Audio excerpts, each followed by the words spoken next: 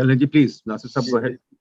Bismillahirrahmanirrahim. Qul huwallahu ahad, samad lam yalid wa lam yulad wa lam yakul lahu kufuwan ahad. Thank you all of you for this day-long conference, to attending this conference. So the conference theme with the state of poverty in Pakistan, including the excluded. So the idea is like we have around 30% population, those are living below the poverty line. And we are aiming to achieve 7 to 8% growth rate if we have to sustain.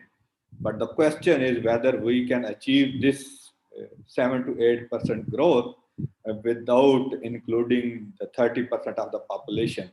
So with this aim, the idea is to explore the avenues how we can include this 30% of the population, that is a marginalized segment of the society. What are the opportunities available for them? What type of measurement we have? So how we can understand that the realities and the living status of these 30% population. So with this aim, the PIDE has taken an initiative to launch the first one-day conference on state of poverty in Pakistan.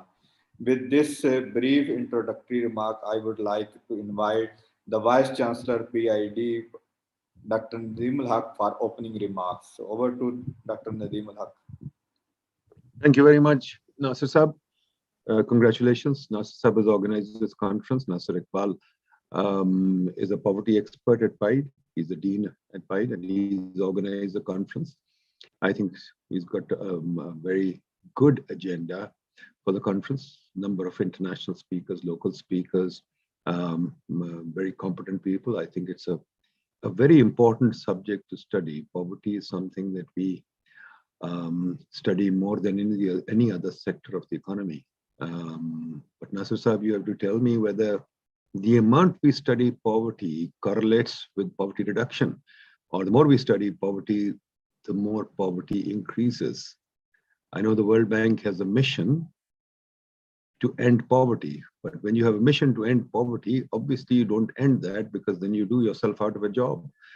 So do we have a mission to end poverty, or are we measuring poverty to increase our mission? So there's a fundamental problem here. Second thing that I would say is that I hope we will get some, apart from measuring poverty and lamenting poverty, I hope we'll get some solutions. How do we get rid of poverty? How do we alleviate the condition of the poor? I know when I mention growth, poverty people get worked up. They say, oh, but it has to be inclusive growth. But I don't see any solution to reducing poverty other than increasing growth. And but then yet the poverty circles think that growth is not the answer, which I find very bizarre. So what is the answer? If the economy should not grow, and we've got a very large, in fact, maybe we've got a larger, I'd hazard a guess, we've got a larger social protection system than we need at our stage of development.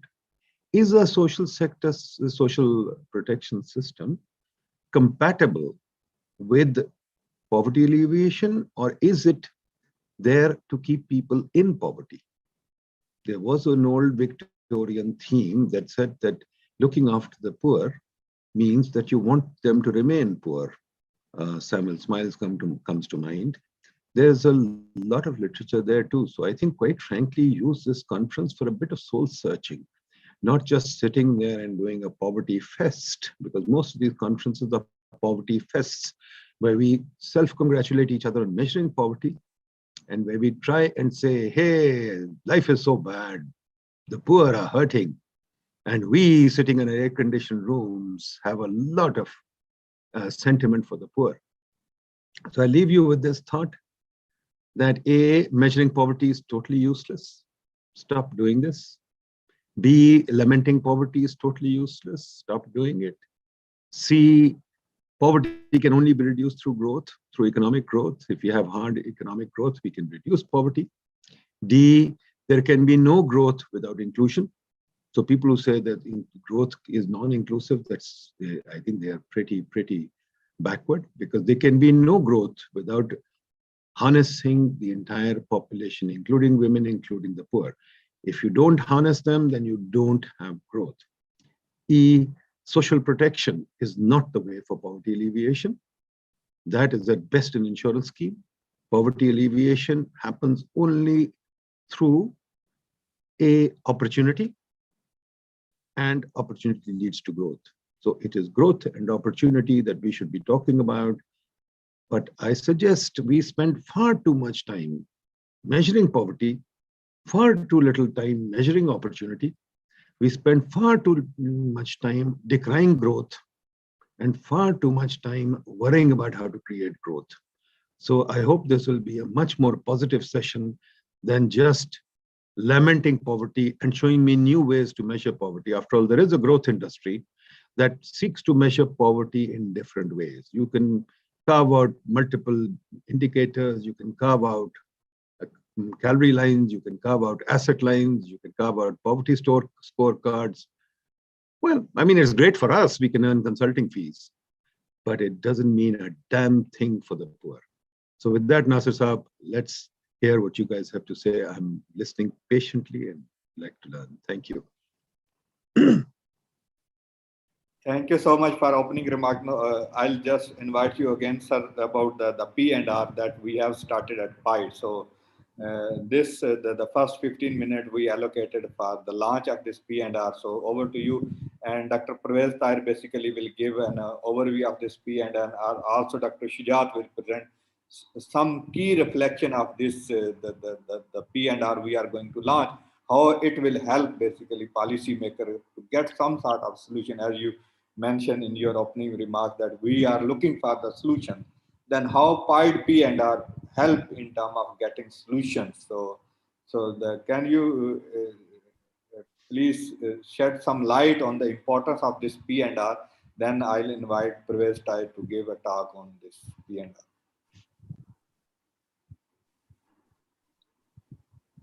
Ji doctor Nadeem. Are you looking at me? Yeah. Shujat Saab. Yeah, आपको sir, about the importance of P&R. Okay. Look, P&R, I think probably Parvez Tahir should speak to it because he's the managing director. But the vision of the P&R really is that we economists or we public policy analysts, we have again narrowed our role in public policy.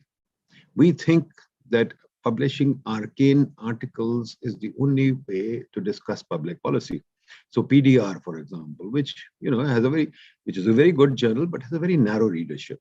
And the whole of HEC effort has gone into making very arcane, hard, jargon-oriented, and very scholarly articles, which are really not understandable by the wider population. P&R, the vision is that it should become like the EPW in India, where we should have policy debates and we should have articles or user-friendly articles based on good research, but that ordinary people can read and the policymakers can read. So the object of the P&R, we've got the 7th issue now, I think, which is very good. We've started doing it, but now it is up to us to make it into an EPW, which means to have varying content in it, which means to have content that can stir the people and make some contribution. So I think it's a very good thing that you have done a poverty number in the P&R. We need to do such numbers again, take up themes that are very important. Poverty is an important theme. But Nasir Saab, work will not end until we have imaginative solutions. If you're relying on the World Bank and UNDP, they have only one interest, which is to measure poverty and keep showing that poverty will increase because the mandate is to have poverty increase because that's how they get funding. IDA is tied into poverty. So Jeet Bhalla wrote a book on this a while ago. IDA is tied into poverty. So World Bank can never show poverty reduces. World Bank has to show poverty increases. But our job is not to measure poverty. Our job is to show, as I said, those 6 or 7 points I made, that growth is the only way to reduce poverty. Growth cannot happen without opportunity for all. And that we need to think of ways to harness the entire population. When you harness the entire population, you create opportunities. Social protection is only an insurance scheme. It cannot lift people out of poverty. These are the themes that we need to address, and P&R does that. So I'm very happy that you've launched it. Thank you very much. Thank you, Dr. Saab, for giving the vision of this P&R and the PIDE initiative that has taken to forward the hardcore research in a very layman language to the policymaker. Now, I would request Dr. Parvez Tahir, the Managing Director of P&R, about how he can see this P&R feature and also the importance of this P&R in terms of influencing the policy debate at the very highest level. Over to Dr. Parvez Tahir. Thank you very much. First of all, P&R is not a company. I'm not the managing director. I'm the managing editor. Sorry. Please note that. Apologies. Well, PIDE has been in the business of serious research on the economy and development since 1950s. It is published in its prestigious quarterly Pakistan Development Review. Now, this review is written in technical jargon. The results of this research are hardly accessible to policymakers, political parties, opinion makers, and the general public. The PIDE P&R fills this void.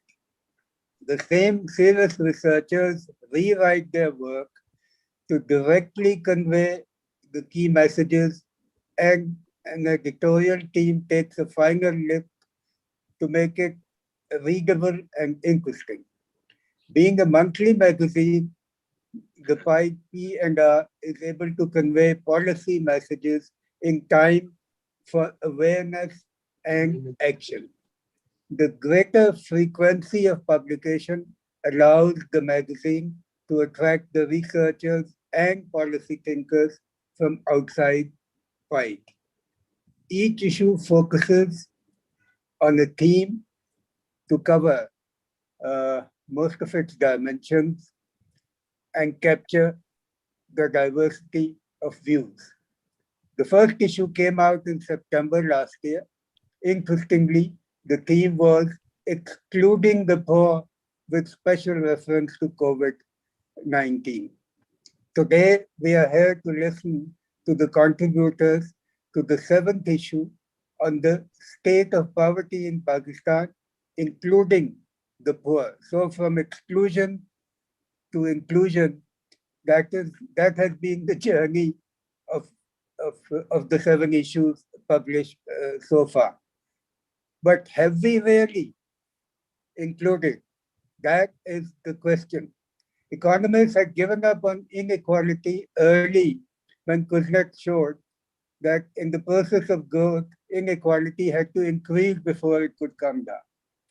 The excluded had to make do with whatever trickled down in the form of development. Development economists brought in basic needs, and the development practitioner pushed the agenda of absolute poor, culminating eventually into growth or development prefixed by inclusive. In Pakistan, the debate focused more on poverty measurement than on reduction.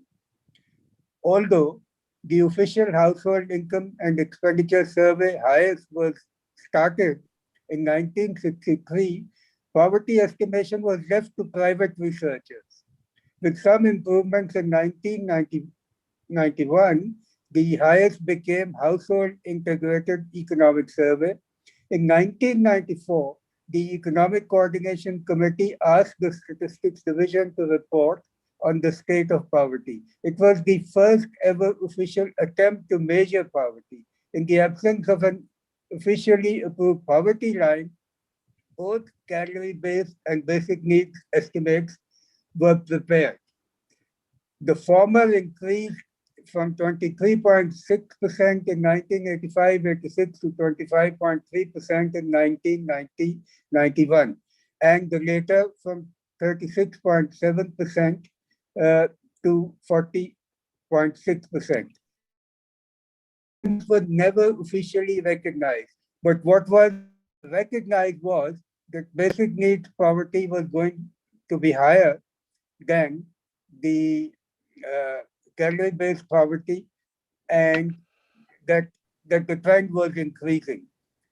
In 2001, that means after 10 years, an official poverty line was agreed. And it was calorie based because everybody knew that it will be lower than the basic needs poverty line. However, there was another debate. What kind of prices to be used? You know, there are prices implicit in the survey, and there is the CPI. Now, uh, the estimates prepared before used the survey-based prices, which showed higher prices, a higher level of poverty, and that started a debate. And there was this poverty politics that still continues between 2001 and 2005, when one group of economists and politicians, including the Prime Minister, tried to show that in 5 years, poverty had come down by 10 percentage points. And the other group, of course, thought that it was much less than that. And uh, the poverty politics continued. And at the same time, now donors had jumped in with their poverty reduction strategies and so on. And they started meddling with the survey also. This PSLM business started in those days and really distorted our data that we had been collecting ourselves with our own resources since 1963. And from then on, when we had the democratic governments come in, they rejected these numbers and actually stopped the estimation of poverty. At some point, based on the data that was fudged, the poverty number, I think the year was 2013 or something, actually had, the poverty ratio had actually become as low as 7%, which was completely unbelievable. And I had said at that time that with this progress, poverty will be negative very soon. But at that time, the political governments changed the methodology and they returned to the basic needs, which of course showed higher numbers, but a decreasing trend. And that is what is continuing. So I tend to basically agree with Nadeem that measurement politics should be left aside, that social protection is necessary, but should not be seen as the solution. It is assistance, special assistance for those left out. The real issue is growth. We have growth that, I mean, it's a shameful level of growth. We have never had it that bad. First, we get growth going, and then we can sort of we can play politics of numbers. But in the meantime, the policy focus has to be on how to get growth going. And our magazine is there for those who have ideas which can take this country out of this growth mess. And I'm sure if growth gets going, the poor will certainly be included if growth is high enough. Thank you. Thank you so much, Dr. for giving an overview of P&R series and how the journey started from excluding the poor to included the poor. Now I would request Dr. Shujat, the main contributor of this series, to give some key highlights from this P&R, how basically this helped to the policymaker. Over to Dr. Shujat. Bismillahirrahmanirrahim. P&R issue 7, basically it focus on poverty in Pakistan, including the excluded. So I will try to summarize the key findings and potential policy use by using this P&R. In this P&R, we have covered 4 themes: state of poverty in Pakistan, opportunity for the poor, social protection, and financing social protection. And the content of this PR has been gathered from various research articles, policy briefs, blogs. Then we have a series of webinars on social protection, poverty, and state vendors. And then we have conducted the interviews with experts and policy makers like Dr. Sania Nishtar, Kaisar Bengali, Haris Hasdar, CEO of PCP, CEO of PPAF, and Pakistan Social PCPF, Punjab Social Protection Authority. So I will highlight the key findings and policy implication. The cover story has covered the ESA strategy. Basically, ESA strategy have 4 main dimensions, and it covers more than 140 policy actions. As you know, that government right now aims to extend the social safety net program for 10 million families.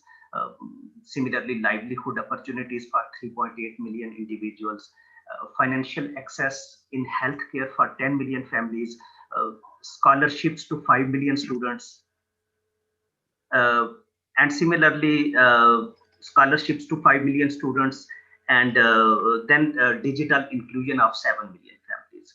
So cover story has covered this. Then yes, we should use the statistics for policy implication. So one study of PIDE has measured the poverty by using latest HISE data, and it have a lot of policy implications. For example, you can see that rural poverty in Balochistan and Sindh is quite high, and the government should use these findings to promote infrastructure, education, health, resource diversification in Sindh, in Ex-Fata, and in Balochistan. Then the real challenge is to create opportunity, as Dr. Nadeem was telling. For example, the study that we have covered in P&R, Arif and Munir, it have measured the poverty across agroclimate zones. So interestingly, if we look the poverty across agroclimate zones, there is no poverty in Barani Punjab. And poverty mostly exists in those agriculture areas where we have cash crops like wheat, like cotton. So this study highlights that basically agriculture growth are not matter too much, but it is the resource diversification. Like in Barani Punjab, we have a lot of resource diversification, access to urban areas, industry migration, etc., etc., etc. And then there is another study. You can see, if we look from 2001 to 2010 period, the cross-sectional data tells us a very misleading story that poverty reduced from 34% to 12%. But if we look the panel data that PIDE has managed, it shows that during 2001 to 2010 period, more than half population of the Pakistan has faced at least one time poverty. And this percentage is around 66% in Sindh.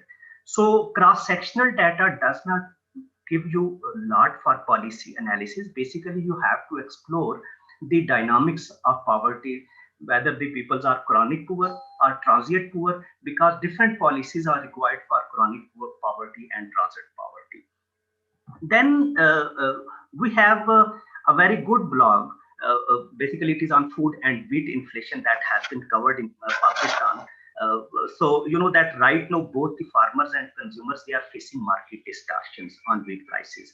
So this study provides very concrete implication that how the government should manage the minimum support price of wheat, so it can reduce the market distortions and it can create a win-win situation for both the farmers as well as for the consumers. Then we have the expert view on poverty by Dr. Kathar Bengali. Whatever Dr. Nadimul Haq and Dr. Parvez Tahir has said, same has the views of Dr. Kathar Bengali, that poverty reduced in Pakistan, but there is no significant improvement on other socio-economic indicators like enrollment, water quality, malnutrition, and decent housing for the poor. So existing poverty reduction strategies cannot reduce poverty. So poverty is a macro phenomenon and cannot be addressed through micro measures. So focus of policies should be to promote infrastructure, inclusive growth that create jobs and opportunity for the poor. And Dr. Bengali have highlighted the example of Bangladesh, that even in Bangladesh, growth is propelled by conductive macroeconomic policies. Microfinance have contributed very little in poverty reduction in Bangladesh. Then the second part of the this P&R, basically it covers the opportunities for the poor. So Zia Bande have basically written this section that right now we have street vendors from 5.3 to 9% of labor force, but they have very limited space in this city. So we have to create space for street vendors, formalize them, so they can provide a good base for microeconomic enterprises. Then we have blogs from Nadimul Haq. Basically, they covers that how we can ease the mobilities and can create the space for poor in cities. And then you know that right now around half of GDP is coming from the domestic commerce, so it can become a proper growth sector for the Pakistan. So we have to enhance market competition through property rights, city zoning, market information. So it will ultimately impact on poverty reduction. The third part of this P&R is social protection. And there are certain highlights from Dr. J. Marif paper that social protection programs in Pakistan have three sorts of challenges. First, they have inclusion and exclusion errors. Second, the amount of stipend is too low to bring a significant change. And third, we have leakages and politicization. Second, mine and Dr. Nyab's study have analyzed the best unconditional cash transfer program for 2011 to 2019 period. And we found that BISP has spent more than 800 billions during this period. But even there is no impact on consumption. And the impact is due to other factors. So this is the time to think that revisit the existing poverty alleviation strategy, that we have spent billions of amount, but there is no impact on even smoothing the consumption. And then we have the expert views on social protection. Qazi Azmat Issa, they have the view that we are right now misconstructing the poverty by focusing economic measures. It should be extended to other non-economic measures like voice, choice, and freedoms. And we should map the poverty at small geographic level for interventions.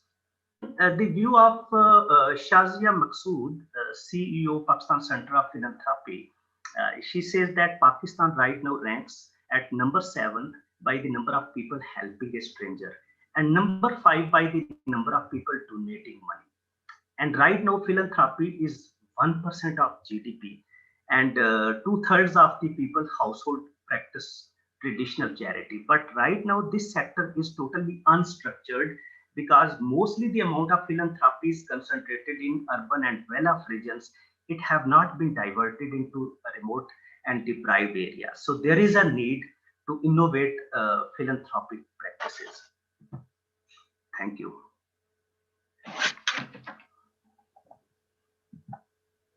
Thank you so much, Dr. Shujat, for giving key highlights of this P&R, and it reflects that this P&R series is a very effective tool to design an aggressive policies for the poverty alleviation, and also it helps to understand what are the underlying factors that causing poverty and what type of opportunities can be created for poor. And this is not a micro phenomena. If we are looking only for the micro solution, then it might end up with only providing a support. We have to come up with a very sustainable solution that highlighted by the various experts in this P&R, that the growth and the opportunity is the key to enhance the overall welfare of the people and also to alleviate poverty on sustainable manner. So with this, I would thank Dr. Shujat and Dr. Parvez Tar for this opening and the launching of this P&R. Thank you, Dr. Saab, and thank you, Dr. Shujat. Now, with this, we move our first session, that is the institutional responses to poverty. Basically, as earlier said in Dr. Nadeem, Dr. Parvez, and Dr. Shujat, also, we have to come up with a very comprehensive plan to create an opportunities for the poor on sustainable manner. So with this in mind, we feel that first we have to see what type of institutional responses are available to the poor in the country and how these institutions over the last couple of decades for helping in reducing poverty and also creating opportunities for the poor. Like the BIS spent 800 billion to the poor, and the one of the key findings from Shujat paper is that it has nothing with the poverty. And also one of my papers shows it also create a gender gap. To some extent, it helps male participants to increase enrollment, but on the other hand, it decreased the enrollment at the girls level. So all these policies need to be revisited. So keeping this in mind, the first session basically explored the institutional responses and how these responses are actually helping to alleviate poverty. So we are lucky we have two learner speaker in this session. So first we have Dr. Sohail Safdar, is Dean and also the senior fellow at the Social Protection Resource Center. He is a retired special secretary from Government of Pakistan, and he is served on various key positions in government and also have an extensive experience in terms of looking these poor and their key like the situation. So over the last years, Dr. Safdar has been working with Social Protection Resource Center and try to create a policy debate within the government level and also with the key stakeholder to basically understand what policy responses are needed to alleviate poverty and try to include these poor into the more sustainable manner. Apart from this, we are Ms. Aisha Salma. Ms. Aisha Salma worked as a group head of the Quality Assurance Research and Design at Pakistan Poverty Alleviation Fund. She has over 16-year experience in international development, during which she has successfully overseen a range of programs in Asia, the Middle East, North Africa. She comes up with a wealth of experience in program quality assurance, innovation strategy, and organizational development. She will talk more about the one of the key pillar that meant to alleviate poverty is Pakistan Poverty Alleviation. What type of responses created by the Pakistan Poverty Alleviation Fund to provide opportunity to these poor. So with these brief introductory remarks, I would request Dr. Sohail Safdar for the opening remarks in this session. Over to Dr. Sohail Safdar. Thank you very much, Dr. Nasir. Am I audible? This is fine? Yes, Dr. Saab, please go ahead. Okay. Well, I must start by congratulating Dr. Nadeemul Haq, Parvez Tahir Saab, and the whole team on taking this initiative for this conference, for the PDR, and inviting me to speak on this important subject. Thank you very much, Nasir, for your kind introduction. Actually, when Dr. Nasir asked me to talk about the institutional responses to the poverty, it has to be a very wide brush, but I was keen on the subject because it resonated well with our current research at the National Institute of Public Policy.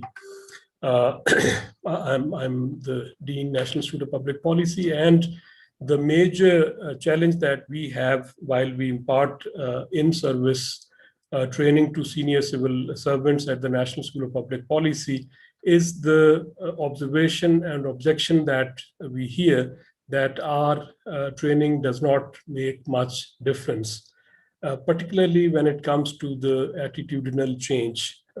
We all know normally we describe our training mix in terms of 3 pillars: knowledge, skills, and attitudinal change. So people castigate us that, look, the lack of empathy, the lack of values, crisis of values in public service in general, that is actually deteriorating. So what are you doing? So we are already in this process of introspecting and undertaking actually international comparisons to see how the other countries are doing in terms of promoting this ethos part or this part which deals with the attitudinal change. So here today I'll venture into this rather vast and complex subject with certain presumptions, and I would start with the contention that the performance and nature of state institutions is defined, should be defined in relation to the values and principles that the state stands for. Now, for example, in case of France, we talk about the values of the republic like fraternity, equality, liberty. But the way these values are invested in the state structures and institutions depends heavily on the political structure. So now we know that normally states are more stable, but the political structures keep on changing depending upon the distribution and renewal of different kinds of capitals. I have Bourdieu in my mind who talks about social capital, cultural capital, financial capital. In this whole context, the renewal of cultural capital is very important from the point of view of our analysis as we are dealing with the social mobility. And social mobility in Pakistan has decreased and social exclusion has increased. The cultural capital deals more with the educational system, with media, with the knowledge generating institutions. So if these institutions do not make the social exclusion as a contested site in the real sense, then it becomes harder for the relevant institutions to do much. I'm not saying that the state institutions, civil service institutions do not have much responsibility, but I would just like you to mark that who is making social exclusion as a major concern. Is it in education? Is it in media? Is it in policy think tanks, let's say PIDE? So if this is not happening, then it becomes harder for the relevant institutions to do much, particularly if the political structure and culture has overwhelmed the values of the state. And that is what my hypothesis is, that in case of Pakistan, the political structure and political culture, we would unpack it a little bit later on, has overwhelmed the values of the state. We will talk about the values of the state also. Now, if you ask me that what is the dominant value of our political culture, I would say that this is the monopolization of benefit by the dominant and socialization of the losses. Now, if that is the dominant political structure, then the institutions would definitely be under pressure and would be appropriated and aligned with this culture, depending on their intrinsic strengths. Now, talking about the social exclusion, in my view, the dominant form of social exclusion in Pakistan is poverty-driven. and the topic of the conference, that how would we be able to include the excluded. Now, normally the international literature would tell us that if society has huge social exclusion driven by the poverty, so one option is that it would change by social movements by the excluded, seeking to revive the original values on which the state was founded and reinvigorating the state institutions, which could reasonably then sustain the political pressure. Now, that is one option. The second is that we expect a change of heart among the ruling elite due to the rediscovery of empathy in them. And the third scenario or option is that we effect small time improvements which are presented as big changes through publicity.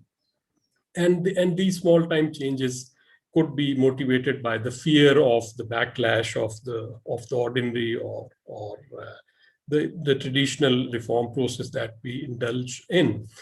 So now in this backdrop, I would venture a comparative social policy by combining the synchronic and diachronic approaches. Synchronic in terms of structures of today that we have, and diachronic in terms of historically evolved processes. But I'll come back to this comparative social policy after discussing and putting before the audience some worst forms of social exclusion that should shock any decent person into action, be it an academic or civil servant or a politician, but that is not happening. Now, the first example that I have is the disabilities, the presence of disabilities in the country. At Social Protection Resource Center, we have developed the case of Balochistan, and according to the different sources and recent studies and surveys, the features of disabilities, persons with disabilities in Balochistan is that dependency is 83%, registration with social welfare department is 0.6%, education access is only 14%, access to special education schools is 1% only 14% are employed, and the skilled are only 25%, and access to health is only 19%. Now, that is the grim situation of disabilities in Balochistan. What is happening? What are the responses, institutional responses to this challenge? I'm coming shortly to it after my second case, that is about the youth delinquency, mental health problems, and disabilities. Now, we talk about youth bulge. We know that youth bulge is contributed by the bottom 20% of the households. So what kind of contribution can this youth bulge make would depend on knowing the capacities of the youth, let's say in this case from the age 15 to 29. Now, on the basis of data, if you look at the numbers of school dropouts, substance use in this class, street crimes, number of runaway children, rising number of criminal gangs, both in cities and rural areas, increasing incidence of begging and prostitution, irregular and low productivity work habits in youth, low labor force participation, and more arrivals of young in the public sector mental health facilities. We at the Social Protection Resource Center have estimated that around a quarter of the male youth coming from the bottom poorest households in Pakistan is idle for the most part of the year and is riddled with delinquency, disability, and mental health problems. Now, this large group of millions of young people, they are experiencing severe forms of social exclusion. And this social exclusion then manifests itself in the personality traits such as poor self-image, poor impulse control, little guilt on their antisocial activities, inability to learn from their past mistakes, and lack of empathy for the society in general, and particularly to the victims of their silly deeds. Now, a combination of these traits is inevitably leading to the enhanced level of delinquency and crime in the country. So our youth in this class that we are talking about, due to the social exclusion induced by poverty, has become a major social problem. There are multiple social problems interrelated, as I just pointed out, some prostitution, begging, crimes, runaway children, etc.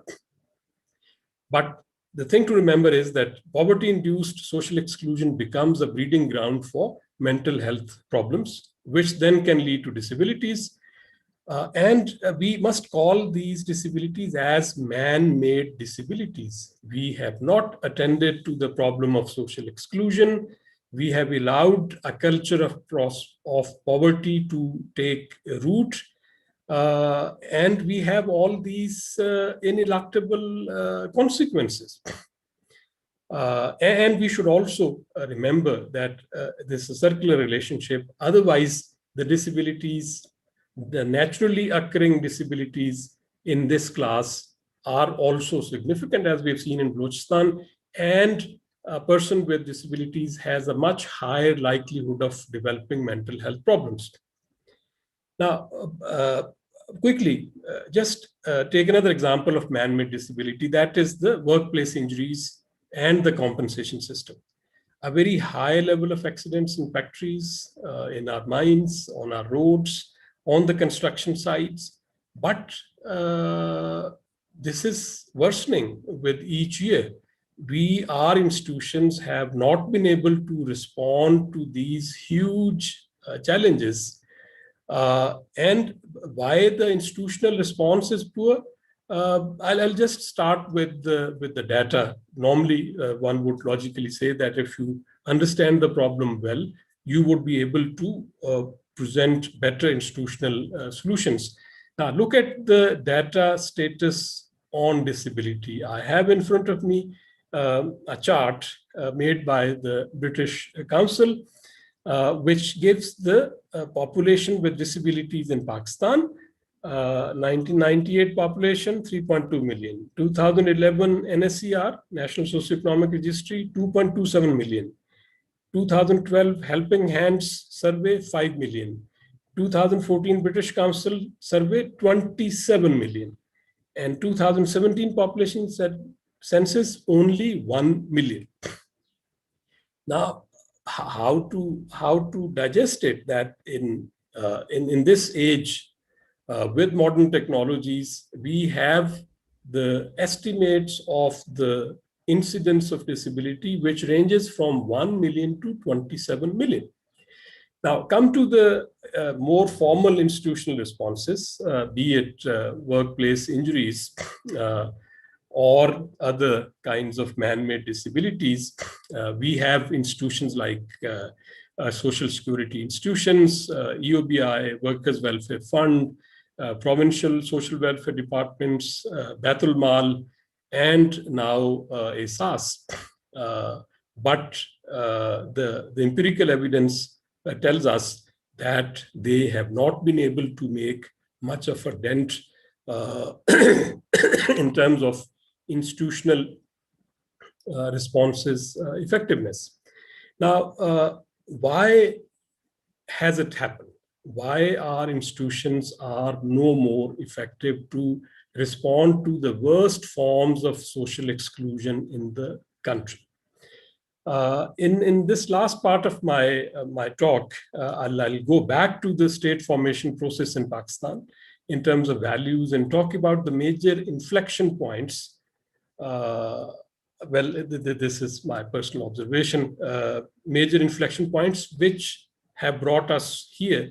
And once we do a quick journey up to now, then we can see that where can we go from here. So when it comes to the formation of state in terms of values, in the pre-partition days, the role of state and expectations were discussed in elections, in media from 1940 to 47. And those are reflected in the constitutional debates after 47. Now, if you look at the constitutional debates in India, for example, they made their constitution many years before, 1951. And their constitutional debates were rather simpler. They adopted socialist, in the preamble, they say that the state would have the responsibility to realize the socialist objectives the way they were described in those days. And in their case, identity plays a rather second fiddle and did not matter much, particularly after the linguistic reorganization of the states in India in 1956.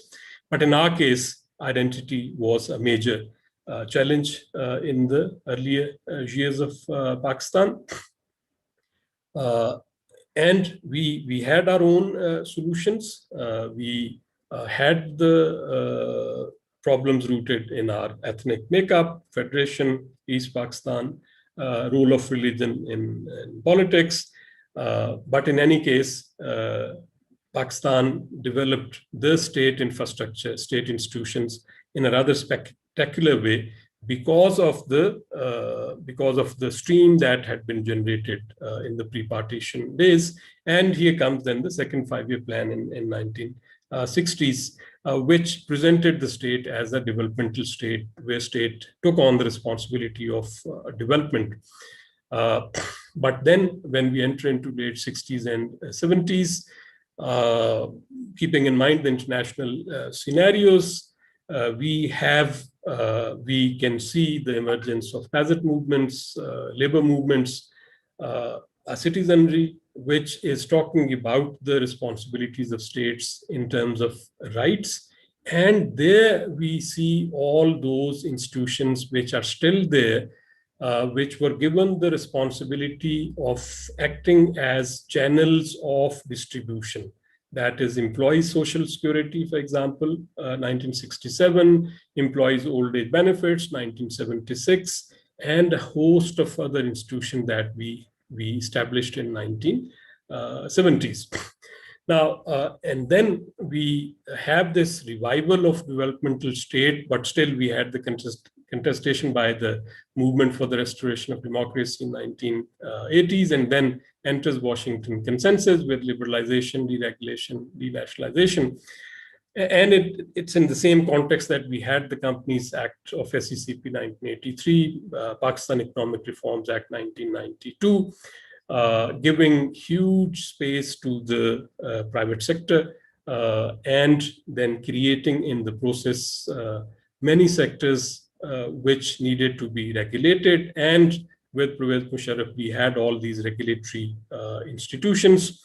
But if we look at the situation in terms of poverty, the provinces had the major responsibilities, and the constitution of federation is such that the provinces have more to do with rights, with poverty, and 18th Amendment gave them much more resources also. So there, what we see is that the provincial state structure, if I may use the term, that was developed post-1985, where the provincial elites almost completely dominated the civil institutions. That experience was then repeated after 2008 at the federal level, and we saw the almost total subjugation of the institutions to the evolving political structure. The same principle, monopolizing the benefits and socializing the losses. And this is the same time that we have the new media coming up. And one little aside is that the donor community, for example, look at the GSP Plus, where the rights were made the responsibility of the provincial governments to promote rights, but how were those rights taken up? Look at the example of Sindh, for example, very advanced in legislation, on implementation, very, very poor. Now, if you let the rights go to the provinces, in some cases, legislation is there, but the implementation is very poor. You did try to make poverty into national concern with the help of BISP, but we have heard Dr. Shujat about it. So the domination of the development narratives of donors, system capture, at the same time, high participation by the excluded in politics. Now, that's an extremely interesting phenomena that the political culture is resistant to any meaningful change, is not having any kind of empathy, but still our poor people participate in politics. So now that is to do with the way our graded circles of political influence and solidarities operate. I remember on the same forum presentation by a colleague from UK about Sargodha, about these dharas and the way they operate. So in the final analysis, it is the political culture in Pakistan which has overwhelmed the state and its institutions, consigning the poor in the twin argument. Poor are responsible for their state, and let's give them some charity and some assistance to help them get out of it themselves. Now, the failure of this policy mix means that the poor would not only remain excluded, their exclusion would create big social problems as youth delinquency and pathology, but this is not leading to any meaningful contestation. And we are totally oblivious to the current and future implications of neglecting this social exclusion. I'll just give you the example of healthy life expectancy. In Pakistan, at birth, life expectancy is 66, but our healthy life expectancy is 56. And if you do a class disaggregated analysis, for the lower classes, it's late 40s, with the idleness, with delinquencies of the youth. For majority of the poor men in Pakistan, the active working life is hardly 20 to 25 years. So you lose the demographic dividend. Our labor force would not be able to sustain high growth that we all talk about. It's only the highly financialized, speculative financialized, I would say, would grow, which would then accentuate inequality in the country. And that is also important to discuss on this forum also when we talk about poverty. And I would end at the findings of a recent EU-wise survey, which says that in EU societies with very high inequality, all classes have low trust on political institutions. All classes have low trust on political institutions, but with lower levels of inequality, the trust in political institutions is generally higher, particularly in the upper classes. Now, in our case, we have increasing inequality, and all the classes have less trust in the political classes. All the classes mean even the upper classes. So where do we go from here? I stop here, Dr. Nasir, and then we can open up the debate during the question and answer session. Thank you. Thank you, Dr. Saab. Thank you for a very enlightening speech on the role of institution. Now, without any further delay, I would request Ms. Aisha Salma for her presentation. So, Mansoor, can you play a video when Ms. Salma starts?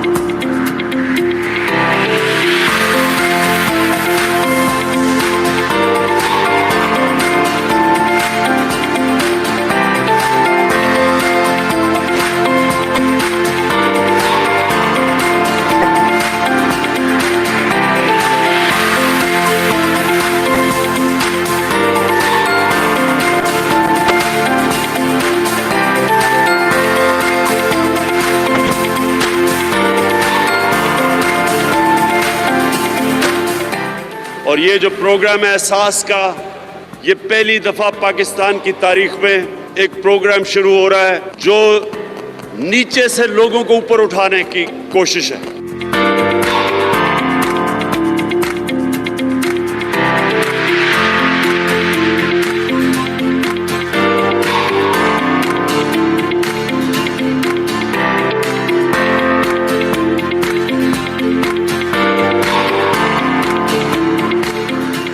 इतना सारे घर team है ये पहले सारे कने पूछे ने फैमिलियां पूछे ने कितना है घर लदा पूछे ने क्या करें ना आप क्या करें वसन सारा कोई डसाए से भला सारे डिठे ने हालात सा को पीछे बोले और बात दे हैं छुपाते ने भला सारी इमदाद की थी ने सा कोई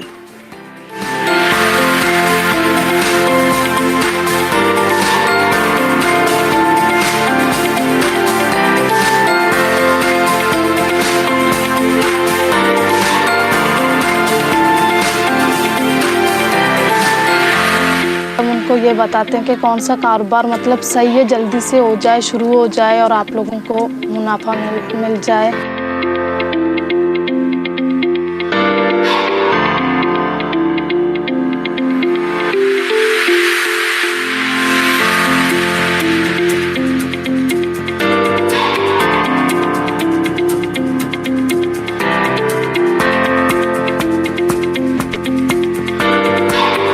Is transferred in the name of the woman of the household, then members of the household realize that, well, she is now someone to be reckoned with and respected, and that makes sure that her voice gets heard and that she makes the right decisions for her family and for her children.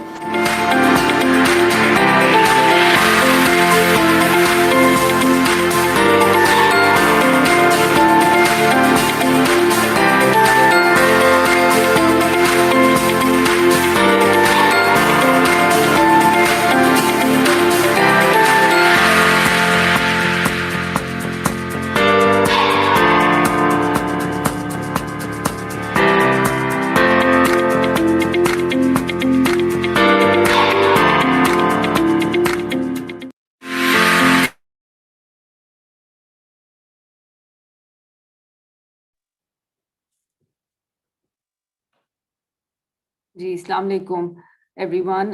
Dr. Nasir, thank you for convening this conference, and my congratulations to you, Dr. Nadeem, and your entire team for hosting this conference. We're very delighted to share some experiences of our Pakistan Poverty Alleviation Fund's experience of scaling up the poverty graduation model in Pakistan. So today I'll just be sharing some reflections of our 10 years journey in this process, what we have learned, what we have achieved, and also discuss with you some of the challenges we continue to grapple with in this. Dr. Nadeem at the beginning of this conference talked about the limitations of social protection, and I think that gives a very good scene setting to this conversation, because we do believe that social protection is necessary for the giving a lifeline to the poorest of the poor through programs such as BISP and others that are being led. But we also know that it's not sufficient for actually lifting people out of poverty.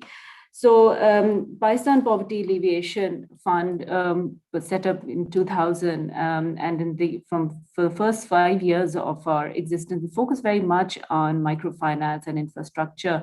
But we realized that while we were very successful in mushrooming the microfinance industry and sector in Pakistan, we noticed that its impact on poverty remained limited. And Pakistan is no exception. We all know that, and there are limits to what microfinance can reach in terms of really lifting the poorest of the poor out of poverty. And this has been the experience in other countries as well.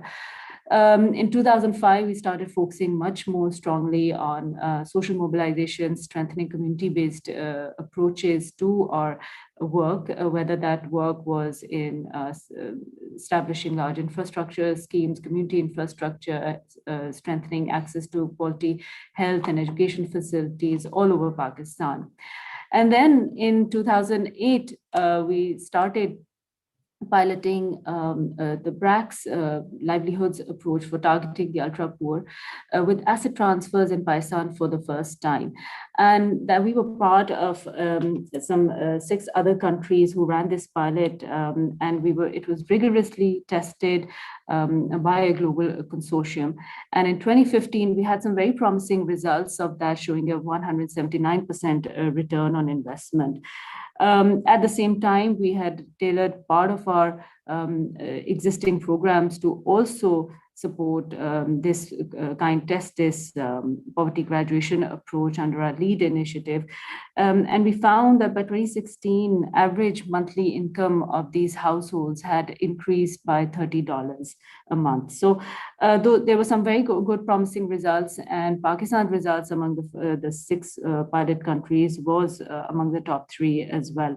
So with all that, we were on this path of continuously finding ways of using and refining our poverty graduation approach. And I'm just going to request, Mansoor, if you could switch to the next slide, just to show you what that graduation approach is.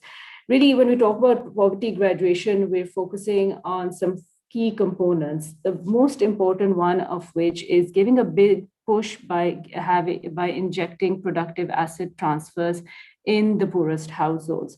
Now that asset today in our National Poverty Graduation Program is about 60,000 rupees worth of assets per household, or equivalent of skills and training, so that households are able to increase their productive capacity. They're able to learn vocational training skills, learn business skills training, be able to manage their assets in a better way. The other main component of the program is providing access to financial inclusion. So those households who are scoring a bit higher on the poverty scorecard, up to between 12 and 40, receive access to interest-free loans so that they can increase their business and productivity even further. Over the years, we've started focusing much more on the value chain component of this work, because again, as discussed earlier by my colleagues and speakers before this, it's really important for us to focus on growth. And we do know that growth is indispensable to poverty, growth not in itself, but inclusive growth. And that's why we're focusing very much on a sector-wide approach, where it's not only our interventions today are not only limited to household by household asset transfers, but really strengthening their participation in upward value chains. So if we're talking about livestock, we go up the value chain of dairy value chains or meat value chains, etc. I'll just take you back one slide a bit.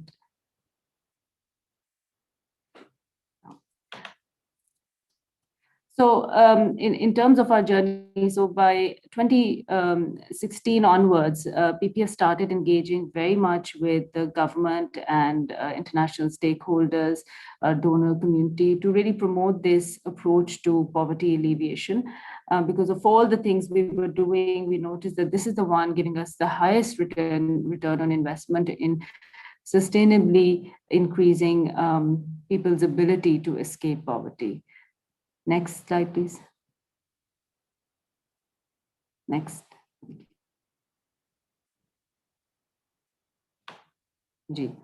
So today, we're very pleased that we have launched the National Poverty Graduation Program, which is actually co-financed by IFAD and the government of Pakistan, to deliver a 6-year program across Pakistan in all 4 provinces.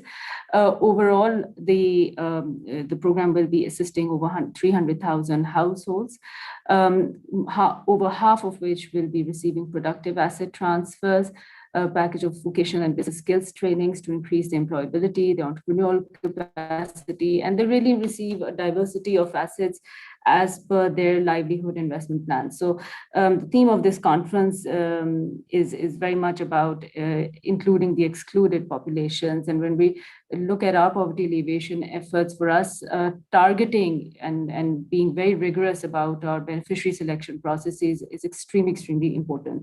So in this program, we start off with the BISP data that we have, and that is again vetted through a community validation process of participatory wealth ranking so that we remove any inevitable errors of inclusion and exclusion. And there's so many factors that have changed in the community since that data was done. So all that is addressed through these two processes. Once beneficiaries are identified, our teams and our partner organizations teams go out door to door, sitting with each and every household to develop what we call a livelihood investment plan.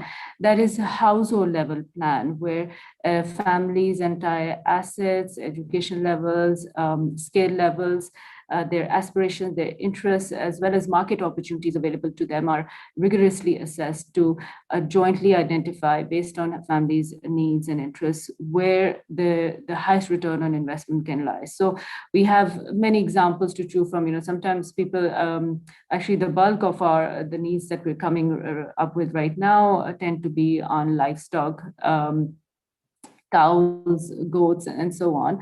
But we also have some demands for clothes stores, small grocery stores called karyani ki dukans, and also transportation inputs. So sometimes families have enough for a chingchi, but don't have enough for the body of the chingchi, or don't have enough for the engine of a chingchi. So we support them based on whatever the skills that they have.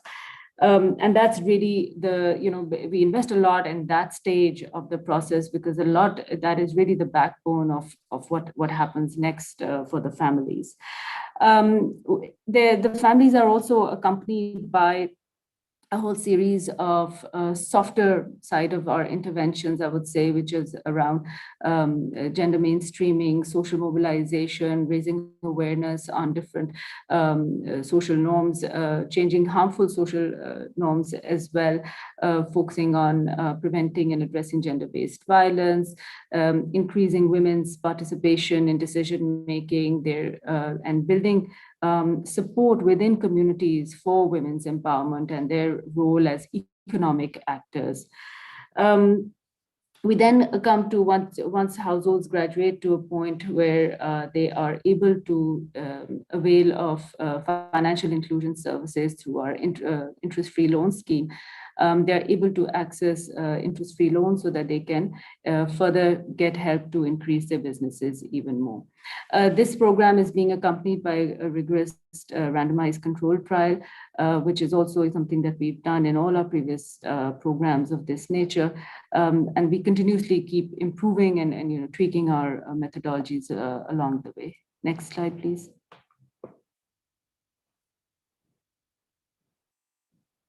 Okay.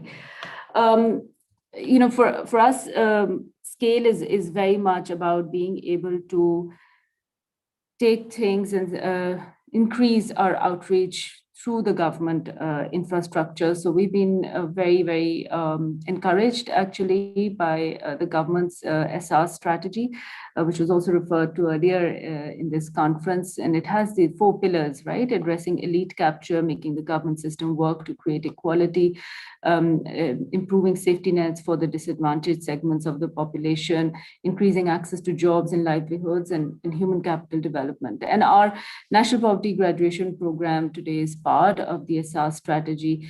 And within that, it's called SR's Amdan, and also our interest-free loan component of the program is called the SR's Bila Sood Karza.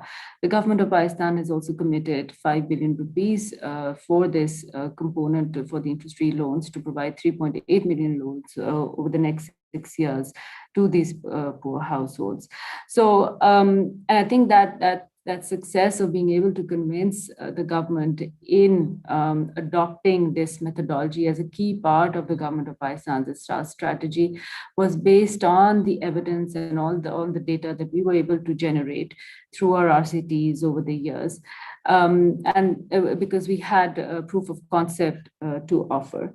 Pakistan today is one of 35 countries around the world where the poverty graduation approach is being scaled up. In Pakistan, we're doing it not only in the rural population across these 25 districts in this National Poverty Graduation Program, but are also working with the UNHCR in offering this type of assistance and support to Afghan refugees and host families in Khyber Pakhtunkhwa and Balochistan provinces in camp settings. So this is a model that is applicable for a diversity of, for a diverse set of population, both citizens as well as refugees and host communities included. Next, please. So in the end, I would just conclude by endorsing some of the points made earlier, which is very much that from our point of view, social protection is necessary, but it's not sufficient for poverty alleviation. It is the first step to provide a coping strategy, a lifeline, an essential lifeline, which I believe the government needs to continue. But we all also are very much aware that governments are finding it increasingly hard to be able to afford such large-scale social protection programs in continuity over time. There is no reason preventing us from scaling this type of poverty graduation approach even further. And today, BISP covers about 5.7 million households nationwide. What we are doing so far under NPGP is about 300,000 households. Now, just imagine the potential of being able to scale this up further to over 70% of BISP households. And I think that really is the trajectory we would like to go in. And finally, all of that to note with a pinch of humility to say that we're certainly not advocating that the poverty graduation model is the magic bullet here.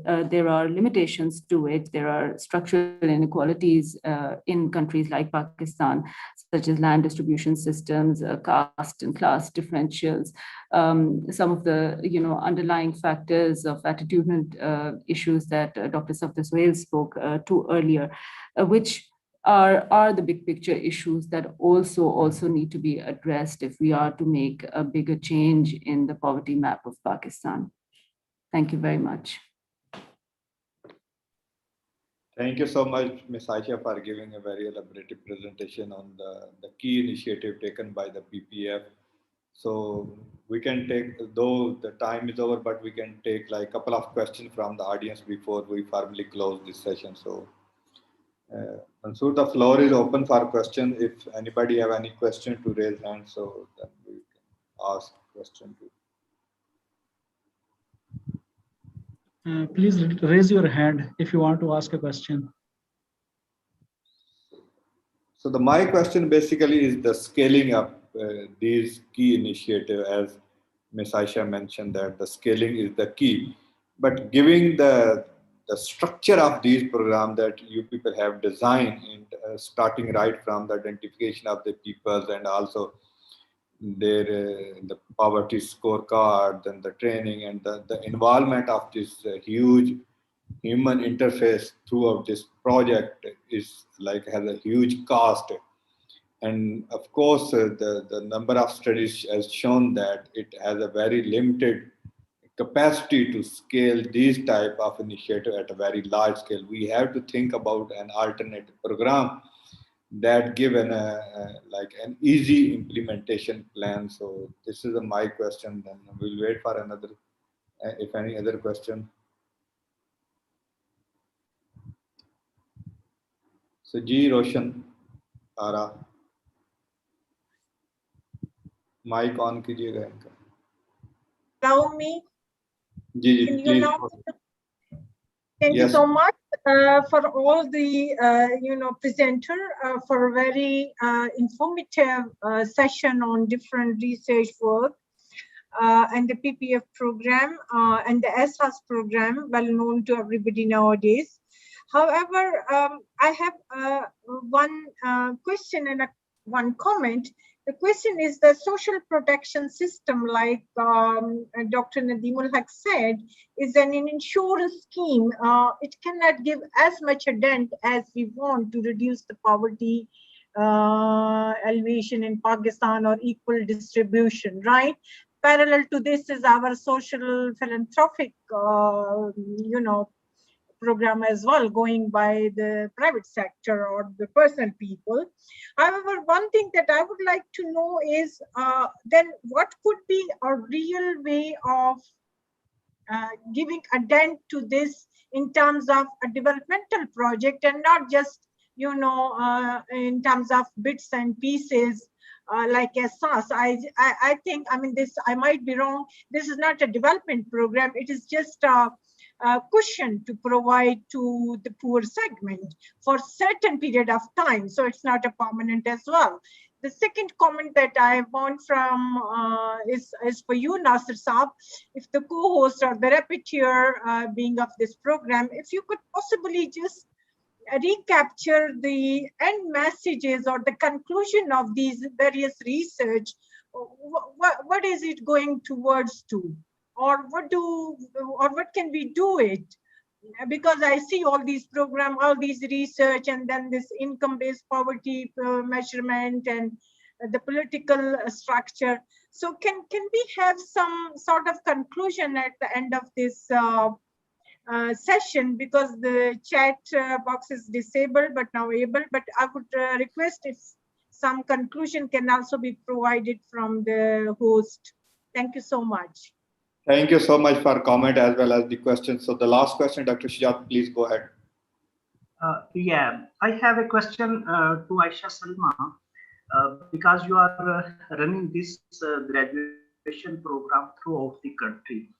And you know that the socio-economic and physical infrastructure vary across the countries. For example, such program might be easy to run in Islamabad or in Faisalabad, where you have a lot of industry, etc. But look at Balochistan, look at interior Sindh, where there is no market connectivity, infrastructure is quite weak. So how the program is heterogeneous and diversified that it can capture such diversification in the design of the program. Second, you know that BISP run a program of Wasila Rozgar in 2012-13, and lot of private firms entered in this program, and the impact was zero. So ideally, you know that we have lot of governmental departments like TAPTA, like NAVTEC. So such program can also build the capacity of these governmental institutions. As you have mentioned that social protection is necessary but not sufficient condition. So how we can align this program with various other governmental departments, so their involvement can give certain synergy to this program. Thank you, Dr. Shujat. My last question, then I'll ask the speaker to respond. As Dr. Safdar mentioned, this is the political economy behind this whole scenario. So the being like a weak institution, what policy solution you suggest to come up with a plan that can be implemented, because the implementation is a big challenge in the countries where democracies are weak. So over to Suhail Safdar, you have like a couple of minutes, then we all ask Ms. Aisha to respond to those questions for next couple of minutes. Dr. Safdar, please. Okay, go ahead. Thank you. Well, some of the question put by Ms. Roshan Ara was lost. But the general debate, you know, the way you put it, that the usefulness of social protection programs to alleviate poverty. If we look at the ESAS document, it talks about income transfers as the major strategy for poverty reduction. It does act as a safety valve. It does help in reducing the vulnerabilities. But the presence of poverty in Pakistan would go away significantly with other kinds of changes. These transfers are too little. We know the amounts. I talked about the youth in the lower classes. They don't get anything out of what little their families get. The key questions are that is social protection a right? Is job a right? Now, if that is the debate, and then if that debate is rooted in the values of the state, then I think we would be able to reset the whole debate. There are, you have worked on financing of social protection. There are so many resources stuck in the system, siphoned off or wasted. We need to go for more bold approaches, at least in the pilot basis, involving universal basic income, for example, or in case of Balochistan, we had a presentation in Balochistan, and our recommendation was that the amount of transfer per couple should be 8,000 rupees a month. And in case of Balochistan, where if you have all the worst indicators, and most of the population is actually eligible to get help, their targeting doesn't make any sense at all. You just do some good awareness that the top 10, 15% shouldn't get, but in every public distribution system, you don't waste so much money on the delivery vehicles where most of the population actually is in need of income support. And then what kind of income support? I mean, just to keep the thread of life alive. So in that context, I think we have gone too far on this beaten track. It's high time that we stop pushing the same track and enter into some bigger debates, keeping today's realities in mind. These hordes of illiterate, idle, young, mentally ill people in large numbers, how are you going to help them? Question is also, it's not only to help reduce the worst vulnerability of the poverty. The question is also to understand the long-term impacts of the massive presence of poverty on huge social groups. Now, are we addressing these social problems, these social groups through our income transfers? Income transfer is fine, but you see that this new welfareism that we are now seeing, that on election you promise goodies and you have all these new mandates, you keep on adding that, but you have dehumanized the poor in the process. Where is the citizen? Where is the right? So for me, this is actually a much bigger debate, and we need that bigger debate and somehow stop the current political culture, political structure, which has overwhelmed the institutions and has masked the values on which our state stands. So that is, I think, the perspective that we need to adopt. And for that, we had a good discussion the other day on imposition of inheritance tax, for example. Why not to have these kind of debates? Where is the word distribution? So if we do not change our presumptions, if we consider that poor is responsible for his poverty, and then we try to help him get out of it himself, then I think we are not going anywhere. Thank you. Thank you so much. Over to Ms. Asha, please. So I'll start with Shuja's question on diversity of the populations that we serve across the 4 provinces. And Shudat, I couldn't agree with you more, because I think that and our experience shows that indeed the poor are not a homogeneous, uniform set of people, and like all of us have different opportunities, interests, cultural factors influencing their decisions and their life choices. So we very much respect that starting point, and based on that, our approaches are not uniform. This is a suite of options that we offer, and within that, the livelihood plans really determine by the houses themselves determine what kind of support they would like to receive. So as an example, you talked about some of the regional differences in some of the lagging regions. We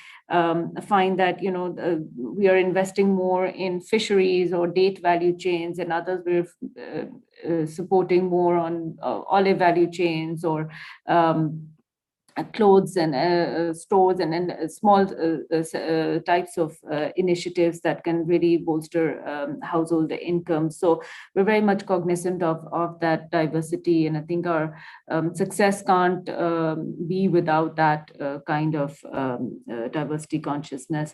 And to your point, your second point on integration, yes, extremely important. In our program, we really try to work with the different government service providers. So for vocational skills trainings, we're actually doing that in partnership with the TEFTAs at provincial and district levels have signed MOUs so that the beneficiaries of this program that we're running, the skills training that they are able to receive are actually certified from the government and are provided by the government processes as much as possible. So it's not really setting up, new or parallel setups for that. And that's just one of the many examples that we have for integration. Roshanara, you spoke about, how do you make a real dent in development? I think that it requires a number of things, and I think Dr. Nasir had also sort of talk about your point on how do you take things to scale, what is the alternative plan in an efficient way, right? I'd answer both those comments as follows. I think that poverty graduation is one tried and tested approach, has proven to work. It's not the only solution, but it is a time-bound solution, which our research around the world and in Pakistan has shown that works for a population if we focused on supporting them.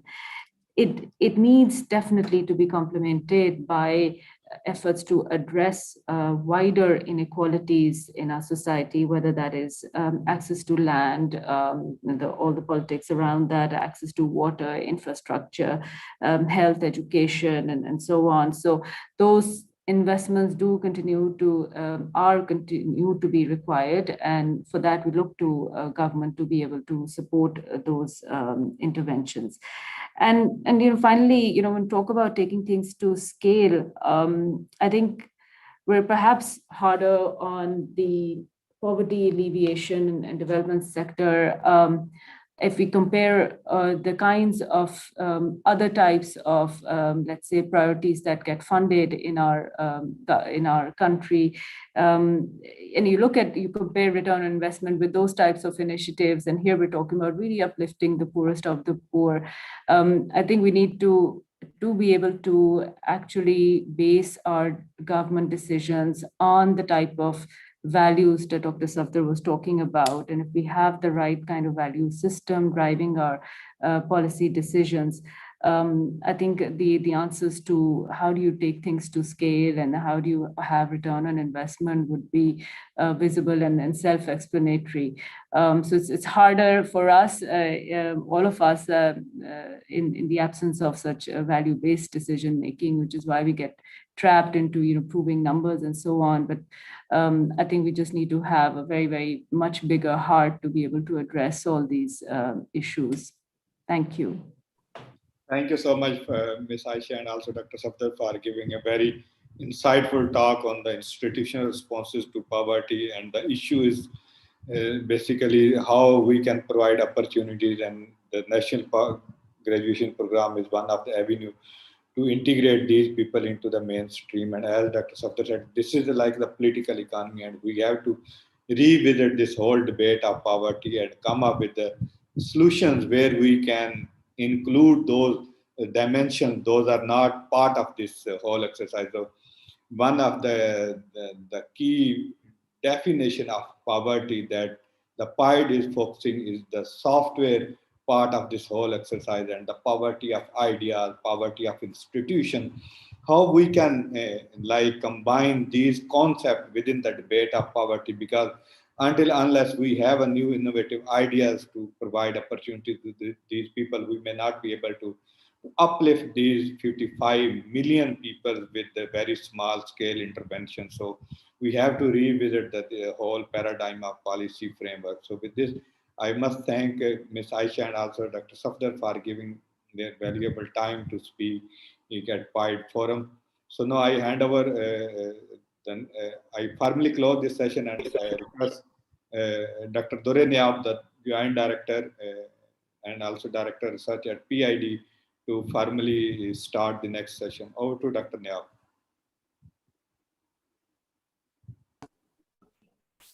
Thank you, Nasir. Welcome all to the third session of today's conference on the state of poverty in Pakistan. The theme of this session is lived realities of the poor. Ideally, there should have been a harsh in it because poor live very, very harsh lives. Do they want to change it? Certainly, yes. Does the society help them to do so? That's debatable. Does the state help them to come out of this poverty trap? That's again something that needs discussion. Because I very strongly believe that breaking out of poverty is only partially an economic issue. There is a lot of politics involved. There are a lot of psychosocial issues involved. And we cannot bring people out of poverty till the time we look into all these issues. The poor, along with opportunities, they need the confidence, like I say in this blur as well, that they need the confidence that the system would support them. The cost of failure for them is much higher than it is for others. And it is themes like these we are going to discuss in this session, and we have a great panel to discuss these issues. The chair of this session is Mr. Qazi Azmat Isa. Qazi Azmat Isa is the chief executive of the Pakistan Poverty Alleviation Fund. Prior to working in the PPAF, Mr. Isa was with the World Bank, working in the rural and social sectors. Earlier, he served as the head of an NGO in Balochistan. For the last 30 years, Mr. Isa's work has focused on improving the lives of the poor and marginalized in Pakistan. And we have two great speakers, in fact, Mr. Haris Gazdar, who is director at the Collective for Social Sciences Research, an independent academic and policy research think tank in Karachi. He has contributed widely to social research and policy debates in Pakistan, and his research interests include poverty, social policy, agriculture, nutrition, gender, and political economy. We are really grateful to Dr. Miguel Loriero. I hope I've pronounced your name correctly. He's a research fellow at the Institute of Development Studies, and his work focuses on analyzing and improving state-citizen relations. He works at the state-citizen interface from both a citizen's perspective, examining accountability and empowerment relations, and the state's perspective, identifying opportunities for state responsiveness. As a way of improving this interface, he has built several opportunities for engagement and impact in policy and practice. And I think the keywords are there: opportunities, engagement. Without these, I don't think the poor can be brought out of the poverty trap. I think we'll start with Mr. Haris Gazdar, and then Dr. Miguel, and then we'll shift to Qazi Azmat Isa before we open the floor. Haris? Okay, thank you. I'd like to share. Okay. Can you see the thing? Yeah. Okay, so I'm going to speak a little bit about what we've learned from big surveys. Actually, the brief was to talk a little bit about the experience of poor people. And I think that none of us can actually be presumptuous enough to know and to speak for others, because none of us in this conference face the same conditions. But we do have certain methods, and we have different kinds of methods through which we try to examine what's going on. And I would like to present how findings from different kinds of sources of information help us to create a better understanding of things. My own general view is that actually politics is probably the most reliable way of gauging what any segment of the community wants. So if you want to pay attention to how the political voice of poor people or whoever we are concerned about is transmitted, I think that we learn a great deal. I can talk a little bit more about in the discussion, but let me just move ahead with this presentation. So, Sir, Haris sir, kindly mic ke close ho jaye, sir. Mic apne close kar rahe hain, sir. Thank you. Okay, is this better? Yes, sir, it's better now. Okay. So there are several concepts which we basically talk about: food security, undernourishment, and hunger.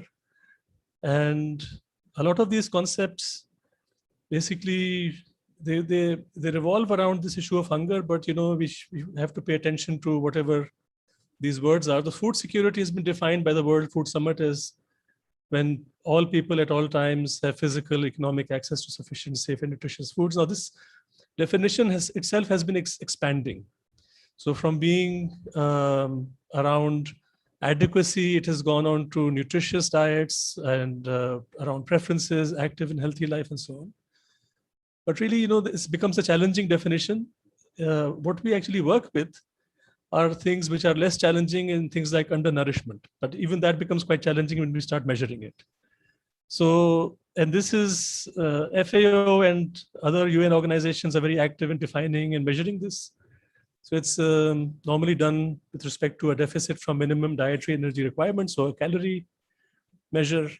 Now, what is interesting is that if you look at recent work by the FAO and other experts, just for Pakistan, the ratio of the population that falls undernourishment is 20 to 30%. So it's a big variation. And a lot of it really depends on how you understand those data. Now, both the numbers are quite big. And the difference between them, I would actually say a few things about that too. Though the difference between those numbers is actually also quite telling as to where intellectual thinking is and where policy thinking is.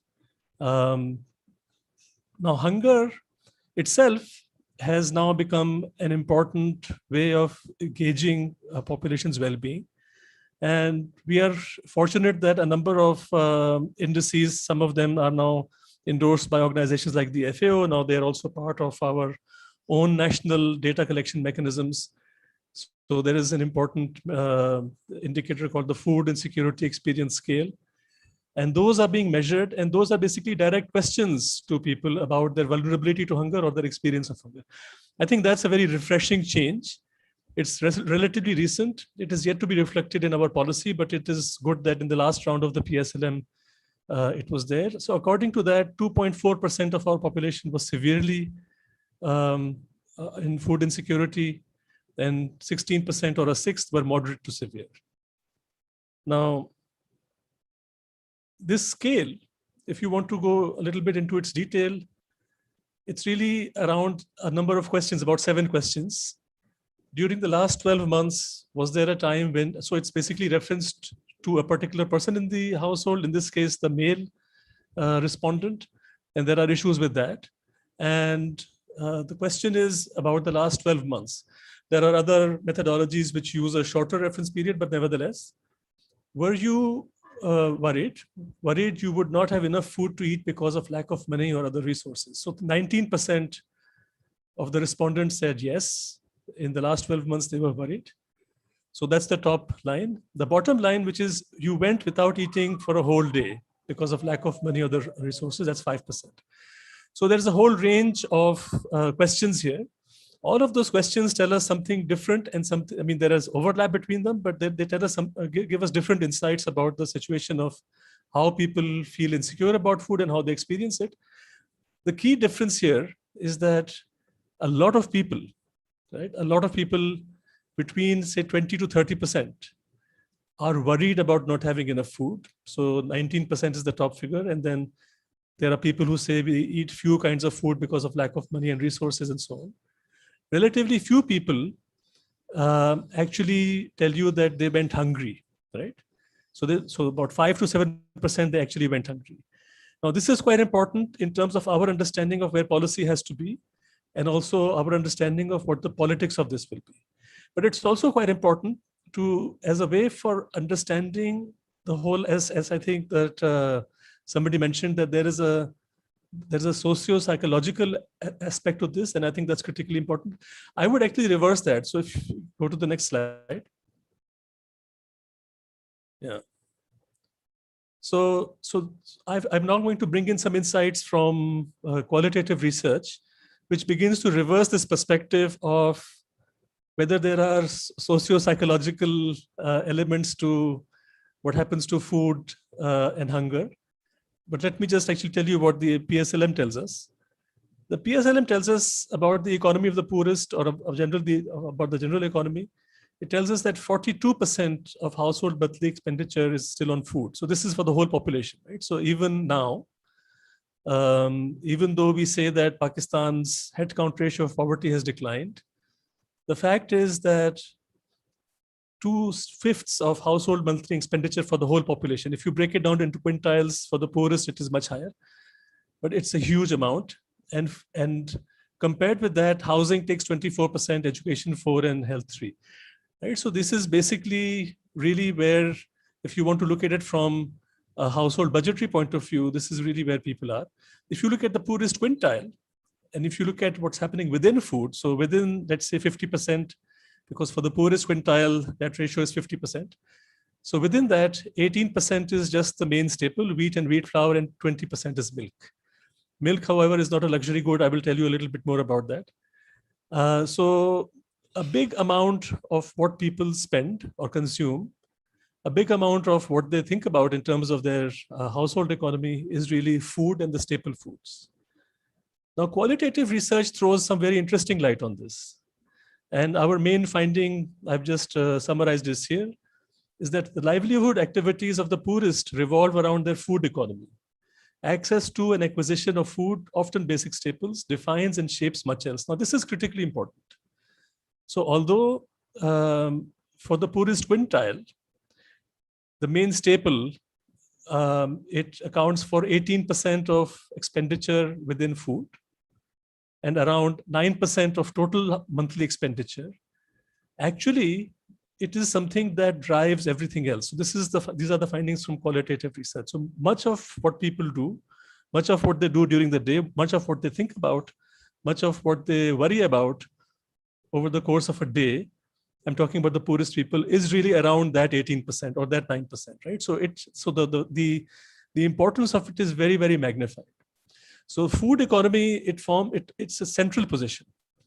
And so we have to take a view that it's a central position. And it's not simply an element in a portfolio of consumption expenditure. It's important to say that here today. I also am trained as an economist, and we like to basically see equivalence between things. So if we look at a household budget, we want to say, well, actually, this is how much they spent on X, and this is how much they spent on Y, and we basically draw a certain level of equivalence. And we have a background theory around utility that allows us to do so. But actually, if you look carefully at how people actually function, that is a very false premise. So those 18% of food expenditures or 9% of household expenditures actually dominate the thinking, the feelings, and the actions of people. It is an obvious point. It is worth reiterating. And there are things which we all know about, right? So hunger is a physical sensation. It is salient, it hurts. And we know from qualitative research that people use hunger suppressants.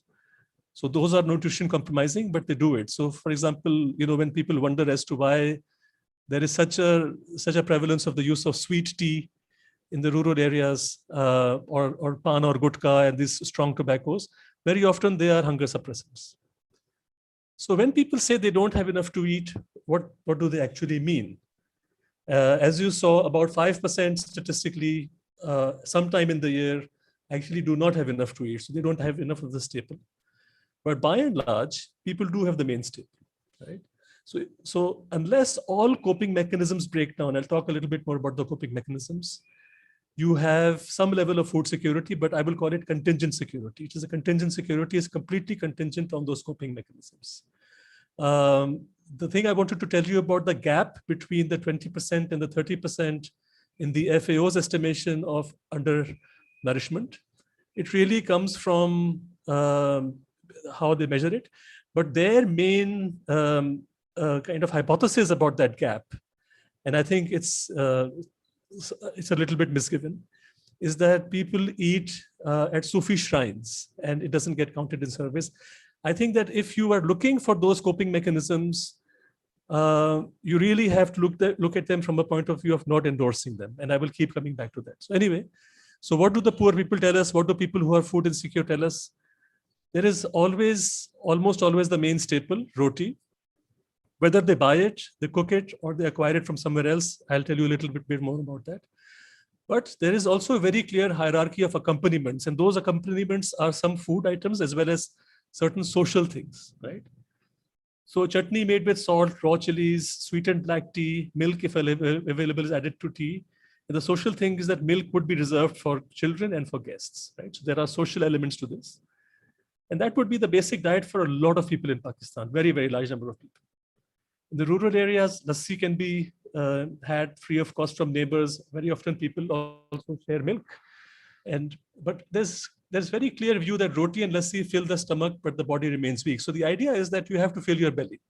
And you do it using the cheapest thing possible, which is usually wheat and wheat flour. What kinds of accompaniments go further up the scale? If you're going up from chutney and chilies and up from the dairy products, you go to potato, the cheapest vegetable and the least nutrient one. And this view from this woman we interviewed in rural Sindh, we eat potatoes every day and often curse them and pray that they burn away, but we still eat them again, right? So this is really a very, very kind of, I think, lucid statement about how people feel about the kinds of food they're eating. Then further up the scale, vegetables, lentils, rice, and then meat and chicken twice a day. So, a working class family that have a regular income, they can expect to eat, and they plan their meals in this way that they can eat chicken or meat twice a day. But what is important is that items that are seen as luxuries by some people are seen as misery for others, right? So the case of potato. So why am I saying all of this? It's because when we shift from trying to measure things from consumption, amounts and quantities, and assign calories to them, and then shift to how people subjectively report, these are the kinds of issues we need to be careful about. And these things are also telling us something about how our lives are organized. Now, being able to give niyaz is also quite important, almost as important as being able to eat meat. So the families that mentioned that they plan their week, they are able to plan their week because they have they're able to plan their menu over a week because they have the resources. Also, then plan to give out charity. So the ability to give is part of this whole food economy. The ability to receive, but also the ability to give. And a lot of it is also very, very contingent again. So a family that would normally eat vegetables and lentils, but the woman might actually revert back to chutney or tea if the men are not eating at home. So a lot of social inequalities are embedded in how people eat, what they eat, how they organize their diets, and how they actually survive. Next one, please. What are the drivers of hunger and food security? So some insights from qualitative research. And important insights because they allow us to shift the way in which we think about these things. When you look at this from a qualitative point of view, you don't see hungry people, right? And that's what that 5% is telling you, that when you're looking for hungry people, you will not find them. But you see a lot of people who have hungry days, right? So they're hungry days. Those hungry days depend where they come from and when they come, where they come. It depends on who you are, where you are. In rural areas, they can be seasonal. It's when you finish your own stock of grain, when you face a disaster. If you have some land, you're less likely to face a hungry day. If you are a tenant, less. If you're a laborer, then you do. But if you're a tenant or a laborer, you're also limited in what else you can do, the kinds of coping mechanisms you can access. So from a laborer, we learned this. Tenants and laborers can't beg, can they? Right? So this is actually, these questions are not loaded with moral value. These are very straightforward things people talk about, straightforward choices, straightforward constraints. In urban areas, as you might expect, these hungry days are more idiosyncratic, loss of daily wage, sickness, injury, strikes, some years when you have CNG closures, and nowadays, of course, lockdowns. What gets you out of food insecurity almost completely is a regular predictable salary, right? So the fact that in Pakistan, a very small proportion of the workforce receives a regular predictable salary shows you why so many people are food insecure, or they feel food insecure in terms of vulnerability, even if they don't actually experience hunger. It also tells you why in poor communities across the country, and also in some not so poor communities, the access to a government job is seen as so critically important. So even a very low paid government job basically completely frees you from the danger of food insecurity and actually puts you in a very different social situation. Next, please. Now, what that social situation is, we learn a little bit from coping mechanisms that we've come across from fieldwork in rural and urban areas. The first thing is that, again, as an economist, there are certain building blocks we take for granted. So when we work with surveys, we first learn and then teach everybody else about the importance of a household. We say a household is around a kitchen, and we have all these definitions which economists are completely attuned with. So when I talk to an economist, I really don't have to explain how we define a household. Of course, when I talk to a sociologist, they think that we're completely jahil, but nevertheless. But what is important from this work is that household boundaries get blurred all the time, right? It's not a one-off, especially if you like in the poorest quintile and people who face food insecurity, which is your 20 to 30% of the population. They're always blurred. And here are some of the ways in which they get blurred. So the moment a family feels a little bit food insecure, children go out first. If you even ask in a community, both urban and rural communities, as to how they know a particular family in their neighborhood is not doing so well, they will say that we know because their children come out, and relatives, neighbors, and people even further away, unquestioningly, they would feed the children. So first, children will start going to the relatives' houses. They'll have a meal there or a couple of meals there. Women support women. So women know, because women are experiencing it and they're sending the children out. They're going out themselves. They go to their mother's houses, their sisters' houses, and they know about the condition of other women in the neighborhood. So there's a very strong network of women in rural and urban communities alike that sustains this entire coping economy unseen and unnoticed. And of course, there are cases constantly of household composition changing in the face of extreme food insecurity. One of the studies that I'm quoting from was a multi-year study. I think for 4 years consecutively, we went to the same urban and rural community, and we saw how the composition of households changed as a result of them becoming less secure or more secure. More people become added, a household that became a little bit more secure, somebody got a government job. All of a sudden, some poorer relatives were added on to their household as regular people, partly to help out in the household, but also as people who would partake meals there. Now, food support from outside the house. A very clear hierarchy, and I'm going to basically whiz through this, and this is really important. All of these words that are written here, they all overlap. So reciprocity is very important among peers. We all do that all the time. We exchange meals. If I've eaten a meal somewhere, then I feel that, I must invite them back. It's like a ritualized gift exchange.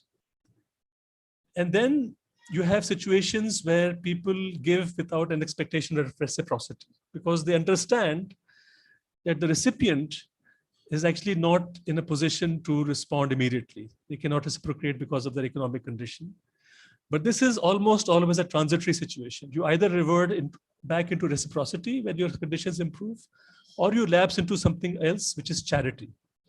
And charity is giving and accepting within a social network. It's vertical, so that social network is always vertical. But it's basically when you do so without asking, right? So you don't ask.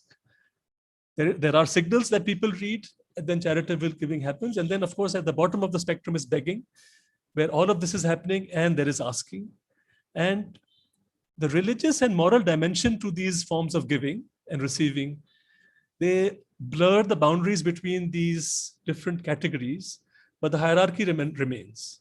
And the question that we found respondents in our community debating was respect is more important than food or respect comes to someone who eats good food, right? So this is a moot point. There is no resolution to this.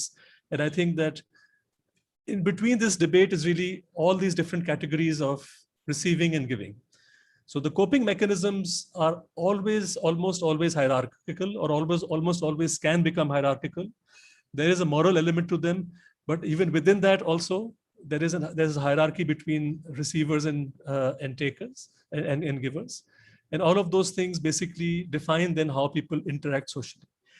The loss of ability to conduct social interaction is actually critically important here. So people who are never able to give are actually have very limited scope for social interactions beyond their very immediate domains. And people who are able to give and receive, they have much wider social interaction. I think so that's very critically important to understand how this happens. Next one, please. The next slide, please. Okay. We also asked a number of questions, and I'm happy that there was a discussion in the earlier presentation about politics and rights. And almost invariably, the questions about the right to food were interpreted as a question about who deserved food. So a typical response was, men have the right to food because they expend physical labor and they work outside and they need nourishment. Women have the right to food because they care for everyone. And children have the right to food because they cannot look after themselves. So in the local metaphor, in the local language, the right is almost always interpreted as deserving. So why does X or Y or Z deserve food? It's because of this. And whenever you ask about who has a right to food, उनको जो है वो खाने का हक है, उनको रोटी का हक है, खुराक का हक है. हाँ, हक इसलिए है क्योंकि वो मेहनत करते हैं, हक इसलिए उनका सबका ख्याल रखते हैं, हक इसलिए क्योंकि वो अपना ख्याल नहीं रख सकते. So it's always about deserving. So it's really not a political notion of rights, and we need to think about that very carefully. A follow-up question about who is responsible. So now we didn't really get a proper response on whether you had a right to food and what your entitlement was. Then who was responsible for making sure that people didn't go hungry? So again, a hierarchy. Of course, the Almighty, the household, the community and government, and of course, a lot of ways of talking about these things. A strong patriarchal narrative about women being responsible for care, men providing. Whether one begs or earns, it is the responsibility of the male head of the household to feed his family. Now, this is despite the unstated norm that women know about food insecurity and hunger in their own households and others, and are also often the first point of contact in the social network. Very often this is because a lot of this is happening without the men actually knowing or caring about it. So the men are beneficiaries of this quiet network, and yet it suits this patriarchal narrative to not actually acknowledge this in public conversation, that women are actually doing this. So a very, very interesting and nuanced picture. There is no sense that others in the community or neighbors are responsible for ensuring that no one goes hungry, right? So this is despite very often repeated religious injunctions that, you cannot go to bed without ensuring that your neighbor has also slept with a stomach full, right? So we have very noble religious injunctions and examples. But in the community, there is really no expectation that it is your neighbor's responsibility, right? So even if I feel from my own kind of religious belief or moral compass that this is my responsibility, there is no expectation that it is. And this is quite important because it really cannot become part of a social contract. In the rural community, very, very interesting findings that the rais or the patron is responsible, but he is not responsible by the dint of himself, but because he gets paid by the government. So this idea that the government is somehow responsible and is responsible through patrons is really also an insight into how the democratic system functions. So if people are interested about what the prevalence of hunger means for how our politics are structured, here is an important insight. There is always a different standard for disasters. When there's a disaster, the government is always held responsible. So these are important nuances, important entry points as to where we might want to go if we want to build a system that is around rights. Okay, next one, please. So here's my last slide. I have kept something a little kind of mischievous thing on the side, but let me talk about what I want to say. The policy implications. So pay attention to not only those who actually go hungry, but those who live in the fear of hunger. And there's a big difference. those who live in the fear of hunger, that's a chronic condition facing a very large number of people. You know, maybe the bottom 2 quintiles in the income distribution, 20 to 30% of the households, and you really don't know who it will be, right? So a very, very big number. And a lot of what they do or they don't do is basically conditioned by that. Just because people survive does not mean that we ought to endorse, leverage, legitimize as policy, let alone replicate their coping mechanisms. A lot of those coping mechanisms are there, are just the mirror images of things that keep people down anyway, right? The demand for rights is dependent on what people have come to expect.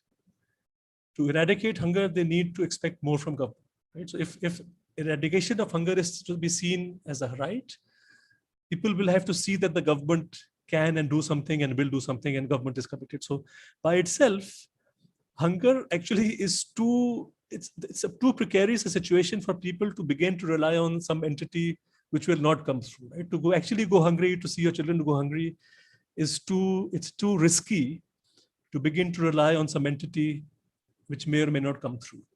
So the whole politics of demand making around hunger really has to be predicated on people's experience of different institutions and entities. And I think that if we are serious about a sustained politics for the eradication of hunger, the government actually has to come out very clearly about the right not to be hungry as a right, as a constitutional right, as a right that is then backed up by policies and programs. The thing which I've put on the side, it is self-explanatory. You know, we sometimes do take a wrong turn. We build systems and then we sometimes take a wrong turn. We start to confuse them with other systems with which we shouldn't confuse them. You know, we should not confuse private charity with things which are supposed to be based on rights. So I will end here and happy to answer any further questions. Thank you. Thanks a lot, Haris. And I think we'll let Miguel speak as well, and we'll take the questions after that. Dr. Miguel. Thank you, Dr. Nia. Good morning, everybody. Morning, Haris. I'm just going to quickly share my screen so I can go straight into my presentation as well. So what I'm doing here is I'm going to just give some observations from a piece of research that we've been doing here at IDS, at the Institute of Development Studies, for the past 4 years, not alone, also with the Institute of Socioeconomic Studies in Mozambique, Oxfam Myanmar, and Human Rights Commission of Pakistan in our second phase here in Pakistan. And this is part of a larger project on action for empowerment and accountability. And within that, there's a bunch of us researchers from studying Pakistan, Mozambique, and Myanmar, looking at the more marginalized, chronically poor households and how do they access the state. So in a way, what we're doing is, and this is the quote that I used, that there's an intersect between local social hierarchies, Baradrism, patriarchy, class, and other marginalizing forces, and what we noticed, well, not the first ones. I mean, Haris wrote about this in the early 2000s as well, is that it doesn't appear in state policies and practices, including the wording that people use. So just kind of as a starting point, so what we're doing here is we decided to study the governance chain between state and citizens, but we decided to start it from the bottom up. So start from the poorest of the poor, the more chronically poor, marginalized households across these 3 countries, Pakistan, Mozambique, and Myanmar. Here, I'm only going to talk about Pakistan. But what we did in the first phase was we came up with this kind of qualitative panel data methods, governance diaries, where what we did was once a month, once every 2 months, we would go and visit the same households. In the case of Pakistan, in Islamabad, in rural Punjab, and in rural KB. And this was done by a research team from researchers from who were studying at the time at government college, eventually also from London School of, sorry, not London, the Lahore School of Economics and LUMS and Qaid Azam. And the point was to go and visit these households and see how they survived, how they made a living, how they engaged with the state, and what kinds of engagements were they having with the state? Did they claim something from the state, from different state actors? And what kind of relations, how do they feel in terms of feeling empowered or disempowered when they engage with the state? And the reason why we did that was because we felt that ethnographic studies lack compatibility quite often. But then on the other extreme, larger end surveys kind of lack sensitivity that ethnographic studies have. So we try to do a bit of both, kind of getting this longitudinal qualitative information. And one thing that we noticed was that no household engaged with the state directly. There was always 1, 2, 3, 4 layers of intermediaries. And that's what we did in the second phase, was we then started using the governance diaries. So kind of going back and visit monthly, every 2 months, the intermediaries that mediated the relation between chronically poor, marginalized households and the state and other public authorities. And lots of different types of intermediaries. So for instance, political party workers, quite often, traditional leaders, influentials in either the neighborhood or a particular village, religious authorities, committee members, council members, panchayat members, frontline workers sometimes as well, and NGO workers.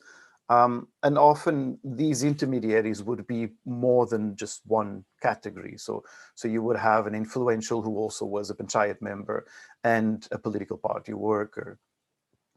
So what I'm going to do here is I'm just going to, the aim of this session is lived realities of the poor. And like Harry said, we can't really say much. I mean, we're not poor.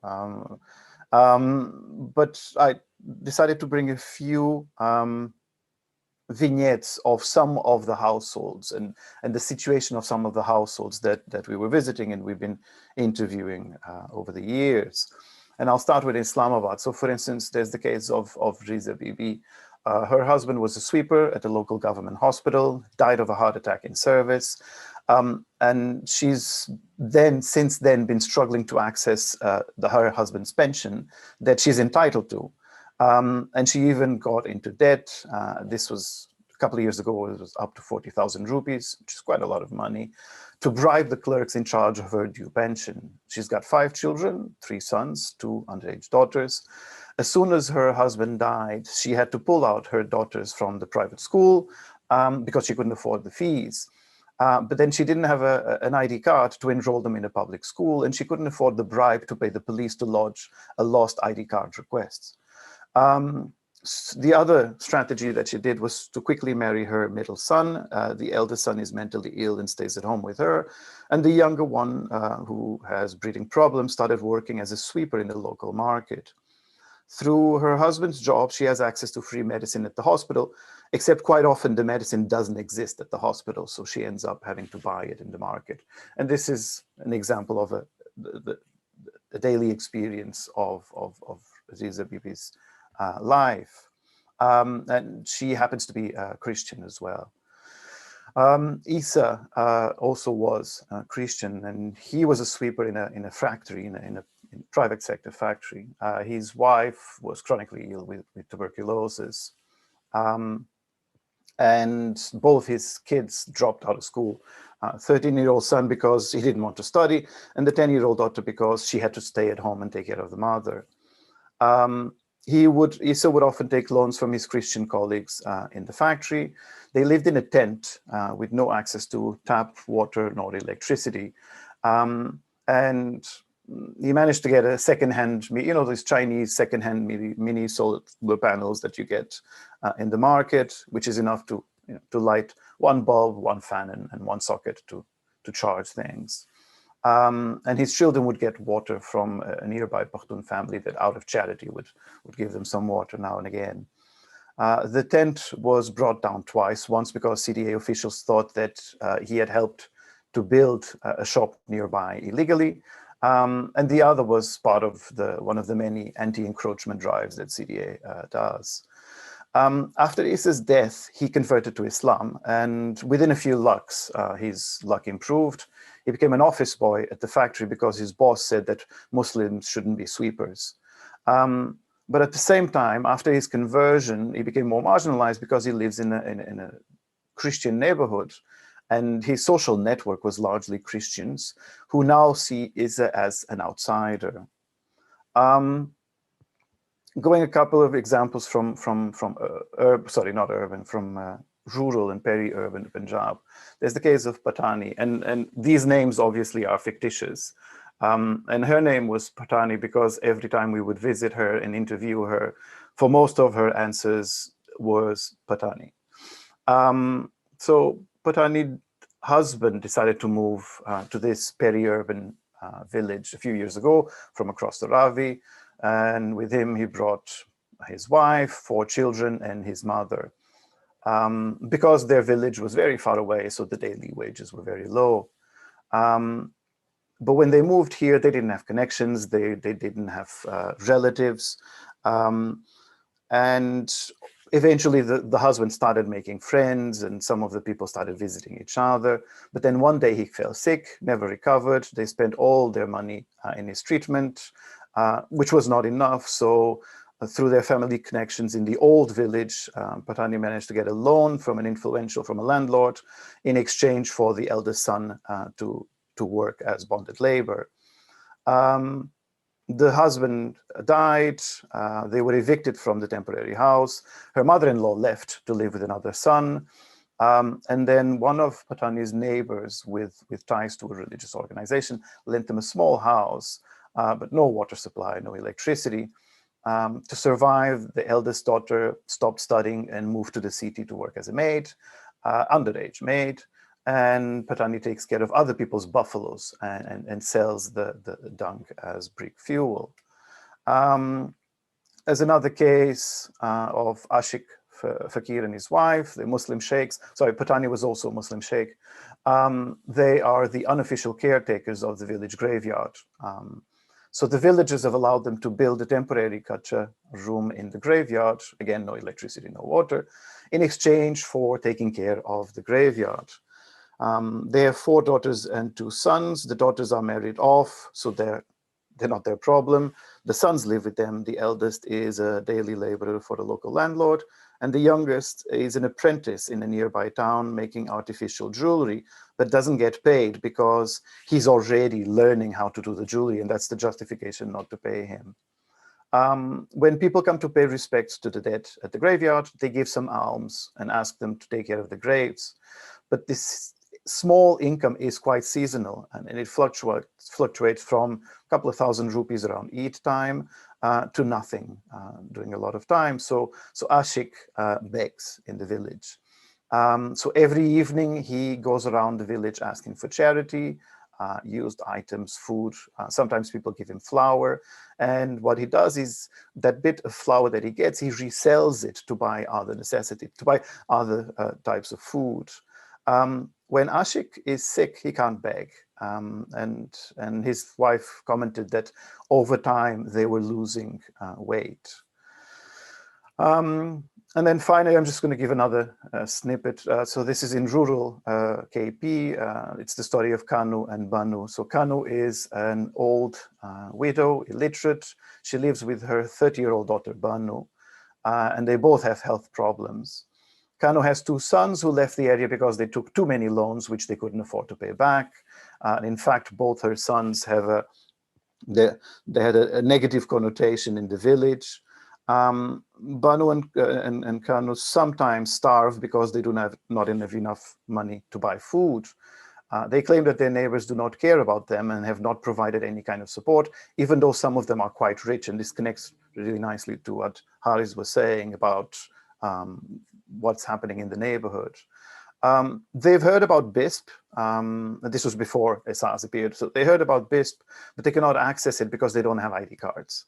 And according to Banu, the daughter, another officer say that, well, you need to be accompanied by your brothers, by male adults for verification purposes.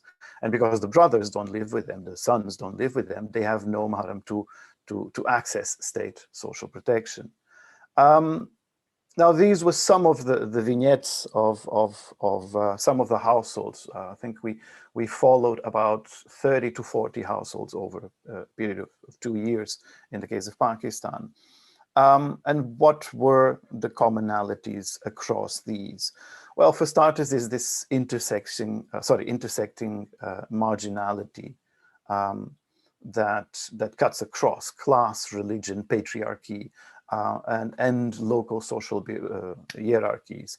And I'm going to use Baradari and Baradarism, but it's not. I mean, it's not only. Largely when Baradari we tend to talk about on the right of the Indus, when you got you Sindh, AJK, Punjab, and Balochistan and KP, it's more tribalism, so to speak, with khels and sub-khels. But basically local hierarchies.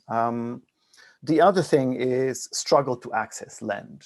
Land is also a big, I mean, in Pakistan, land is a big decider in terms of, not just in terms of ownership, but use of land, access to land, including to live. The other one is this state-citizen relations are embedded in historical colonial legacies of security and policing. So a lot of what Pakistan's bureaucracy is today is a legacy of the British Raj. And a lot of the way that the police is and the police treats its subjects is just like the British Raj police treated its subjects. And this is a quote of one of the households, that the only thing we usually get for free are police beatings. We were talking about during COVID and the first lockdown of, do you get access to rations from the state. And this is the other commonality, which is that we don't see, it's very, very rare to see direct engagement with the state. So it's always through intermediaries, which is why it made us kind of go up the governance chain and move to the next stage, that, okay, then who's mediating between these chronically poor, marginalized households and the state? And that's when we kind of started following then the intermediaries and started interviewing some of these intermediaries. So poor, marginalized citizens engage directly with intermediaries, and they make claims to these intermediaries to solve their governance issues. And some of these intermediaries are public authorities in their own right, which is also important. So there's a lot of work on informal institutions, and it's precisely, we see at different moments, sometimes intermediaries are complementing the state. And we notice that, for instance, with distribution of social protection, ESAS, BISP, at times substituting the state, and at times even competing with the state as well. Intermediaries essential in the inclusion of poor, marginalized households in the government welfare programs. We see that as gatekeepers. There's a dynastic, it's quite interesting as we kept on doing research with intermediaries, that not only there's dynastic politics in Pakistan, there's also dynastic intermediation. So a lot of the intermediaries, particularly in rural areas, are intermediaries because their fathers, their husbands were intermediaries. So there's this dynastic intermediation as well. But not, and it was an interesting study by Chaudhary and Chaudhary on the Diradar. These are not, for instance, the case of Panchayat is quite interesting. It's not because you're a Panchayat member that you are an intermediary and important automatically, but you need to be, or not you need to be, but it's one of those characteristics that help. So it's not because of the Panchayat, it's not the Panchayat that makes the difference, but it's your status as a Panchayat member that allows you to be an important intermediary. And they're important at several levels. So for instance, there's the case of, in one of the villages in rural Punjab, where one of the intermediaries was helping widows on how to fill in the ESAS forms to access, sorry, not these, the zakat forms. And what they realized was that not all of the widows would be entitled. So what he did was he spoke with all the widows in that village, in that mahal, in that small village, and he said, look, not all of you are going to access this. Only 4 of you are, the state is going to allow only 4 of you to be entitled to it, but we're going to then divide it amongst you. So what they did was, I can't remember at the time, and let's say if the monthly zakat was 4,000 rupees, the deserving widows would get the 4,000, but then had to divide it with other widows in the village as well. How are they important? How do they make themselves important? As I said, they also have to work for it. So it's dynastic, but then you have to, there is competition between who can be an intermediary, both in rural and urban settings.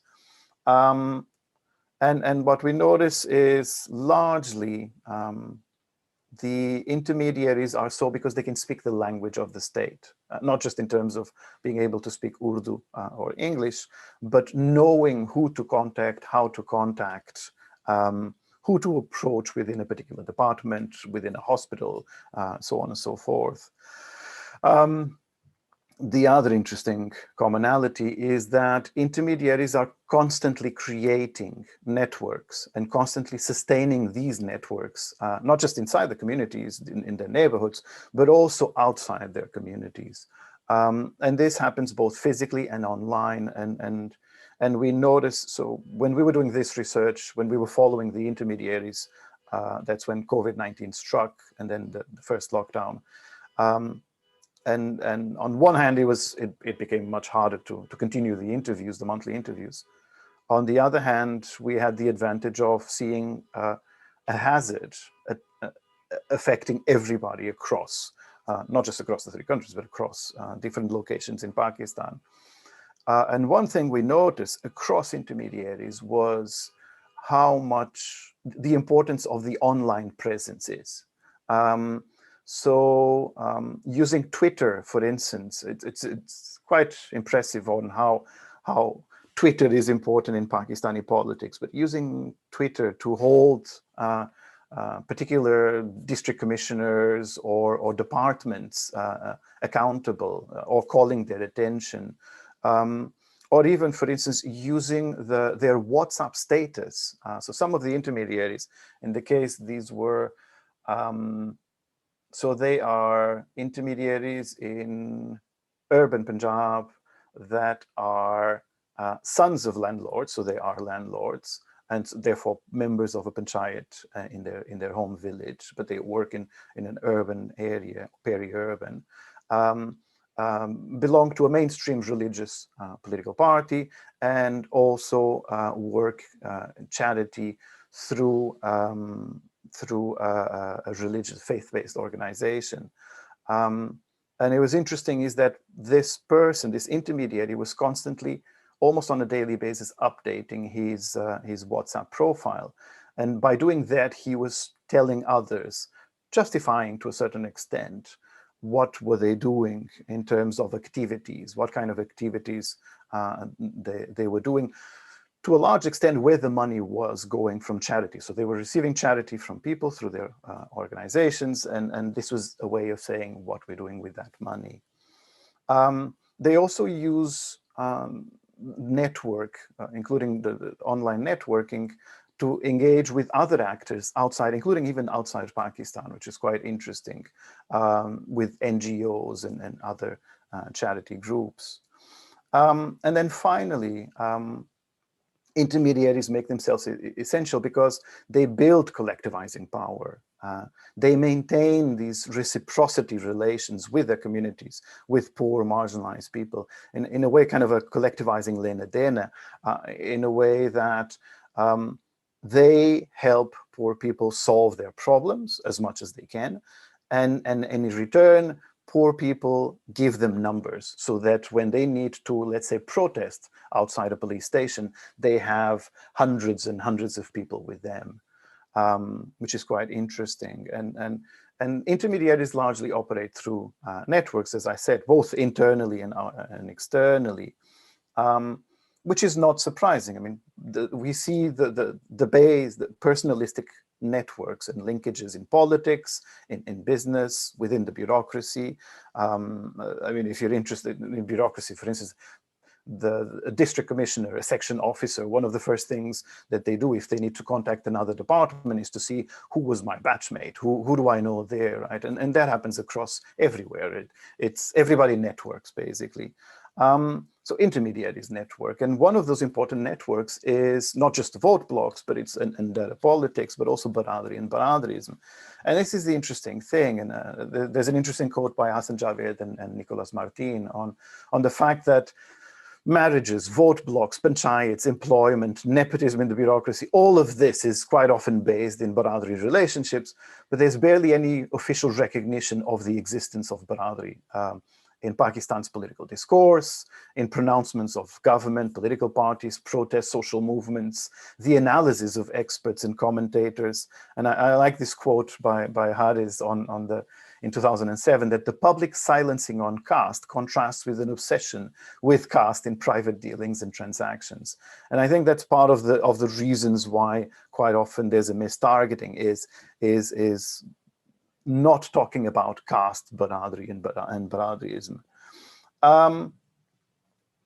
So we notice that there's some kind of an accountability bargain between poor and marginalized households and these intermediaries. So it's not just an automatic, it's not just the patron, the evil landlord.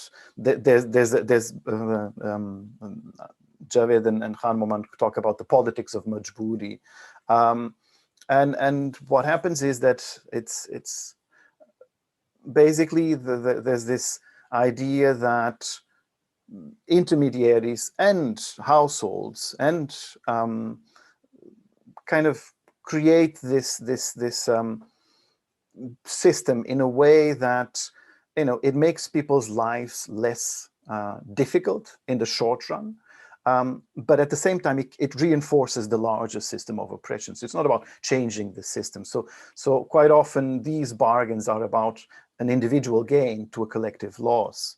And this decision by everybody, by both poor, marginalized households and intermediaries and the state to a certain extent, to conform to this unjust system to gain some individual benefit is not new. I mean, these accountability bargains are entrenched in local governance systems and in Baradarism historically, just like there is a historical mistrust of the state. And this is where the dynastic intermediaries appear. It's quite interesting that they mention the fact of, this is a quote that appeared.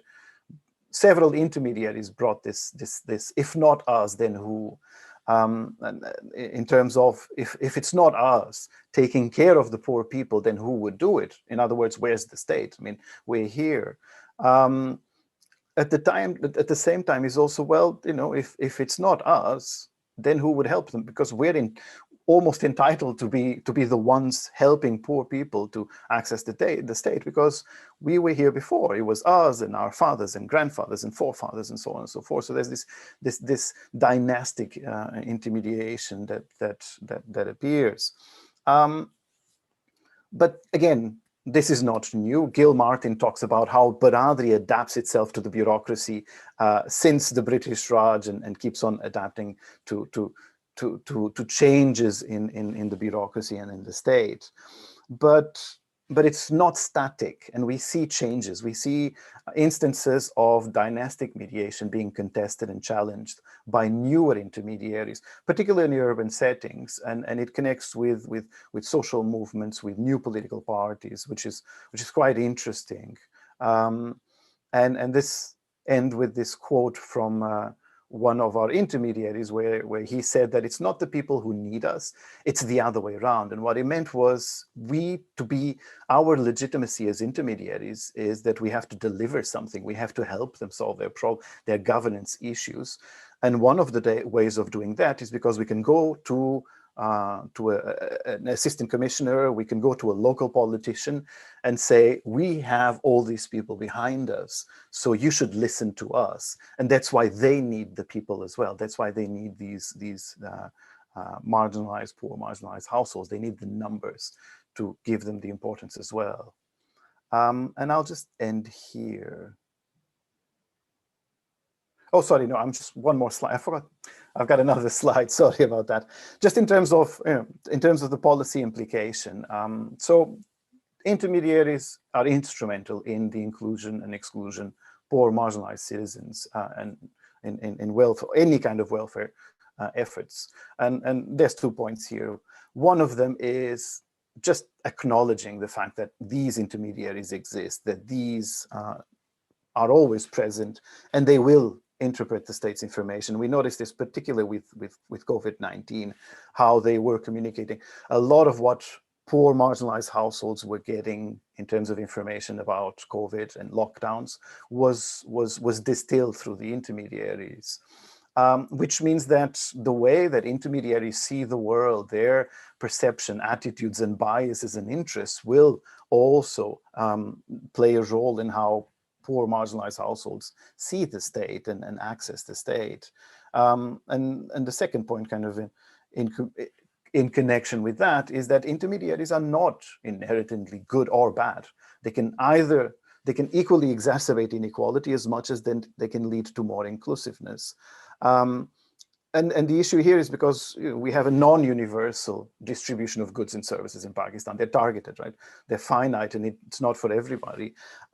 So who gets what which is basically politics, is determined by intermediaries, and it's embedded in the local politics of redistribution. And sorry, I'll end here now. Thanks a lot, Miguel.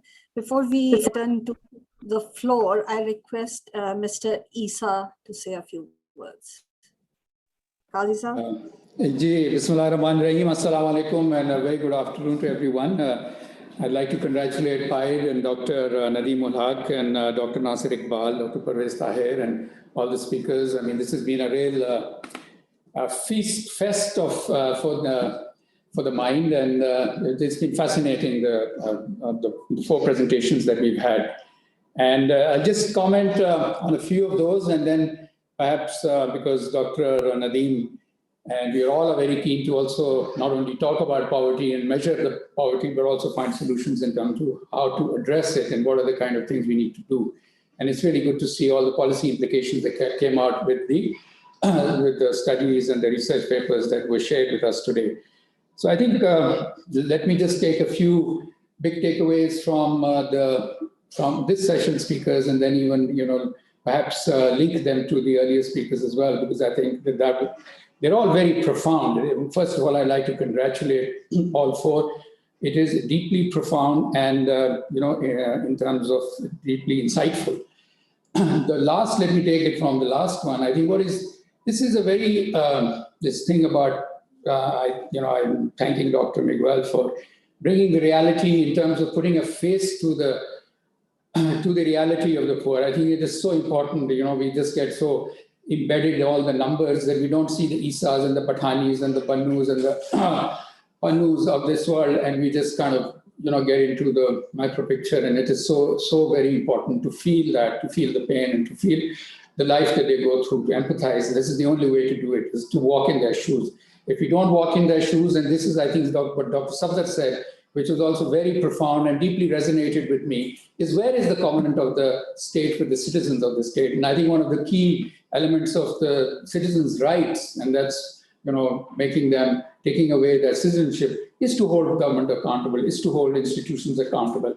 And I think that is extremely important. Because with all of this that is coming back to, there is so much to be said. So I'm kind of going to be, deviating from one thing to the other, but just to acknowledge Dr. Miguel's point in terms of putting a face to poverty and then saying how important the role of intermediary has been. And, being a student of Dr. Akhtar Hamid Khan, I mean, this is what he'd always advocated, that, you become, he used the word dalal, the role of the civil society or anybody who wants to do right by the people need to play that role, take on the mantle of the intermediary. And, I think Aurangi pilot project is a prime example of that, where, an institution took on the role of the intermediary and facilitated this, because, people need facilitation.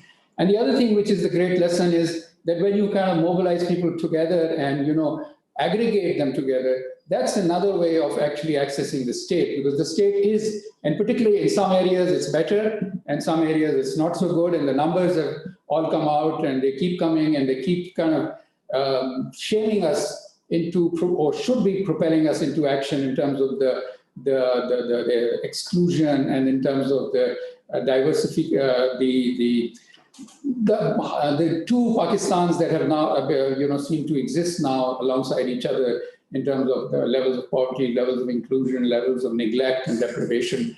So that was kind of, and then acknowledging it in policy, I think that's important. And how to make them benign, I think would be very important, because, like Dr. Magal said, they can be, they can be benign, but they can also be very exploitative. And I think in most cases, in my experience, they've been very exploitative.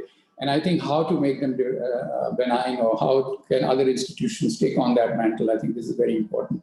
And then coming to Dr. Harris's, extremely nuanced and extremely insightful, and really, in terms of shocking us in telling us that they're like 42% of expenditures are basically basic food items. So, I mean, this is the seed, so that, further validates the view that there is now, Pakistan is now a highly unequal country.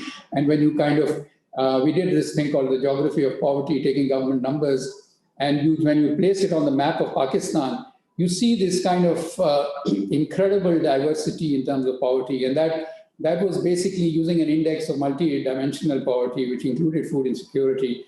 And you see, some places that the reds, and we color-coded them, the red being the most vulnerable, the lowest human development, the highest food insecurity, and then from red to orange to blue, to green to blue. And it's, comes as no surprise that the reds are in, pretty much all of Balochistan except Quetta, and maybe a couple of other districts, the tribal districts, South Sindh, South Punjab. I mean, these are the hardcore. But what is interesting is to actually see that if you go higher north in Gilgit-Baltistan, there you have actually interesting that it is now turning, the red is to orange is to green, and some areas are blue.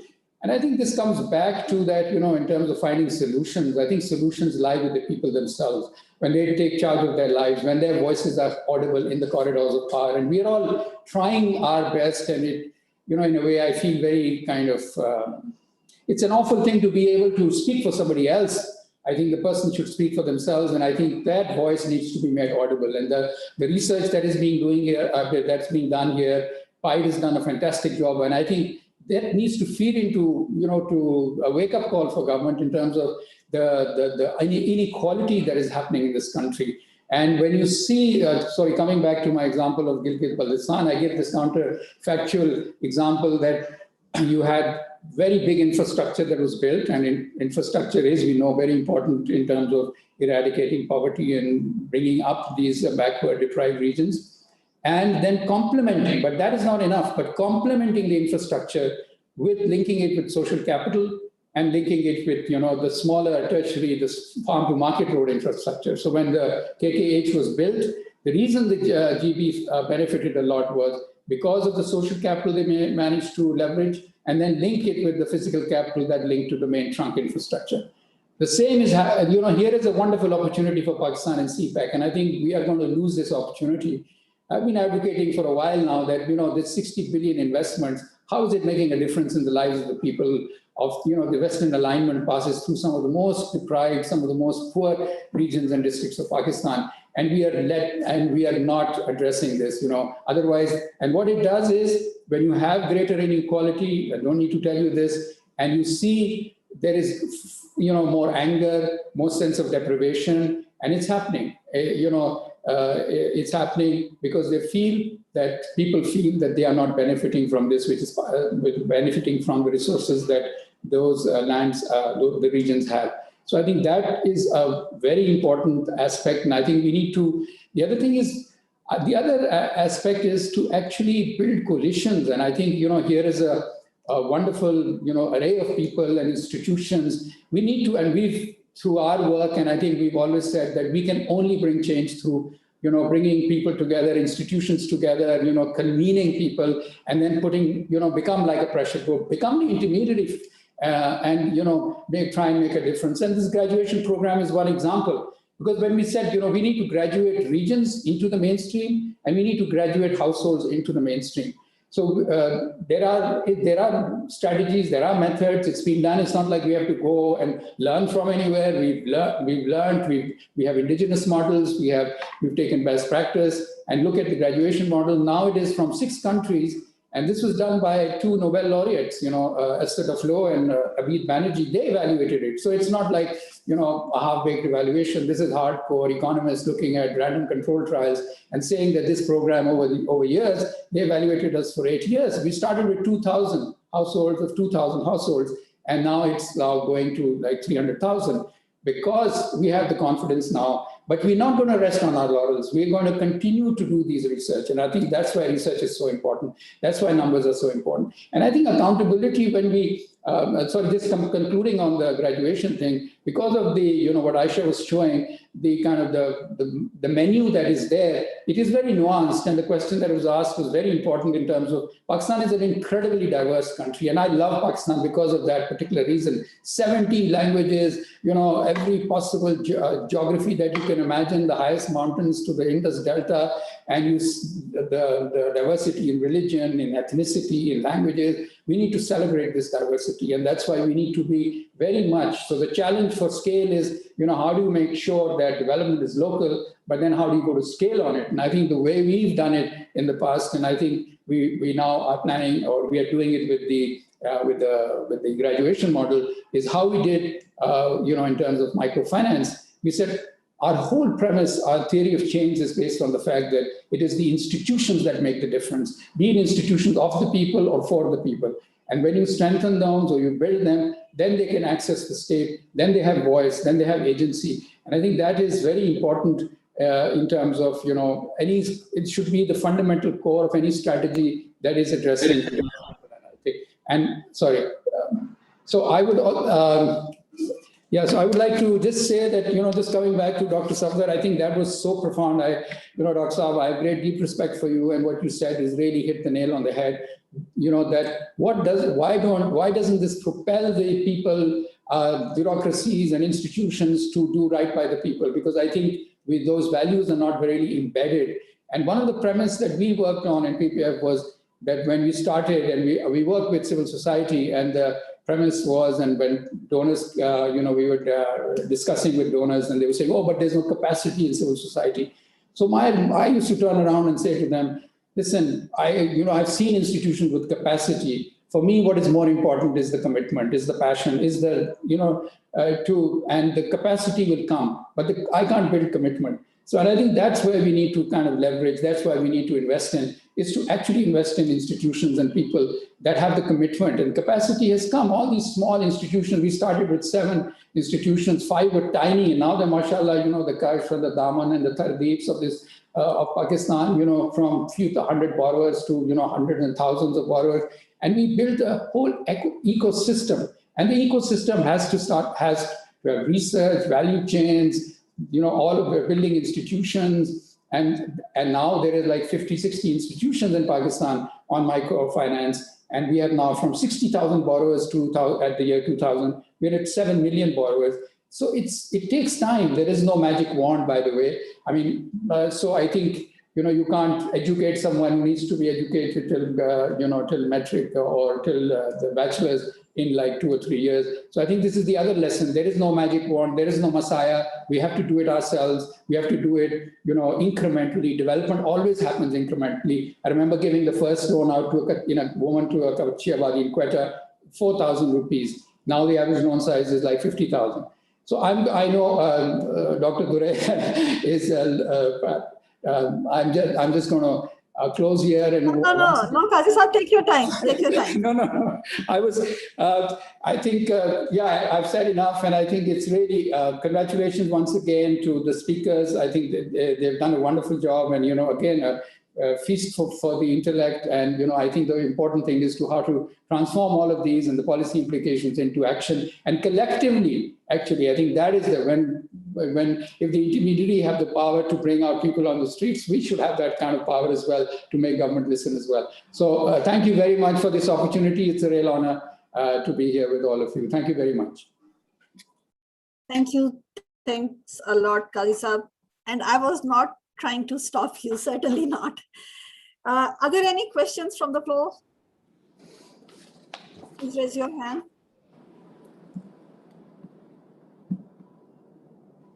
No? Okay. Then Usman Omani. Usman Omani, please unmute yourself and ask your question. Hello, I'm Usman Omani from Pakistan Poverty Alleviation Fund. I have a question for Mr. Haris Gusdar. Thank you for the presentation and to give that angle on hunger. My understanding is that food insecurity in Pakistan is because of inadequate access to food, and not because of unavailability, as we are a food surplus country. So in the context of your research findings, and that people go hungry and people live in the fear of hunger, what is the policy implication to make sure that food is accessible and make nutritious food affordable for the poor? Because considering that we are a food surplus country, what should be the take on this to address hunger issue? You want me to answer now? You want me to answer now? Haris, let me take all the questions and then you can respond. Okay. Any more questions? I think people are a little tired now. One more question for you, Haris. You've basically focused on food. What is the next most important thing you consider for conceptualizing poverty after food? And a question for you, Miguel. How do you define access? I mean, when in the beginning I said that it's not just economics, there are a lot of psychosocial issues that are involved in poverty. I was coming from my own fieldwork that I did for my PhD. It was it focused around health. And there is just a 5 rupee ticket that you need to get to visit a government hospital. And most of the poor women I talked to, they never went to a hospital thinking that they would not be allowed in. It was not exactly the 5 rupees that they could not afford. It was that because they said that looking at us, they would not allow us in. So it was not economics. It was something else that was hindering their access to a health service. So how do you define access? And number 2, I mean, the intermediaries you talk about, can they act as rent seekers in some of the situations? Because again, in one of my fieldwork on Wasila Sehat, I mean, a best program, there were local people who used to fill in the forms, help the women to take to the ATM, and they had a cut in the money that the women get. So they were helping them out, but at the same time, they were not exactly fully helpful. So one question for Haris. No, there is another hand. Sam Riaz is what I read. I'm not certain what the real name is. Assalamu alaikum. I'm Sam Riaz from DS PIDE. I have a question for speakers. It may seem irrelevant, but I think it is indirectly related to hunger and poverty. As a number of housing schemes are increasing, especially in our agricultural lands, from Peshawar to Karachi, everywhere. And now we have to import wheat from Russia. Even Pakistan is a food surplus country. And we all know what happened in Multan with our mango farms. And it has been turned into housing societies. Don't you think in long term, Pakistan is turning from food surplus to food shortage country? If this is the rate of property development in agricultural land, every person is preferring to sell their agricultural land to the developers. So this is my question. I would like answer for that. Haris, you can go first. Okay, thank you. In terms of policy options, there are several things that can be done immediately and some that will take a little bit longer. I think that we have a basic system which began to be constructed over a decade ago, which was the BISP, and now we call it something else, which is fine. But actually, what hasn't happened is that it is not responsiveness. It's not evolved yet in terms of its design and its execution to address and to become more nimble to the needs of the population.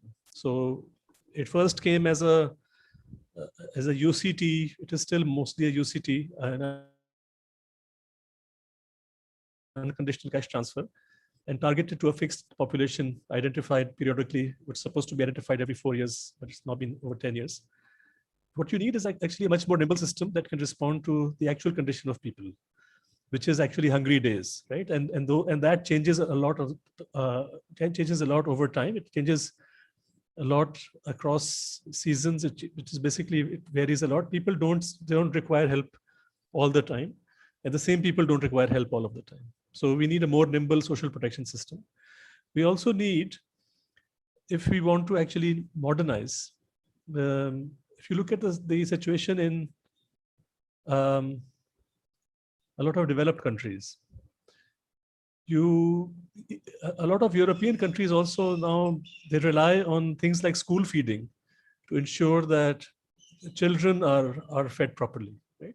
So food insecurity and hunger, not just a problem for Pakistan. It's a global problem. Of course, there's also a problem of poor nutrition on the other side, which is obesity.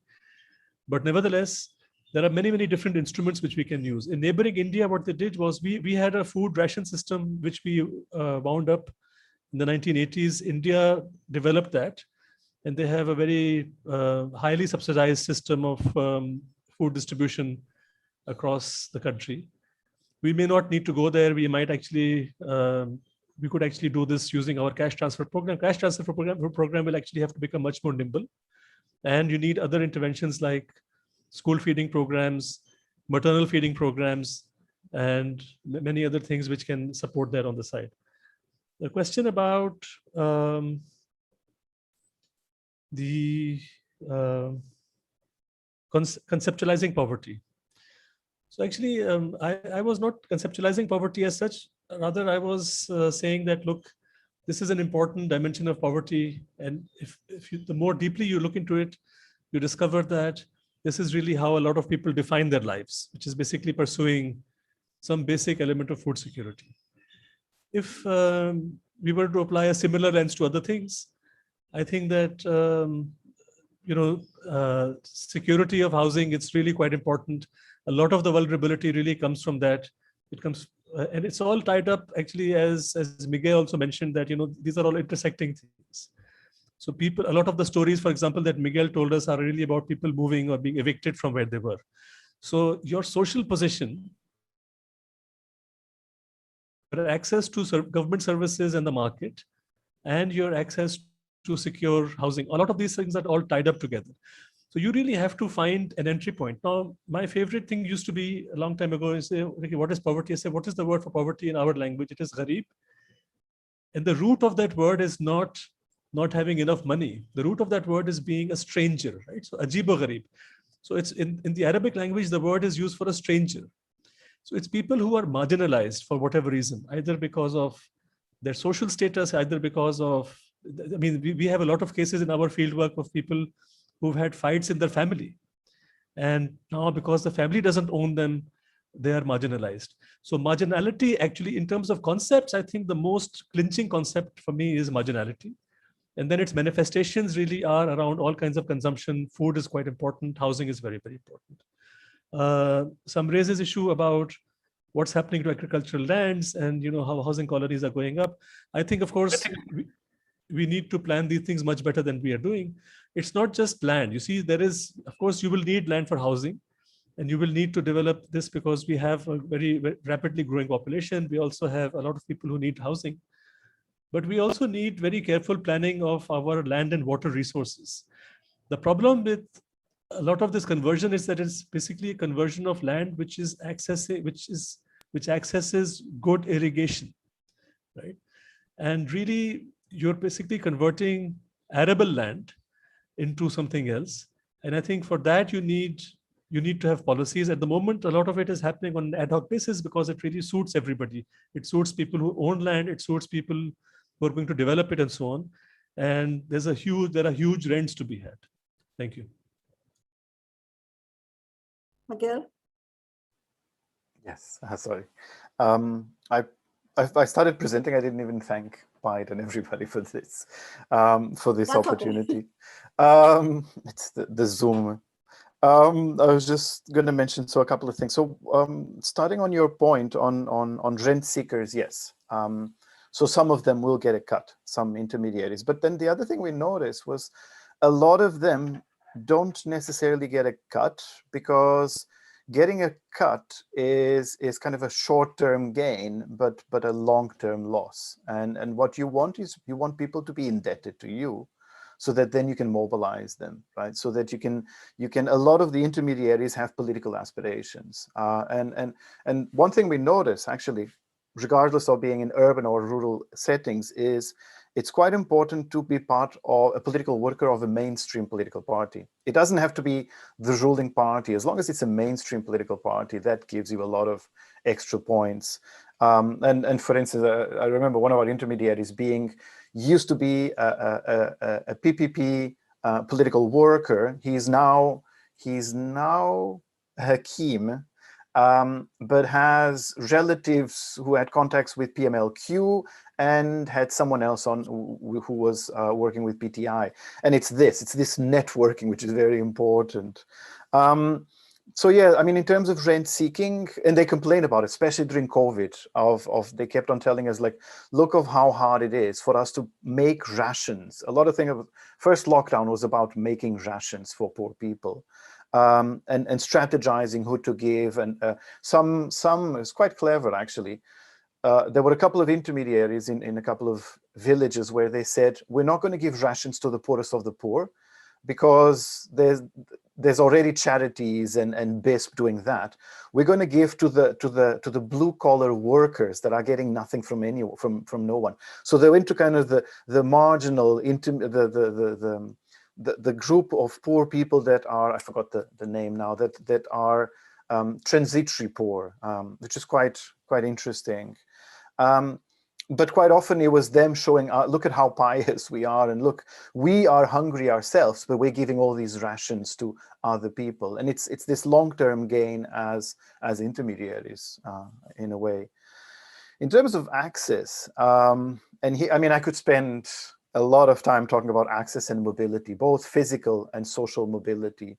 I did a bit of work. I mean, my PhD was in AJK post-earthquake, and trying to see how people talked about change and changes. And one of them was precisely about women being more mobile after the earthquake.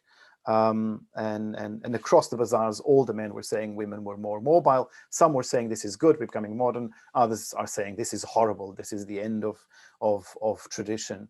But the interesting thing is that women were not becoming more mobile.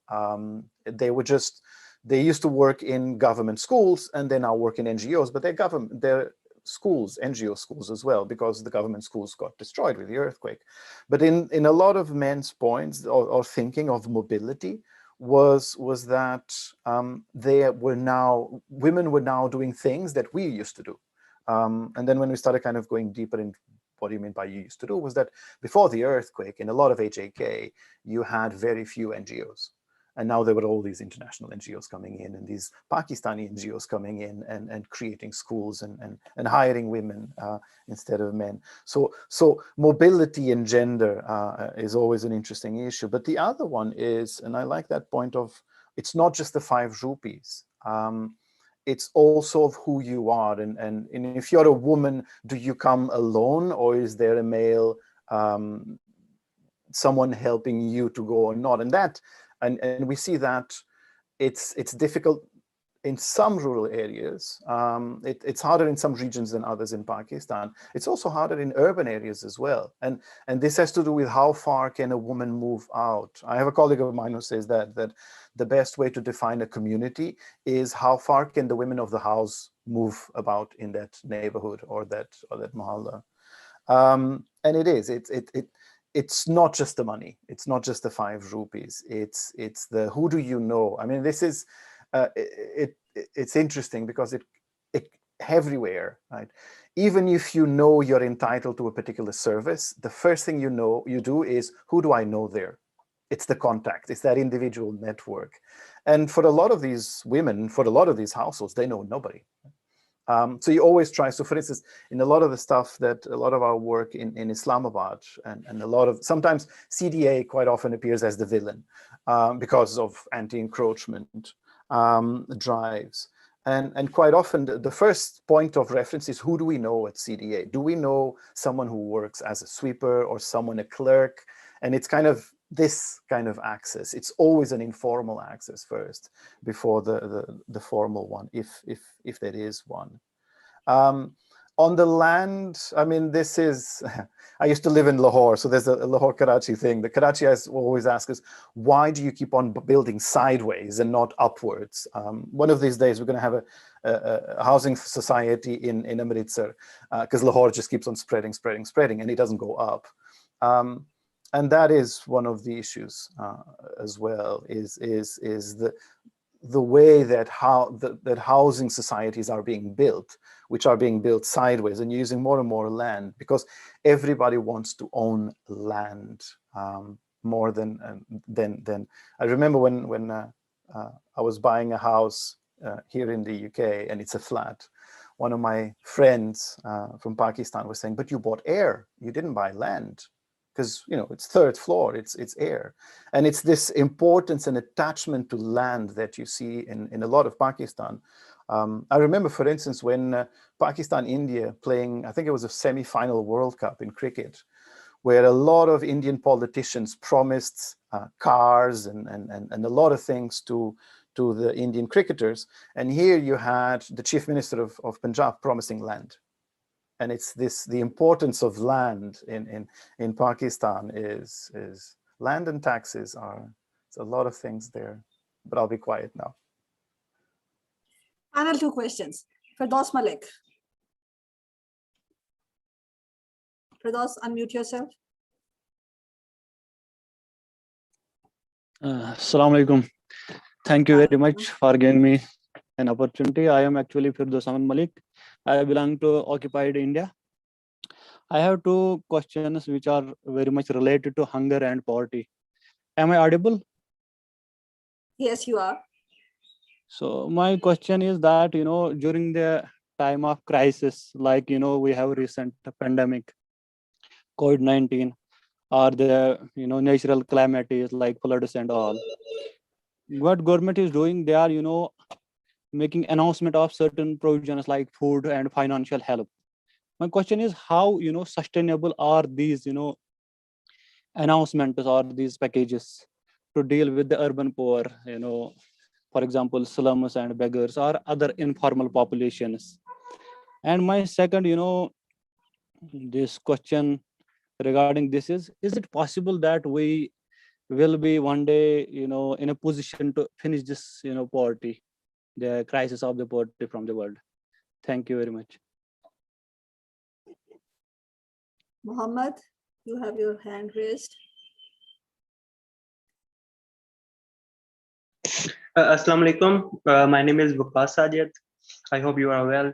So my question is this our country produce 3 times more food is growing in the world, but why does poverty still exist?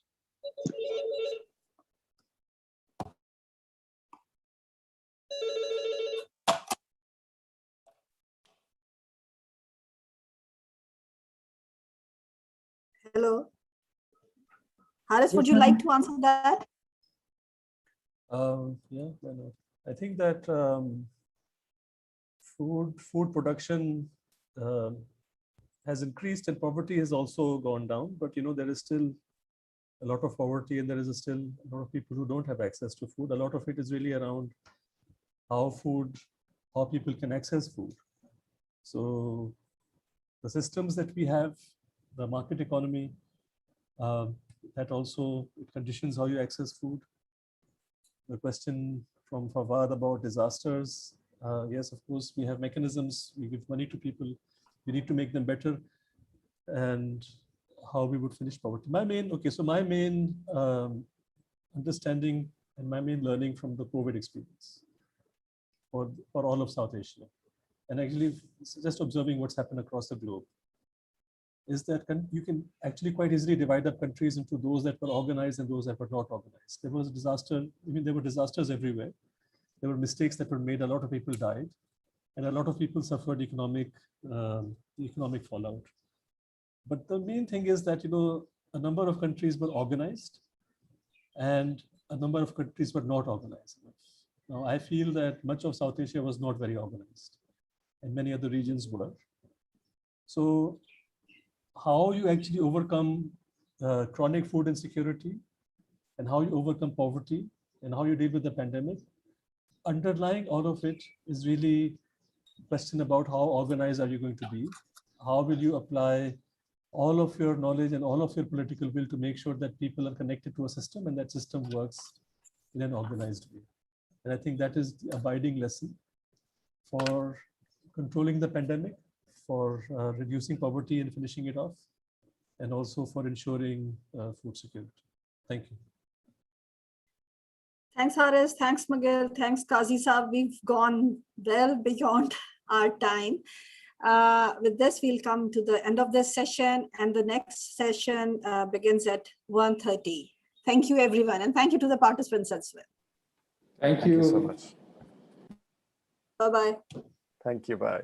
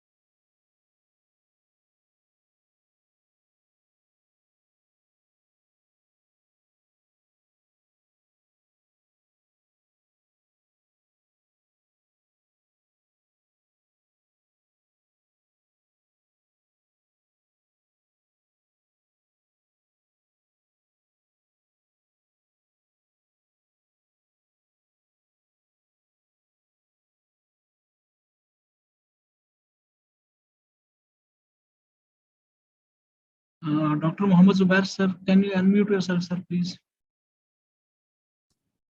जी अस्सलाम वालेकुम। Walaikum salam, sir. वालेकुम सलाम। Abhi, are we going live now, or we are waiting Yes. for 1:30? Sir, we are live actually.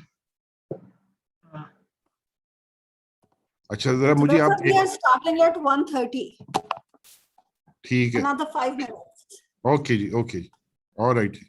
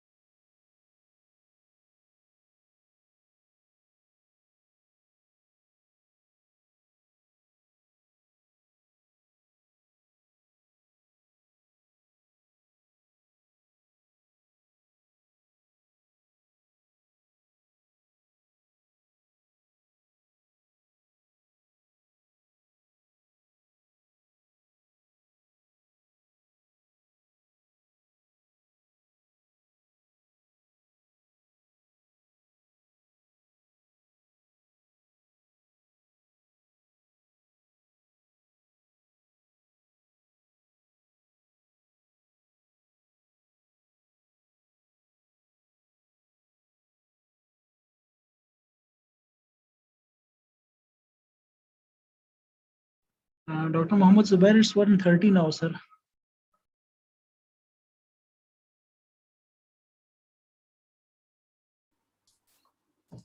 जी अस्सलाम वालेकुम everyone. जी अस्सलाम वालेकुम। Doctor साहब क्या हाल आपके, ठीक है? जी अल्हम्दुलिल्लाह। नासिर इकबाल साहब बोल रहे हैं? जी जी नासिर बात कर रहा हूँ। अच्छा अच्छा। तो should I switch on or switch off my video? Yes, you can switch on. अच्छा, So we ठीक can have a like this. So let's wait for a minute. So basically इसमें हमारे पास 3 presenter हैं, Dr. Arif, and then followed by the Ali Kamal, and the last I'll be the presenter in this session. So we have a 1 hour for this session. जी जी। तो आपकी morning sessions वगैरह कैसे गए हैं सब तक? Well, went well. So अभी हमने almost 5 मिनट पहले दूसरा सेशन कंक्लूड किया है. It went well. So lot of new things coming out of this whole discussion, especially the political economy of this whole poverty debate, and also scaling up the initiative taken by the government. So these were the real challenge is how we can define poverty, and also looking into the key characteristics of the poor people, especially the Haris Gazdar explain about the food dynamics of these people. So all these are very relevant questions that need to be addressed somewhere in Nasir the. साहब आपको are you aware कि ये जो एक world bank का project है, I think is $800 million national socio economic registry वाला? Yes yes. तो उसकी आपने कोई आपकी उस पर राय है कि मतलब how supportive it will be for the poverty alleviation? I was part of BISP before, a couple of years back, and in 2015 when the updation was started, I was the part of in the design process. Actually, the idea was at that time to come up with a new registry, because the old registry was was survey conducted in 2010-11, and there is a substantial change in demographic characteristics, and we have to come up with a new registry. So at that time, it was planned to complete this updation within a couple of years, and before the close of the previous government, it was planned, but it went so long, and now almost they are in a phase to complete this. So I think it's a good exercise, keeping in view the dynamics of the poverty and also changing the situation. We have to update our data set. And secondly, it's a big data set. And if really all provincial governments and also the federal government own this data set for any policy decision related to any social protection program, any unemployment scheme, employment scheme, and also the even targeted subsidies, this is really helpful. But the idea is to clean up this data set with the help of another. It's a big task. And I think the BISP is doing the right job in terms of making this registry a very dynamic. And the last registry was also very useful, because all the provinces' social protection program rely on this national registry. And one of the beauty of this registry that it's a acceptable registry for everyone. Like the INSAF program was based on this registry, and also the other program run by the Punjab government as well as the Sindh government in the previous era was also based on this registry. So अच्छा नासिर साहब, मेरा एक sense है कि ये जो है ना सोशल सपोर्ट या पॉवर्टी एलिवेशन सपोर्ट कहें, ये फेडरल में भी है न्यूमरस और प्रोविंशियल में भी बहुत हैं. स्कॉलरशिप्स हैं टू डिजर्विंग स्टूडेंट्स, और फिर उसके बाद ज़कात का भी है सिस्टम, और ये और एम्प्लॉयमेंट से भी रिलेटेड है. कैश डिस्बर्समेंट्स भी हो रही होती हैं, बहुत कुछ हो रहा होता है. तो क्या इस पे कोई काम हो सकता है कि इन सब चीज़ों की एटलीस्ट जो यानी डुप्लीकेशन ना हो रही हो, या जो अनडिजर्विंग फैमिलीज हैं या लोग हैं वो उसको सिस्टम को गेम ना कर रहे हो, तो इसको ऑलरेडी सिस्टम का हिस्सा है मेरे ख्याल में, तो स्पेशली अगर हम इंसाफ कार्ड की बात करें या हेल्थ कार्ड की बात करें, तो अभी इस करंट गवर्नमेंट में स्ट्रक्चर का तो मुझे आइडिया नहीं, लेकिन previously it was decided between the federal government and provincial government that for example अगर एक डिस्ट्रिक्ट में फेडरल गवर्नमेंट हेल्थ कार्ड दे रही है तो उसमें फिर प्रोविंशियल गवर्नमेंट नहीं देगी। सिमिलरली जो डुप्लीकेशन का कॉन्सेप्ट है, it's like a very valid concern. जैसे हम मैंने भी उसमें एक नोट भी लिखा था कि we should have to be come up with the package जो कि प्रोविंसेस के साथ हमारा फुली निगोशिएटेड होना चाहिए, ताकि जो भी इनिशिएटिव लिया जाए उसमें वो डुप्लीकेशन का ना मसला रहे। स्पेशली अगर हम डुप्लीकेशंस को अवॉइड कर लें, उससे एक तो हमारी कास्ट ऑफ ट्रांजैक्शन बहुत कम हो जाएगी, दूसरा हम अपने स्टाइपेंड अमाउंट को बढ़ा सकते हैं और वेल टारगेटेड प्रोग्राम ला सकते हैं rather than giving the same sort of subsidy to everyone. But why zakat is not part of the picture? That's a big question, because zakat have a different targeting methodology, and also Baitul Mal have a different targeting methodology. And नहीं वो तो ना एक minute वो methodology जो भी हो, and beneficiary तो हमें पता होना चाहिए ना कौन है। यस, और एंड बेनिफिशियरी जो भी है, चाहे वो ज़कात से हो, बैतुल माल से हो, एहसास से हो, फना से हो, डमकीना से हो, हमें ये तो पता हो कि भाई इस बेनिफिशियरी को इसका सोर्स सपोर्ट एक है, दो हैं, कितने हैं। आई थिंक इस पे जब डॉक्टर शुजात प्रेजेंटेशन अपनी स्टार्ट करेगा तो वो जरा आपको डिटेल में बताएगा भी कि कैसे हम उस वक्त प्लान कर रहे थे कि डैशबोर्ड बन जाए और ये एक डाटाबेस एक्सेसिबल हो।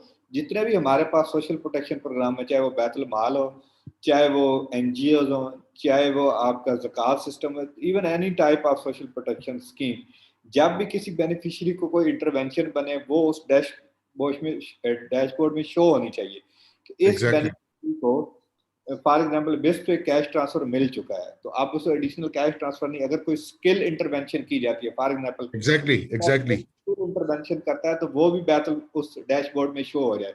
एग्जैक्टली अगर वो बैतुल माल से एक हेल्थ इंश्योरेंस पैकेज लेता है तो वो भी वहाँ पे शो होना चाहिए। तो ये हमारा आइडिया था जब मैं और डॉक्टर शुजात बिस्प के साथ काम कर रहे थे कि इस तरह का एक डैशबोर्ड होना चाहिए और ये एक्सेसिबल होना चाहिए data to all social protection institution working in Pakistan. बिल्कुल वो वहाँ से अपनी लिस्ट लें और ये डायनेमिक होना चाहिए। अनफॉर्चुनेटली अगर कोई मिसिंग है तो उसके पास अपॉर्चुनिटी होनी चाहिए कि वो अपने आप को टाइम टू टाइम रजिस्टर करवा सके, और if there is any idiosyncratic shock or COVID shock, he or she should report to the registry, and the registry should be updated accordingly. So these were the few thoughts that need to be considered at very highest level to make it a very dynamic registry and make it compulsory for every social protection institution to use this to save a lot of money in terms of making a lot of verifications. नहीं, और फिर आपकी इस saving से coverage बढ़ जाएगी, definitely coverage. Nasir Sab, this is Wajid Rana. Can I say something on this? जी please Rana साहब, सलाम अलैकुम। Assalamu alaikum Zubair Sab and Assalamu alaikum Nasir Sab. I think जो आपका World Bank funded registry program है, the whole purpose of that program is exactly to consolidate the list of beneficiaries, and that can be then tracked through NADRA system. आपका point is absolutely valid. If we consolidate this dashboard, और उसमें आपकी coverage भी बढ़ेगी or there will be no duplication or overlap, but then it requires a kind of either very effective coordination at the level of planning commission or at the level of Ministry of Social Protection, ताकि वो जिस तरह doctor Nasir साहब ने कहा, it should continue to be updated on a regular basis. Right. Thank you. चलें doctor साहब आप सेशन शुरू कर लें। चलें जी, बिस्मिल्लाहिर्रहमानिर्रहीम। I would like to welcome all the participants to session 3, measuring the poverty, or we have a very eminent group of speakers for this session. Dr. G.M. Arif Sahab, policy expert and poverty analyst, Dr. Shujat Farooq Sahab, assistant professor at PIDE, and then we have also Dr. Nasir Iqbal, Dean, and Then we have, Dr. Ali Kamal, Chief SDG Section Planning Commission. So welcome all, and I hope that we will have a very productive session on measuring the poverty. Without much ado, let me proceed and request our first speaker, Dr. G. M. Arif Saab, to please present his, to make his deliver his presentation. Thank you. Dr.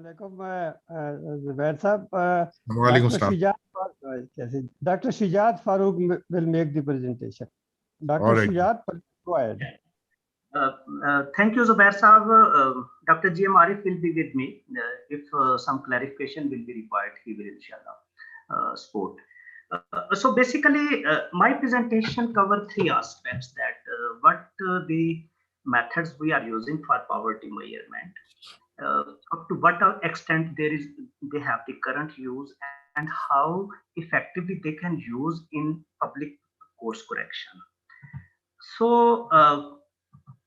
if we look the debate of poverty and measurement of poverty, there was a view that poverty is a value judgment, and it was widely presented by many researchers. But if we look the Adam Smith and Karl Marx, they went beyond necessities and considered that the issue is a moral element. So the hard element, whenever we define the poverty, is the necessities. If society believes that people should not be permitted to die of starvation, then okay, then minimum food, etc., that is sufficient.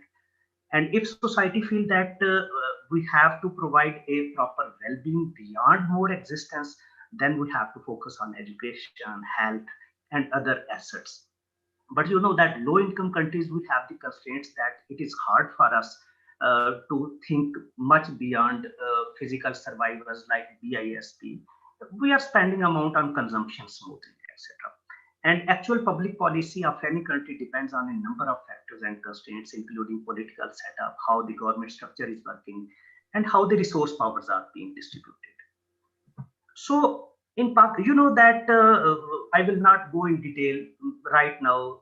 Two main methods are using. One is the unidimensional and the other is multidimensional. Developed countries use income, developing countries use in unidimensional consumption expenditure, and right now a lot of countries are using multidimensional poverty index. And both the methods, uni and multi, have their disadvantages as well as advantages. Uni is simple to measure, but multi is complex, although it provides you a very good detail. And in Pakistan, we are using three main methods for poverty measurement.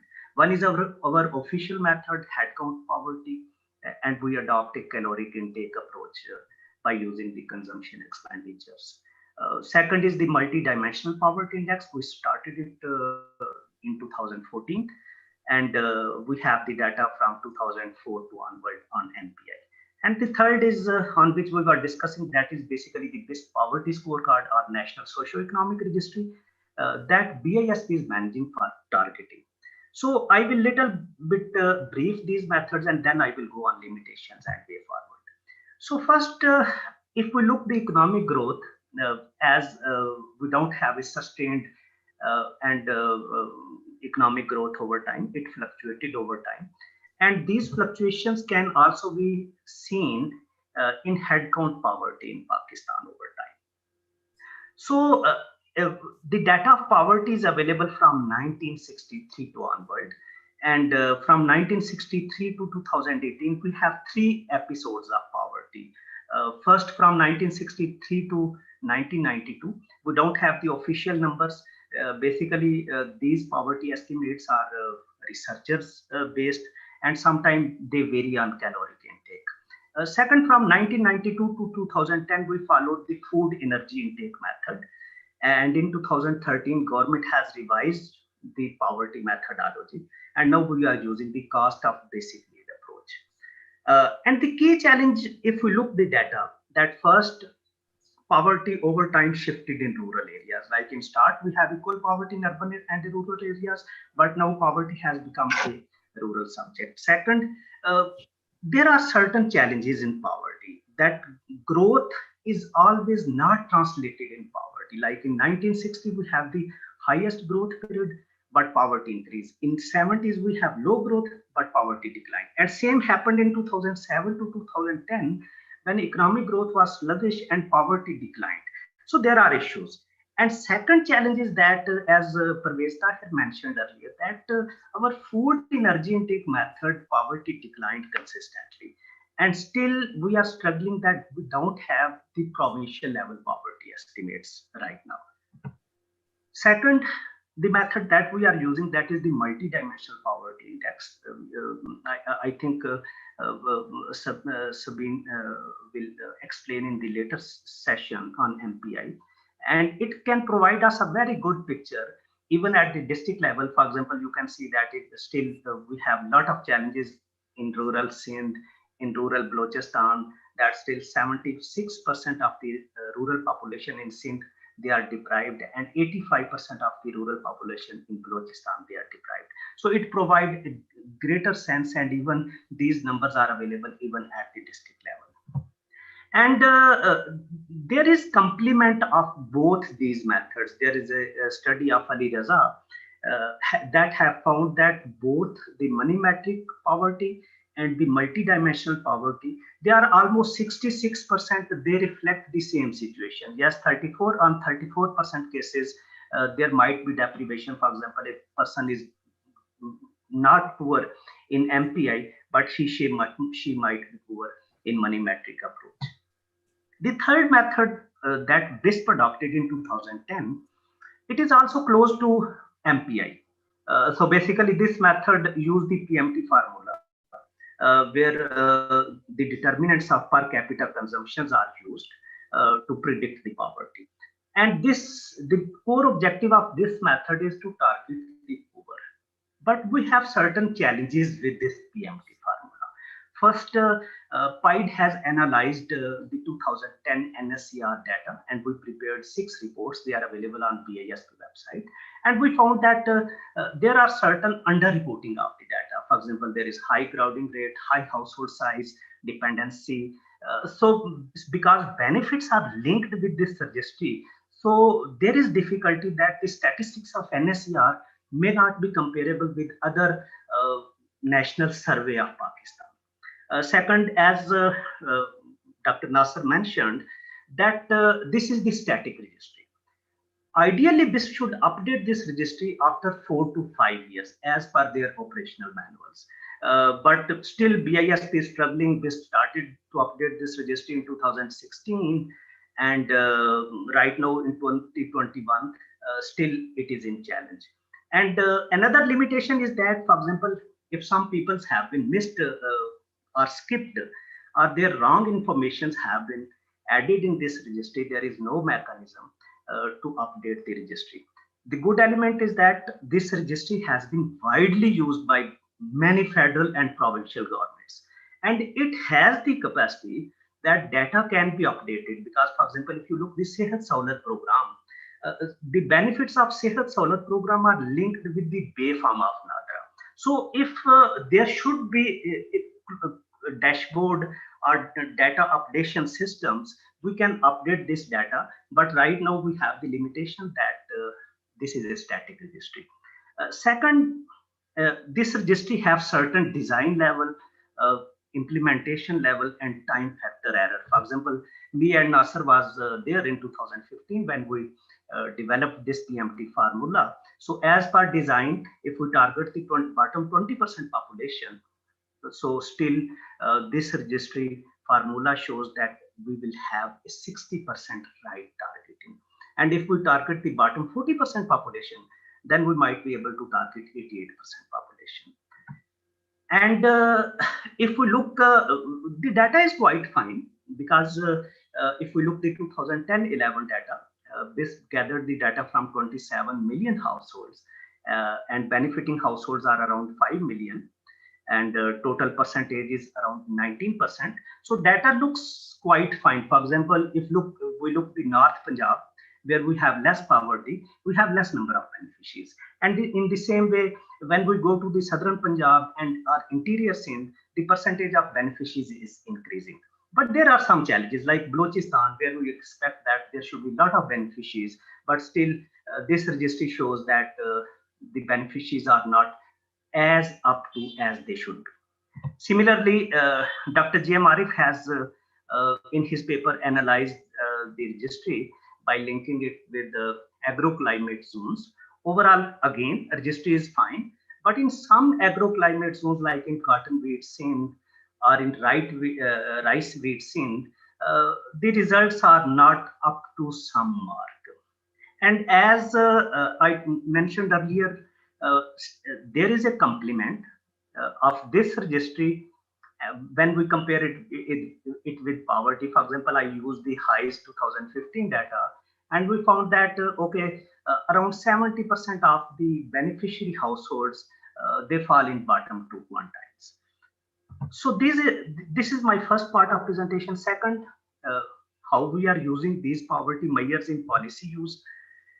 As I mentioned earlier, that this PNSCR is widely used, but still the limitation is that it is a static registry.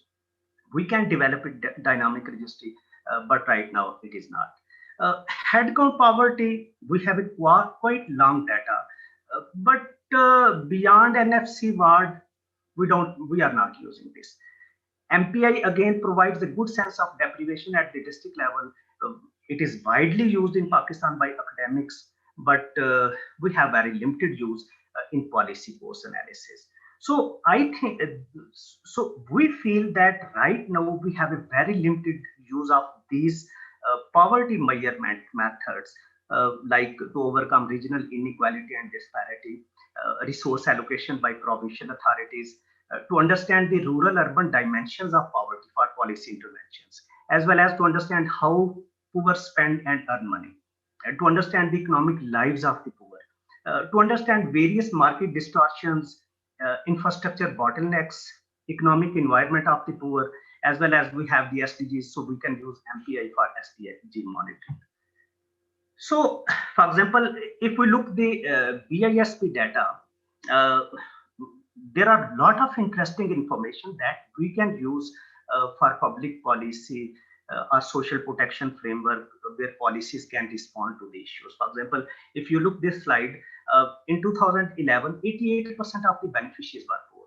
And in 2019, 73% of the beneficiaries are poor.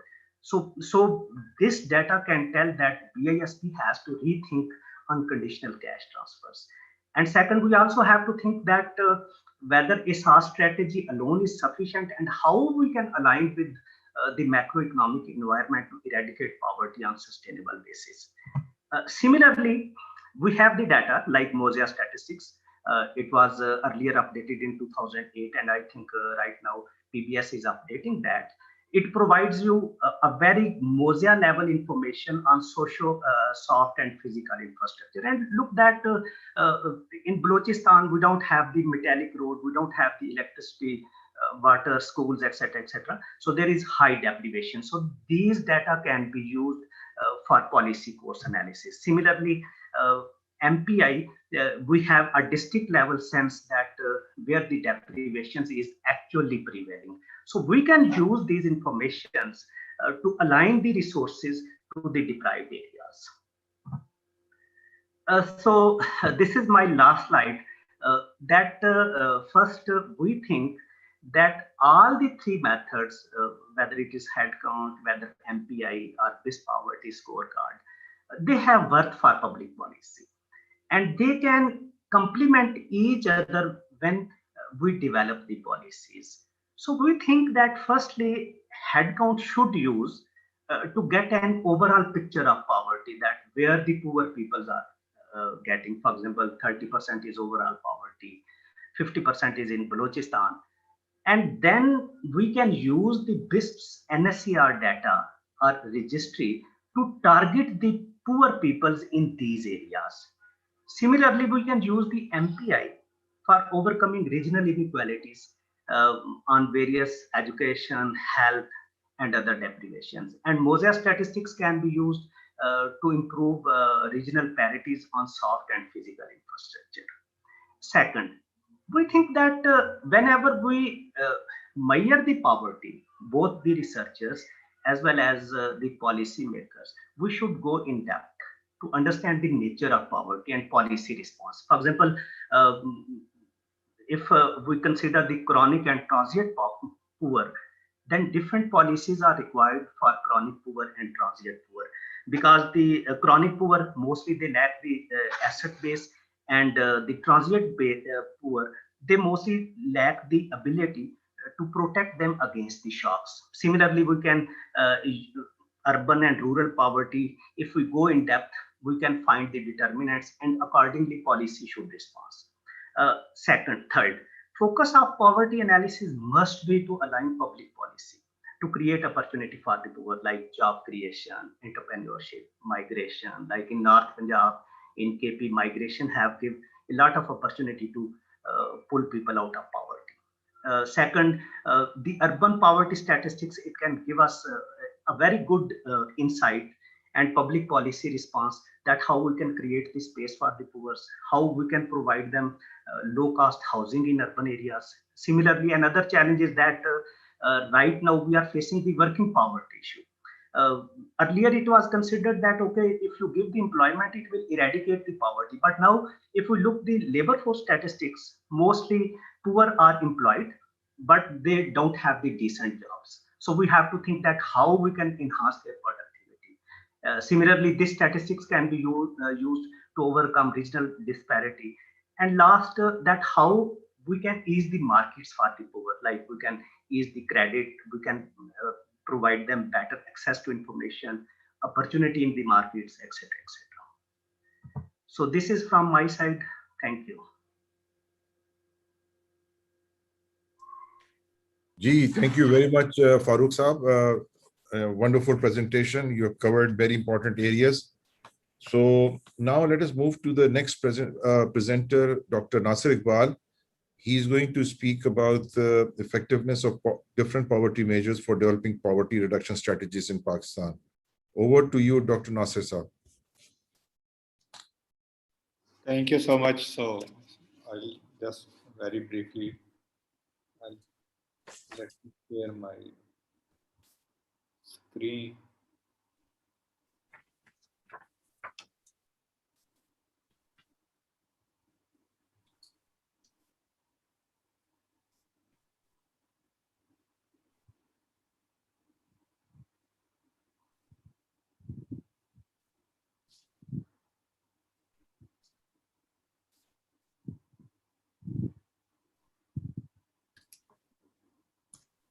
Visible screen?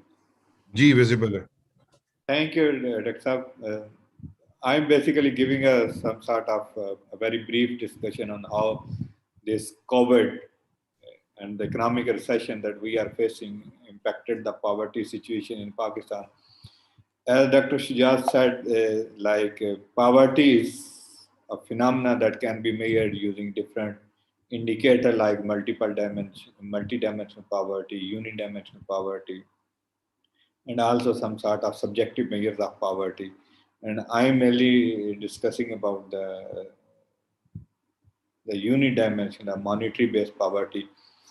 There is a declining trend in poverty, but if we graph these trend with the growth scenario, then we can find the underlying the reasons behind the fluctuation in poverty. So I try to explain how the different growth episodes are related with the change in poverty rates. As recently, like poverty is 21%, and in the 2014 it was 23%, and the reduction in 2 points, that close to 11 percentage point reduction in poverty, and how it will link. And this graph shows there is a clear link between the growth and the poverty. So if we really interested to reduce poverty on sustainable manner, we have to focus on the growth, and growth is the one of the key determinant of poverty. So keeping this in mind, if there is a very strong relation between growth and poverty, then the economic recession we are facing over the last couple of years, what would have it impact on poverty. So keeping in view the, the, the, the dynamics and the composition of the poor in Pakistan, we can easily find the impact of this economic recession due to COVID, due to flood, due to other mismanagement at the very macro level, as we are facing a double-digit inflation coupled with almost the minus growth. If we take into the per capita growth, it's around like minus 2.5%. The GDP growth is really a 0.4%. So it will give us the idea about the economic situation of the country. So I'll discuss on the first bar in this graph. It shows that around 20% people are vulnerable to poverty. So any economic shock, any like a natural shock would cause a shift of these 20% people into below the poverty line. So these are the vulnerable people that really matter when there is an economic shift. And the shift in last 2 years due to the various economic reasons like cause a huge increase in poverty. So I try to simulate the impact of these macroeconomic shift. That's I would call as in terms of the economic recession that we have in the country, along with the inflationary pressure, and also this COVID situation that has caused a substantial closures of the businesses, along with the flood in few districts, and also the locust attack. All these accumulated a huge impact on poverty. So if I use basically a small macroeconomic model to gauge the impact of these macroeconomic shift on the number of the poor. So our estimate shows that in 2020, the poverty increased from 45.5 million to 56.3 million people are below the poverty line. And in 2021 fiscal years, as we are assuming, like maybe we can achieve a partial recovery, but there is no sign of a full economic recovery. And if there is a partial recovery, we are like our estimate shows that poverty will increase from 56 million to 64 million people. So we are very sensitive to economic shock, and these economic shock would have a huge impact on poverty. So in the coming budget, we definitely have to look into these dimensions, what type of intervention we are interested to make to reduce these poverty numbers. Those are very high. If 64 million people are poor, it means like 1/3 population is below the poverty line. And we have suggested various measures at macro level as well as micro level that need to be considered in our upcoming budget. So I'll explain a little bit due to the time constraint. I'll stop here. Thank you so much.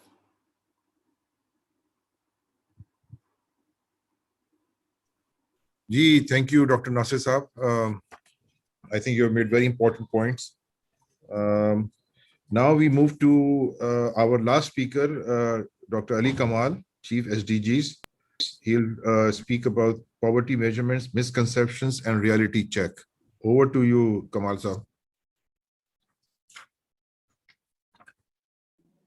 बहुत शुक्रिया Zubair Saab, and I will share my screen.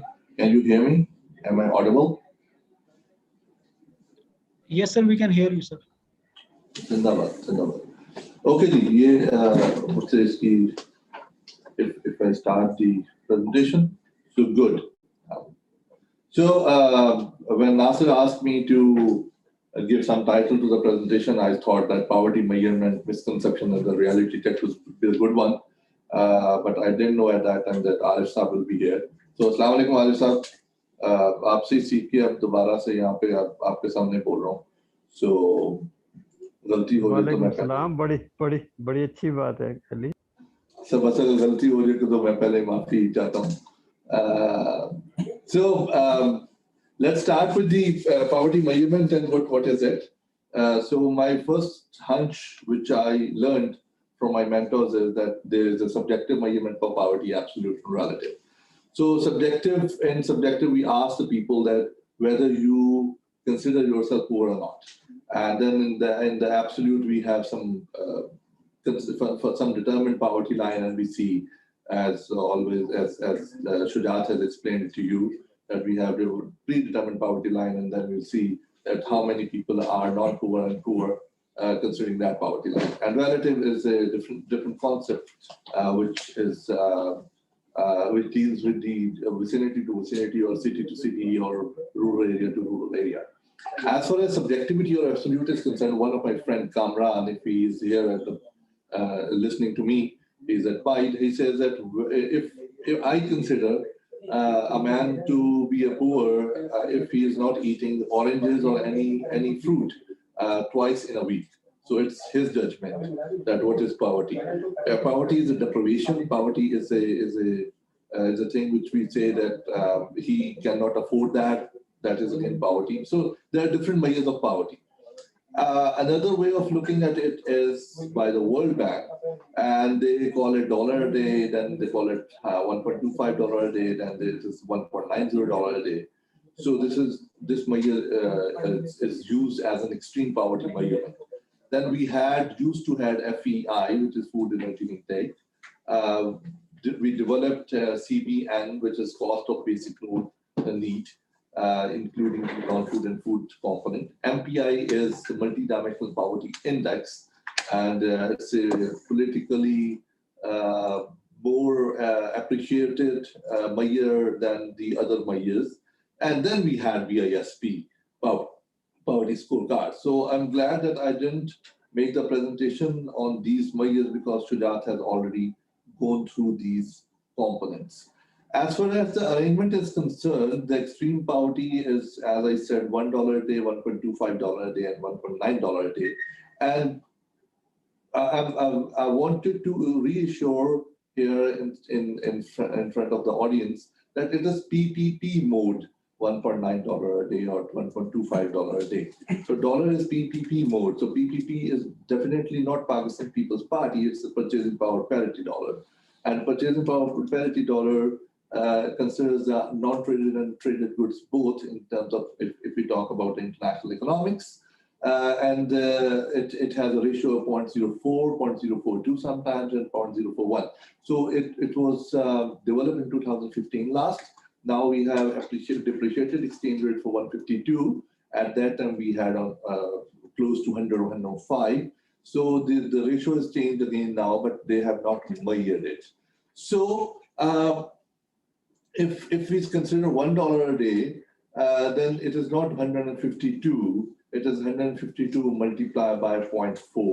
So $1.90 a day is not something which is close to 280 or 282. It is something related to 120 or 123. So having said this, we have the calorie-based approach, which we used to have, and Arif Sahib used to calculate poverty based on FEI, and we map different products on the different calorie table with the different calorie table. Or we had the average calorie-based approach. Based on that, we had the income calculated from that calorie intake, whatever the data is telling us at that time. As far as CBN is concerned, it has FEI plus non-food expenditure, both components included in it. So I'm not going into the details again. MPI, it has 15 variables, 3 dimensions, that is education, health, living standard. And we measure incidence and intensity. And when we multiply incidence with the intensity, that gives us index, which we call it multi-dimensional poverty index. It was started by one of my friends, Arif Naveed, who is right now in England. And he always told me that, he used to tell me that we have been doing a district ranking based on the approach which Amartya Sen has proposed. So I used to have, oh crap, this is not a poverty measurement. And we had a long discussion in 2004-5. based on the highest data or PSLM data, and the PSLM data he used to calculate it at that time. And when I came back, when I joined UNDP in 2016-17, I knew, I came to know that there's a full-fledged developed methodology of MPI, which is based on the Foster methodology, which is very similar to what Arif used to calculate. And I'm surprised that Arif didn't publish, I think. That's why he has no name or association with the MPI. So all of these measures, and now we think that which measure to use. So the policy makers maybe are not confused, but whenever we talk to politicians, whenever we talk to bureaucrats, whenever we talk to layperson, whenever we talk to civil society, whenever we talk to private sector, academia, even academia who doesn't know anything about, who doesn't know real about the poverty, but they know about the poverty that it exists in the society. So they have no idea which measure to use because it is such a confusion. Extreme poverty, that's FEI, that's CPN, then MPI. And in these arrangements, I didn't write the poverty scorecard, which was started based on the highest data. And I was surfing last night that when did it start, and came up with a paper which was written by Dr. G.M. Arif again. So which measure to use? So then I thought that let's have it from the recent data. Against the 1.90 a day, I wrote here less than 5% to save my back, because right now, as far as the Jeffrey Sachs SDT index is concerned, he wrote 0.9% in 2020 in Pakistan. So आप लोग तो पकड़ के मुझे मारेंगे कि ये पाकिस्तान में इतनी कम poverty कैसे होगी. So as far as CBN is concerned, the recent estimates are out. I'm not going to announce it here, but we will announce it at a relevant forum when the committee approved that. It is reduced definitely. So CBN, according to CBN in 2015-16, it was 24.3%, and at that time the committee decided, which was in where Dr. Arif was there, Dr. Idris was there, Dr. Alia was there, Dr. Naeem Muzaffar was there.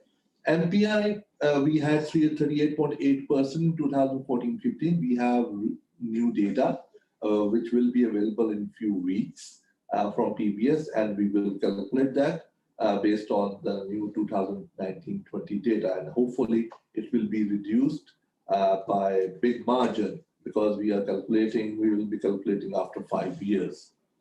So again, the question is, what measure to use? So whenever I ask several people, again, which I mentioned, private sector, civil society, politicians, and bureaucrats, or some non-technical guys who don't know about the poverty measurement, they say that, okay, MPI is better. Why MPI is better? Because it is giving a higher number, 38.8% and 24.3%. So it gives higher number, they will favor that, the opponents. And by opponents, I mean the opposition or the people who doesn't want government number to come lower. And it is human psyche that they always want to give a higher number if there is any mileage going on. Unless it's a government sector, because government wants to portray their better picture in all the way. On the other hand, that's a political economy statement. But otherwise, the data of MPI is available at the district level, and it is used for the policy making. So when it is used for the policy making, it is appreciable for all the departments and the civil society and the private sector and the academia, that they can play with the data. When they can play with the data, they have different measures. Though we can have the CBN measure, and we can apply the small area estimation technique to have a district level estimation, but those are the estimates. These are coming directly from the data that is more reliable estimates of the MPI. But again, this is the difference. Even I saw some people taking the data of average per capita consumption by quintal, which is reported by the highest in their report. They use that data to prove that poverty is decreasing or increasing, but that's a vague or wrong way which we don't use it because it gives the wrong picture. It is not good picture. Again, here the question is, which way to use? We have some sweeping statements for you, and if you have questions, I'll happy to answer that. But in the presence of Dr. Arif, I think, as Shudat says that he will clarify, I can also say that he might clarify most of the things. So extreme poverty covers only the extreme poverty. Dollar Day is basically a World Development or World Bank indicator, which is used for cross comparison. Very good indicator, but for cross comparison. It is $1.9 a day, which is extreme poverty. For moderate, it is 3.2. So we can use that. But again, it is for the cross comparison, and we cannot use it as a, it doesn't include the national definition.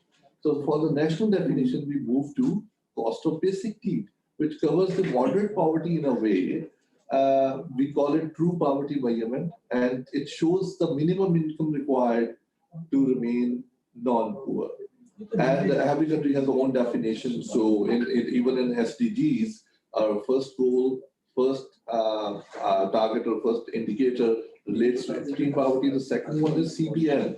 That what is your definition, according to your definition, what is your poverty measure? And it cannot be compared across country. That is one of the issues with the international data, with the international donor agencies, you can say. And I'm not for them, for those guys who say that the comparison is difficult.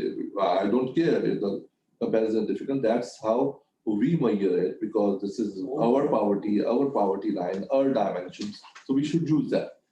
As far as MPA is concerned, it's inspired by the capabilities report of the Amartya Sen, which is written in the literature, and measures the quantity of excess of the basic need, quality of the excess of the basic needs, that includes education, health, and living standard indicators. To me, it depicts deprivation index. As far as the RF paper is concerned, RF Naveed's, it was basically deprivation index and ranking of districts of Pakistan, that how much in these three dimensions where do we stand. Global MPI also computed using the PDHS data, but they have different indicator, and it is used for the cross comparison. So global MPI is totally different from the MPI which we have computed as a planning commission. So CBN again is computed as a planning commission, but the extreme poverty definition, $1.9 a day, we don't compute as a planning. It is computed by the World Bank and reported in the World Development Indicators. Coming back to the CBN, and when Janwood CPI, MPI, and CBN bye-bye,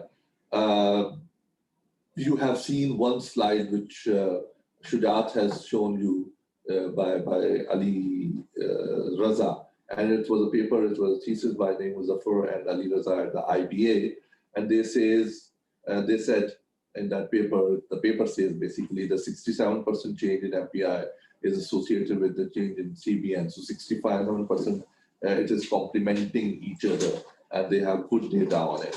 MPI definitely complements CBN because MPI is an input to a CBN, and CBI is calculated using the input. MPI is calculated using the outcome indicators. So one indicator is an input which is used by the outcome indicators, and one indicator is an outcome which is used input indicators. So they are complementing each other, but inputs MPI is complementing the outcome which is CBN, so money metric. So MPI complements CBN in a long-term measures. If we have decline in poverty, MPI poverty, then for the next 10 years, it may imply that CBN will continue to decline. And that's what my statement is as well, that for a poverty reduction, it's not alleviation. It's a sustainable eradication or alleviation of poverty, which does matter. And for that, resource distribution, as far as the economics is concerned, and quality education does matter. And for the MPI, in the report, it is stated that the decline in MPI or increase in MPI is strongly associated with the changes in the education. So quality education is must to reduce, alleviate poverty as a sustainable basis. Two more slides and then I'm done. CBN as a poverty measurement. There are some misconceptions which I need to clarify, which is basically my title of the slides or my title of the talk. Income versus consumption. People always say that it should be income, but income is underreported and consumption is overreported. So we are measuring poverty from consumption, which is overreported. So we may have a higher poverty, we may have, but if we look at the trend, we know the econometrics, if the trend is same and the error is same, then we can have the change which shows the decline in poverty. That is a good indicator to take. As far as use, own produce and consume is concerned, people say that why do we use this? Because it's their income and they are using it as a consumption. So they are not selling it, they are using it for their own consumption. So it should be there. People say that they will take loans and use it as a consumption. Yes, loan is an income because you use credit card and you consider it as an income that whenever you have it, you will return it. So while thinking of that, if people are taking loans and using it as a consumption, so it's a part of income, but it's a liability on them as well. As far as nutritional intake is different in different areas is concerned, and we have standardized it. Yes, that's the issue, but then again, if we are taking different nutritional intakes requirements in different areas, then it's a long process, and we may not have one single poverty measure which can be comparable over the years. That's a difficult thing. As far as the changing the goalpost is concerned, when I met several poverty experts, they say that after 2 years, there's a change in the habits of the people. They start using different kinds of things. They started consuming different kinds of products. So we should have a change in basket to calculate poverty line gain. So this is a debate. But to me, we are changing the goalpost. So we should change the goalpost after 10 years. But for 10 years, we must not change the goalpost. After 10 years, we will have a new basket that we can change it. If everyone agrees on changes after 5 years, that's possible, but 5 years is too low, too small to change the poverty line. I think 10 years is good enough to use that.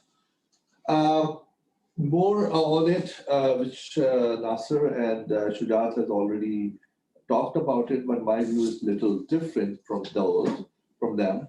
That it is job of the government to somehow remove poverty by enhancing certain schemes that reallocate more money to the poor. I don't believe in that. The idea is to construct more schools and libraries, hospitals, or anything that raises the standard of living for the poor. So basically, when we say that government should invest to reduce the poverty, we always increase the PSDP program and invest in all those projects which says that this will reduce the poverty. They have they have welfare enhancing indicators. They may reduce the poverty temporarily, but it is not a sustainable solution. Again, inequality and poverty are the same side of the coin. It's a big no, N-O. Because there are several episodes when the growth is going up and inequality is rising, poverty will be reducing. There's a chance that growth is negative, poverty is not reducing, it is increasing. So if the growth is not happening, the poverty is going up, as Nasser said or mentioned in his presentation. So it is true, but inequality might be going down because of the Asas program. So we can have a lower growth, lower inequality, but poverty would be rising. So there is a bad connection between inequality and poverty. And I realized when I had one paper which is not published, and I was confused totally that it has a direct relationship with what happened with me. The next point, which I've already explained, that growth is not necessary. Poverty and development happen without growth, not for a longer period of time. If we said we will have 1% growth for 10 years and the poverty will reduce, no, not at all. The poverty, vulnerability, the variability in growth was maximum in 90s, and poverty has increased. So we don't, if we think of one time period, 1 year, 2 years, 3 years, that could be a spurious regression or spurious correlation or association between the two. But on the, if we are talking about the long term, then growth is necessary for the reduction of poverty. As far as impact of transfers is concerned, which I don't know, Nasser or Shudat mentioned, we have recently done an analysis or based on the model we call it shapely decomposition at the Planning Commission, and transfer is negatively contributing to poverty. It is interesting to see that why they are negatively contributing to the poverty, because remittances and income and assets are the main components which are increasing or decreasing the poverty and not the transfers. Thank you very much. And if you have any questions, I'll happy to handle it. Thank you. Gee, thank you, Kamal, Ali Kamal, a very comprehensive presentation. Now, I think I'll open the floor for Q&A. So please proceed, introduce yourself, and please also point out who the question is addressed to. Thank you. Please raise your hand. Click on raise your hand option if you want to ask a question. Thank you.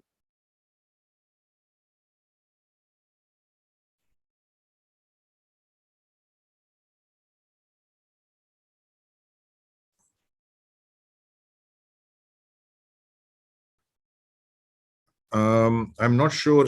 I cannot see on my screen who has raised his hand. So far, nobody has raised his hand. Oh, I see. Maybe I thought I was missing someone. All right. So Zubair sir, if there are no questions, we can call it a day. How is it going? अच्छा, अगर ऐसी बात है तो as a moderator, let me throw in my one, my view on this. I think all of you as speakers have covered essentially all the grounds. Can I try one? Ji sir. Assalamu alaikum. Walaikum assalam. Yeah. Well, I had thought that the word inequality will not be mentioned today, but at the end of it, Ali Kamal did. And then Ali Kamal also told a story which all I can say is that cannot be retold. There was someone in some studies, I think it was David Dollar, if I correctly remember, who said that growth elasticity of poverty reduction is higher the more equal income distribution.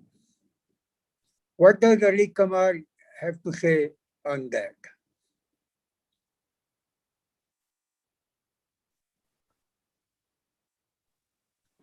Sir, I believe that you are the Dollar and you both are right. But the thing is that I'm not a very big fan of Martin Rebellion concept of inclusive growth, of his definition of inclusive growth. I believe that if the lower quintile is increasing by 3% and the higher the top quintile by 2%, the growth is happening and the inequality is reducing. But if the lower quintile is increasing by 4% and the higher quintile is increasing by 8%, then the poverty reduced more and the inequality increases. So it's a different debate that where do we stand, though I believe that if it is inclusive growth, and which I think inclusive growth, that every segment is contributing and contributing enough to reduce poverty and have higher sustainable growth, that will decrease poverty, but may not reduce inequality.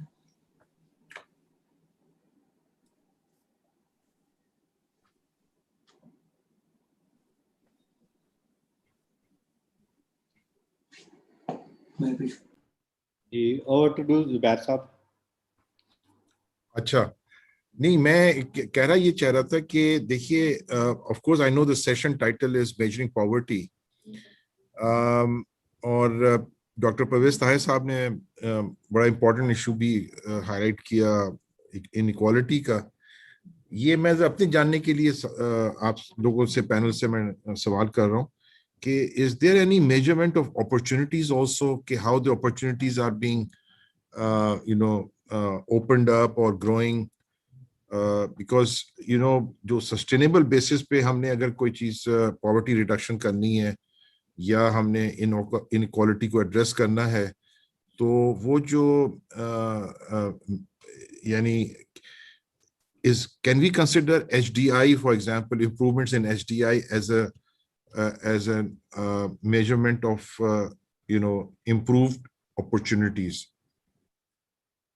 Any of the panel? There used to be a measure called poverty of opportunity, POPI as it was called. I see.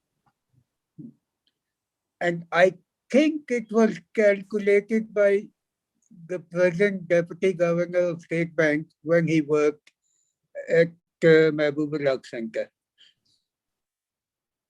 अच्छा अच्छा अच्छा अच्छा, ठीक है। The Zubair Sahab, other issue is that for poverty until now the focus is on some outcome type of thing. If you see the money metric approach or MPI or even other measures, they all are outcome indicator based, while opportunity is basically an input to reduce poverty. But I think it's a good way of developing some measures that how can we see that whether opportunities are there or not. जी हाँ, बिल्कुल। मतलब one have an endowment indicator at like provincial district level when we have this PSLM, that will give us some sort of fair idea about the opportunities available to there, and also the earlier discussion in the morning that all about the creating opportunity for the poor, how they can be lifted. So these are the अहम issue ये होगा कि जी what we are calling opportunity, like defining opportunity is a quite complex thing. Similar is what is opportunity.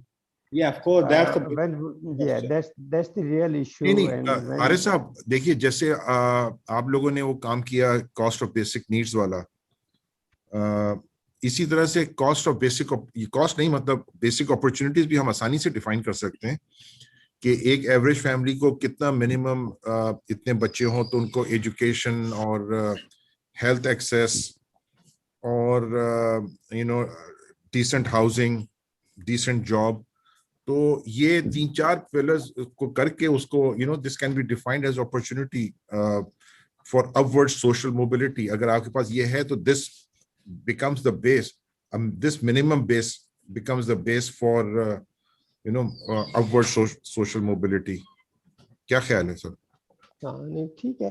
वैसे अगले session में सबीना अल खैर भी कुछ हमें गाइड कर सकेंगी कि ये जो MPA और प्रोफेसर अमर्त्य हसन की होल अप्रोच भी तो अपॉर्चुनिटी बेस्ड है जी।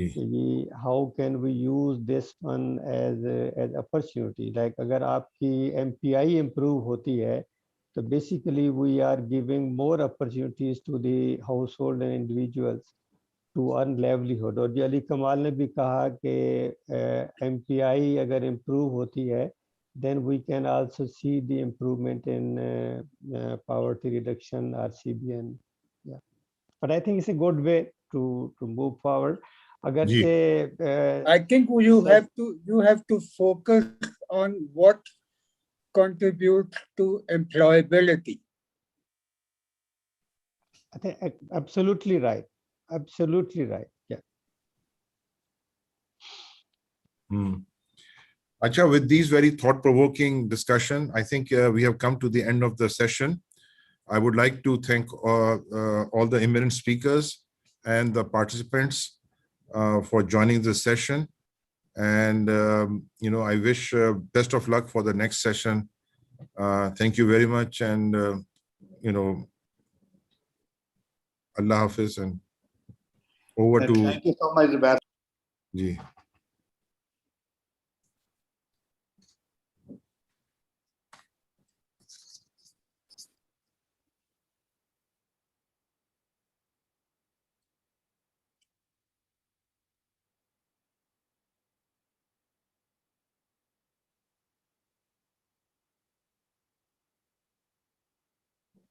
Dr. Nasir Iqbal, sir, kindly unmute yourself, sir.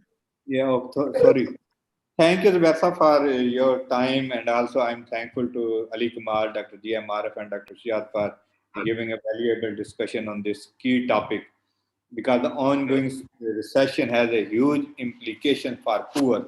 And as I mentioned in my talk, that around 64 million people are pushed down the poverty line due to, and the number has increased from 45 million to 64 million due to this ongoing recession. So we are lucky enough to have Dr. Sabina Al-Qair, Director of Oxford Policy and Human Development Initiative, with us to give a talk on understanding multidimensional poverty. As Zubair Sahab said, we have to talk about opportunities, and opportunities come through the capital that we have, like human capital, the education capital, health capital, and also the physical capital we have. So with us we have Sabina Al-Qair to give a detailed talk on the multidimensional measure. So Professor Al-Qair worked on multidimensional poverty and well-being, multidimensional poverty measurement, complement monetary poverty measure, as well as the other dimensions such as health, education, nutrition, standard of living, etc., etc. She devised a new method for measuring multidimensional poverty, what we mainly use in our research. That's called Al-Qair-Foster method. Is the very famous method used to define different shades of the poverty. So Dr. Al-Qair also have extensive experience while working with the government of Pakistan in terms of measuring poverty and then multidimensional poverty used by the government of Pakistan in collaboration with UNDP. Al-Qair was basically the main force behind that poverty. With these welcome remarks, I would request Dr. Al-Qair to give a keynote lecture on measuring poverty and also understanding about the poverty. Over to Professor Al-Qair.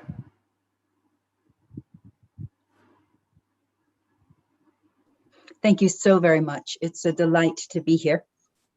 And I look forward very much to the discussion and the ongoing conversation. I think this is a fantastic event, and I'd like to congratulate the organizers for really bringing together a wonderful community. And I've learned a lot from the interchanges I've been able to listen to today, and think that I hope that this conversation continues. So what I will do in this session is really think a little bit beyond measurement, even though measurement is my academic area. But given the topic of understanding poverty, it made me think, because many of you on this call are teachers and professors, and the best way to understand a topic is when you have to teach it. But it might be that the best way to understand a poverty measure is when you have to use it. And so given the theme of this conference and the motivation of many previous speakers, I thought I would primarily focus on ways that the MPI is being used in places outside Pakistan for policy, and how these might be of interest or might be modified or might be changed to use measures to better understand and in the end poverty. And so I'm motivated by Sir Tony Atkinson's posthumous book, Measuring Poverty Around the World, which was published in 2019, exactly 50 years after his first book in 1969 that also had addressed poverty. And what Sir Tony said as an academic who had worked all his career on measurement of poverty, measurement of inequality, measurement of social indicators across Europe, was that there's something different about the subject of poverty measurement. And what's distinctive is its link to action. That poverty measures matter. They take on really their raison d'etre insofar as they motivate people to move forward and use them to tackle a key challenge. And so, you know, to be a bit simplistic, we have been following now since 2012 China's work on ending poverty, and they define poverty multidimensionally as a lack of monetary poverty, and of the 2 no worries and the 3 guarantees. So food and clothing and education, healthcare, and housing conditions. So those are part of the multidimensional definition of the absolute poverty that was the focus of China's efforts. And a very clear definition, but what was really spectacular about that particular context was the use of data, the use of coordination across different government institutions, across sectors and levels of government to achieve that task. And I think there are many governments that are sort of in this process of trying to fulfill the SDG goal of ending poverty. So this is sort of the structure of what I thought, excuse me, we might discuss today. One is recognizing that Pakistan launched its multidimensional poverty index in 2016 using 2014-15 data that were collected before the Sustainable Development Goals were launched. We might look a little bit at how the world of multidimensional poverty measurement has changed since then. Looking, for example, at the Sustainable Development Goals, looking at techniques, many new techniques have come forward, but I'll mention one on gendered and inter-household analyses, and how MPI is being used in the pandemic. And of course, that's a huge topic. For the past 15 months, I've been doing almost nothing else but pandemic emergency responses with many countries. But just a little bit about how data and measurement are helping different governments to respond, given fiscal constraints and time constraints, fast and effectively to different phases of the pandemic. And then sort of the bulk of this time, I thought would be interesting to take the case of Colombia, a country that had a strong reduction of MPI. It took its MPI from 30% to 20% in 8 years, but it did so while it was in a time of transition of many other kinds. And there are a lot of policy and ways that measures were used by technical experts in budget, or technical experts doing the household targeting measures, or technical experts designing the next census. And so the one MPI became a sort of a common conversation partner across different organs of government that supported the policy apparatus.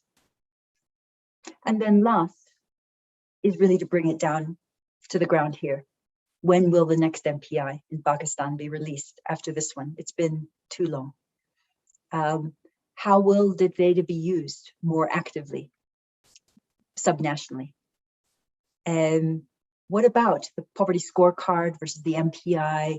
You know, how do these measures align and strengthen each other so they're like 2 rivers coming together instead of doing the opposite and just dissipating efforts?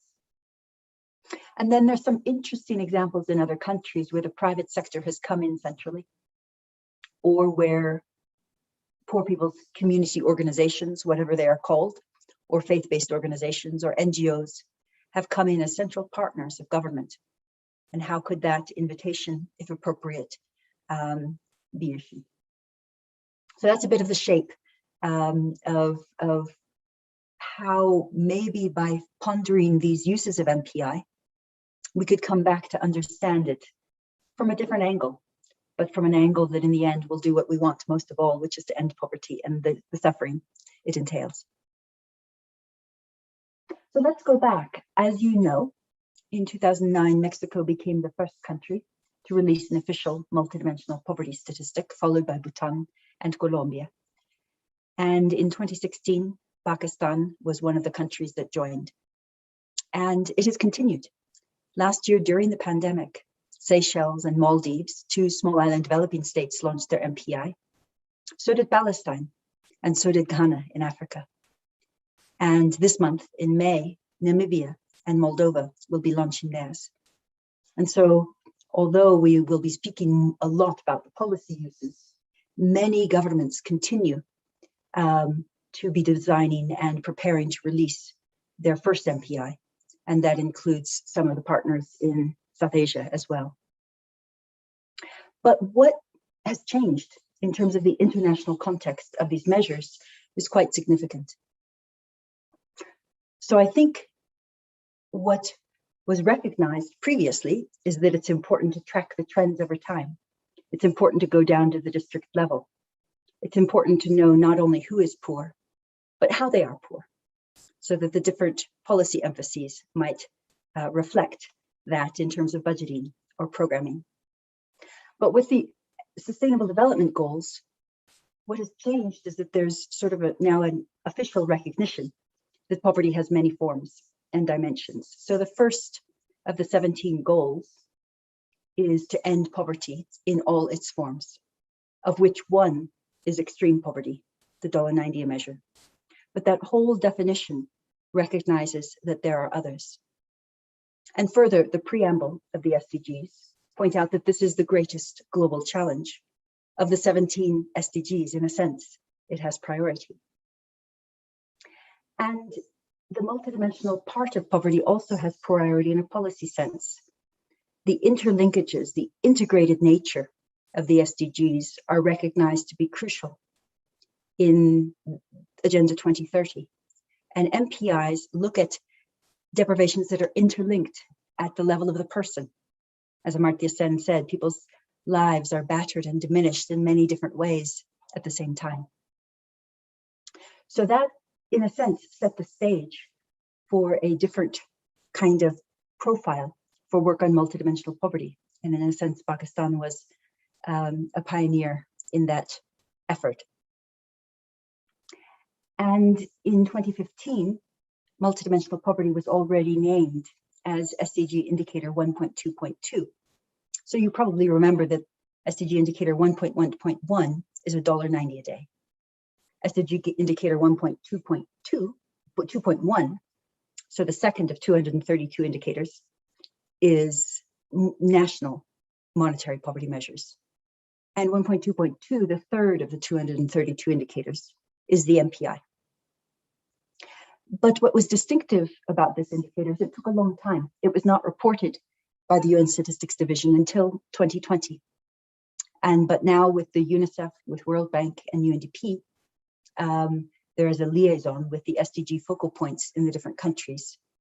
And they validate and report the MPI, the headcount ratio of poverty, the intensity, disaggregations, rural, urban, children, gender, etc. And 64 countries have reported against this indicator, and that includes Pakistan. This is not complete. I couldn't get all the countries on one slide that have official MPIs, but there are many, many more MPIs now than when Pakistan launched. Another related forum is the voluntary national reviews. So each year in July at the high-level political forum, different political leaders speak about their progress on SDGs. And many countries in that space articulate their commitment to reducing MPI. So for Pakistan has not been among them, but maybe next time it runs an VNR, it will be. And Pakistan was a founding member of the South-South Network, which has now grown to 60 countries and has high-level meetings at the Statistics Commission, at the General Assembly, and also annual meetings this year virtually based in Chile. And this is a place where we learn from each other how to improve both our statistical and our policy efforts to reduce MPI. So that's a little bit about the shift in context. There are more friends. There are more people who are fascinated So if, in your policy environment, there's a new twist, then other countries will be flying, writing, emailing, calling, trying to learn from you. It's quite an active community. There are also new techniques. And I'll just profile one because it has data on Pakistan. So the work on multidimensional poverty has expanded a lot. A lot of boring statistical tests and robustness and sensitivity, and a lot of work on data visualization. A lot of STATA do fantastically complicated programs.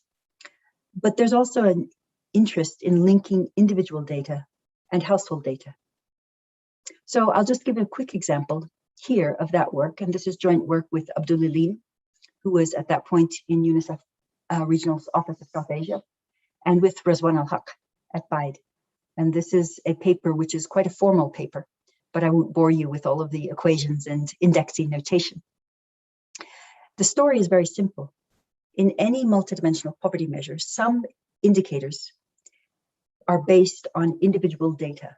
For example, undernutrition. Which child in a household is undernourished? Or years of schooling. Of each of the adults on the household roster, who has completed how many years of schooling? Or for children, which of the children are not attending school up to a certain level?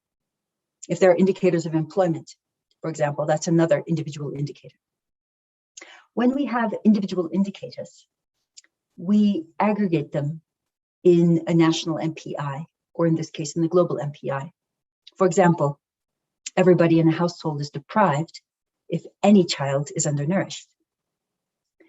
But it's a different situation if one child is undernourished than if all children of that age range are undernourished. It might be different if it's a boy or a girl. And so for policy responses to individual indicators, we need to go further. So with my colleagues, Abdul Alim and Razwan al-Haq, we've developed a consistent methodology for having a linked analysis of individual deprivations and the household MPI. That was methodological papers, which are now submitted for publication. But this year, with the global MPI covering 5.9 billion people in 109 countries, we'll be implementing this methodology on all those countries. So we'll have that as a new regular statistic of our global poverty database. But I'll just give you a couple examples of what we find. For example, if you look at children who are not attending school and look at if they are boys or girls, overall across South Asia, of the data sets that we have, some of which are very old, like Bhutan, Pakistan's is the most recent, 2017-18, 1 in 11 boys is out of school and 1 in 9 girls.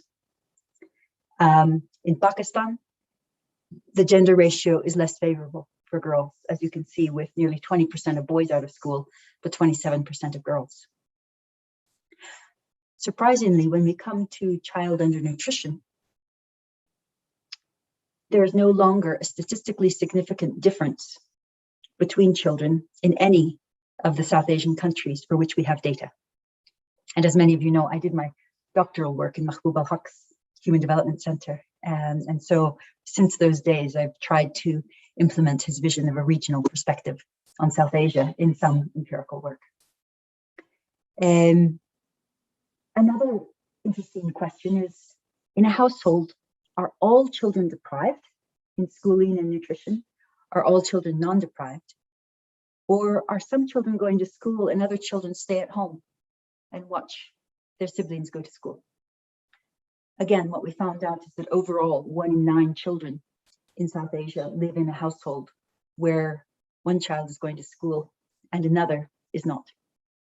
And it's 1 in 7 in terms of undernutrition. And Pakistan is again a little bit higher than other places, with 2 in 9. Finally, a happy story just to illustrate this. We call them pioneer children. But across South Asia, 436 million people live in a household where no adult has completed 6 years of schooling.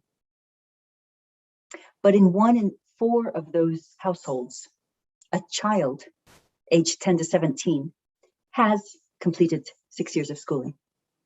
They're in a sense the first generation. That's why we call it pioneer, the first generation of their household to complete the 6 years of schooling. And we might think this would be quite rare, but across South Asia, it's 1 in 8 children. And in Pakistan, it's 1 in 20 children are a pioneer, live in a household. Well, 1 in 20 children are themselves a pioneer child. So it's 1.8 million children in Pakistan have this status. So that's, again, something to look further into. But these are an example of new techniques which have come out since 2016, since Pakistan launched.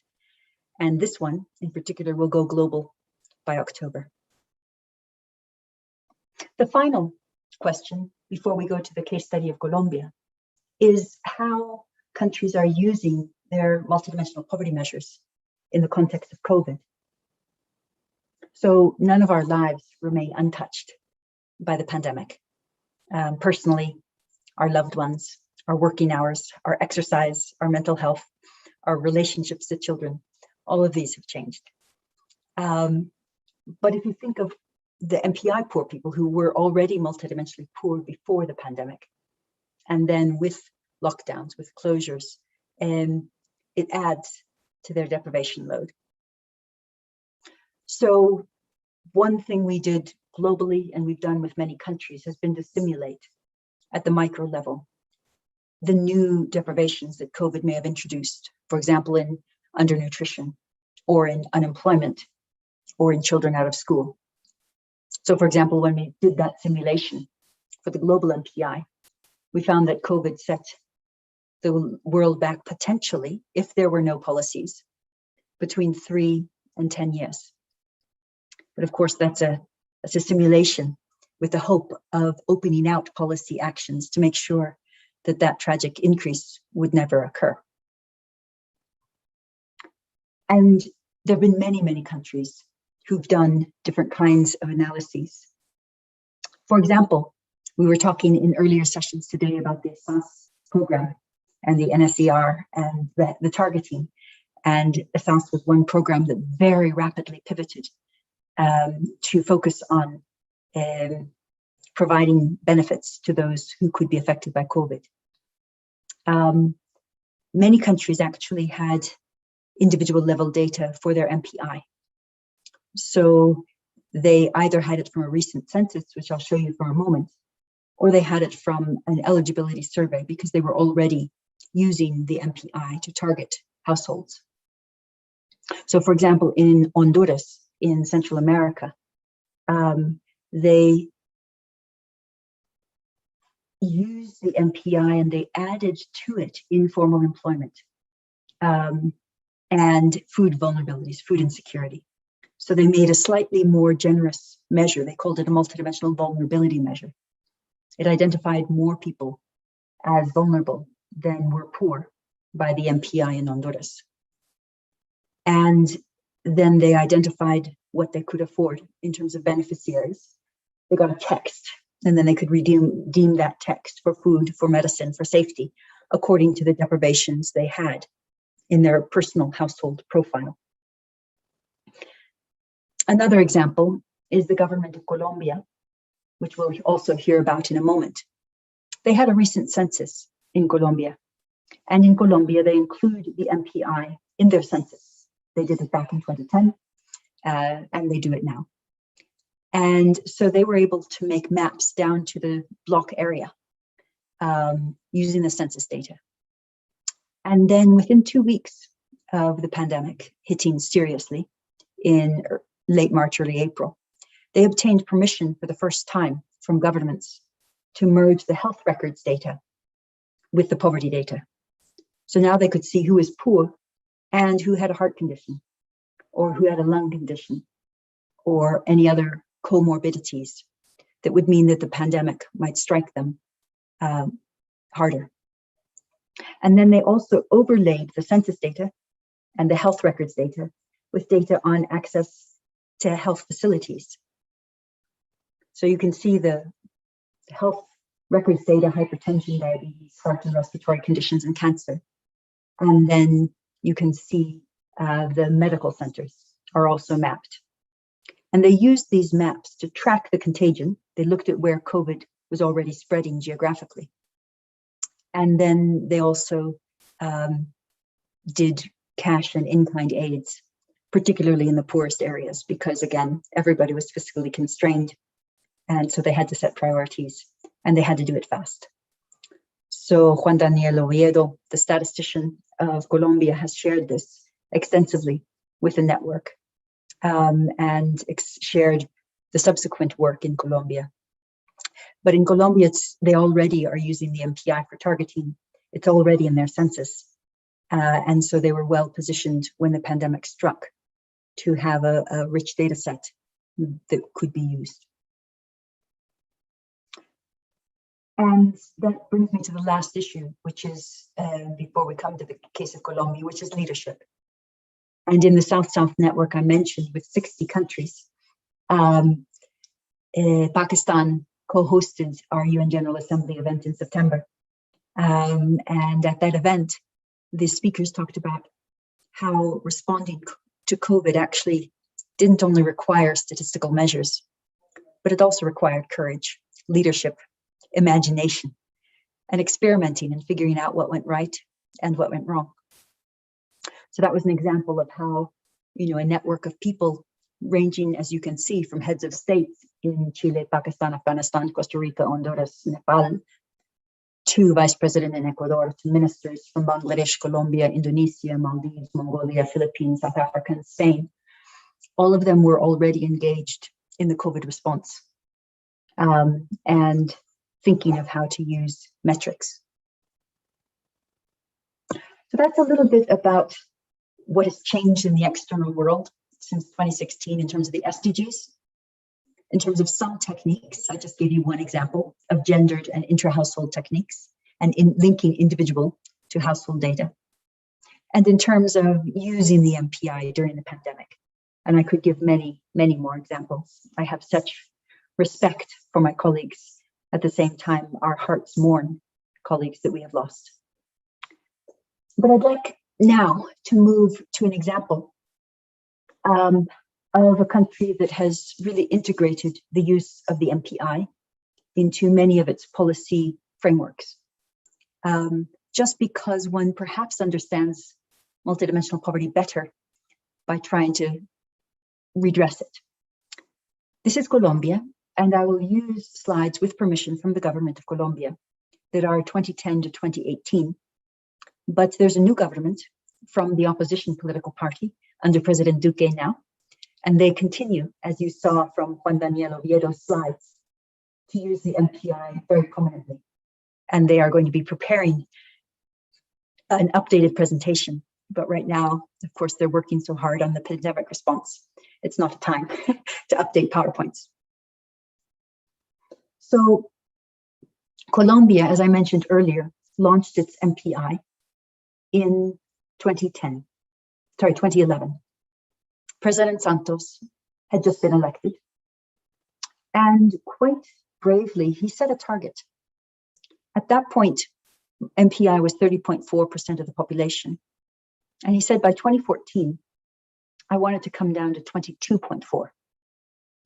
He set this projection based on advice from Deliverology, Michael Bobber's group that had worked with Tony Blair's government, with McKinsey, who's also was working on trying to do predictions using the MPI, and his own technical advisors. But of course, that's a very scary thing to do. It's also done in Nepal. It's also done in other countries. They set targets and across Latin America. But to hold that trust of the public, you then have to think of how are you going to deliver. So he set up a roundtable, and he was the chair, and the ministries of the organizations involved in the indicators of their MPI, which are 15, were part of the roundtable. They looked at MPI, they looked at income poverty, they looked at the Gini coefficient, and they looked at safety net achievements. So their social safety nets program, Unidos, later called social prosperity. And it was high level because nobody, the president, the ministers could send deputies. They had to come together as a leadership team and consider their work. And what they did was each time to look at a dashboard. And these are the 15 indicators of the MPI as they were in 2011. And I mentioned overall, poverty was to go from, it was 30.4% in 2010, but in 2008, it was 34%, down to 22.5% by 2014. And so they had targets for each of the indicators. And the green meant they were on track. The red meant that they were stopped. And the invisible, which are yellow, meant that they were going a bit slowly. And the ministers then discussed the indicators that were going slowly or had stopped, and therefore they called them alerts because they weren't moving as planned. Now, how did they use it? At the bottom of this slide, you see each of the dimensions. There were 5 dimensions of their MPI. And you see the ministries who took the main responsibility for each dimension. For example, education was both the Ministry of Education and the conditional cash transfer that gave money if kids went to school. Employment was obviously the Minister of Work, the Ministry of Commerce, the Ministry of Agriculture, and again, the conditional cash transfer that helped people get jobs, etc. Then for each indicator, they not only looked at the percentage of people who are poor, they looked at the number and they counted them. And they said, how many people do we want to get out of poverty? And how can we reduce these deprivations to do so? And there was a technical team, that's the same technical team now in the current government, that tried to do different projections, different scenarios, to think in a very technical, managerial way, how to change these deprivations. And then when the ministers came together, they also had to be imaginative. So for example, in 2010, the children were not attending school and there was a problem of early childcare, which releases women particularly into the labor force. And so they made education free and they had an integral strategy for early childhood, including nutrition and childcare. And like that, each year, there were indicators that were problematic. The next year was housing. So they made some public housing. The next year, it was rural urban poverty and income. So they had employment and they redesigned their SICE program, as it were, to have more coverage in rural areas. Then it was youth unemployment. Then it was nutrition of children. And so they had a national system of food security. And what they realized by doing so, and President Santos is now writing a book about this, is that reducing poverty is a team sport. And his job as a head of state was to try to get the ministers to work together. Because if they could work together, then they would be able to join their efforts and reduce poverty faster. And of course, this was also going on during the war. And then there was the signing of the peace seal and the implementation of the peace seal and the Nobel Peace Prize for Santos. So all of these policies, I won't have time to mention it, but they also had a component, the victims of housing, the combatants, the ex-combatants, the areas of the FARC, the opposition, the militia groups. As part of the peace process, the government promised to reduce MPI in the poorest of the FARC-affected regions, because that's the only way to build a lasting peace. And the ministers then also took different interviews and explained what they had learned. This is the Minister of Health explaining that what he learned from sitting with the other ministers and just talking 3 times a year for an hour and a half about poverty was that he couldn't reach his health goals if the Minister of Housing or of Drinking Water or roads didn't help. So he actually needed this collaborative work to meet his own indicator of improving the health of the citizens. And he also recognized that one of the values of MPI, and this is in many, many countries, is that it moves faster than income. It makes change visible at once, because if any deprivation of any poor person goes down, axiomatically the MPI goes down, no lag. It goes down that very year, that very month. And that was, it's a much more sensitive monitoring tool.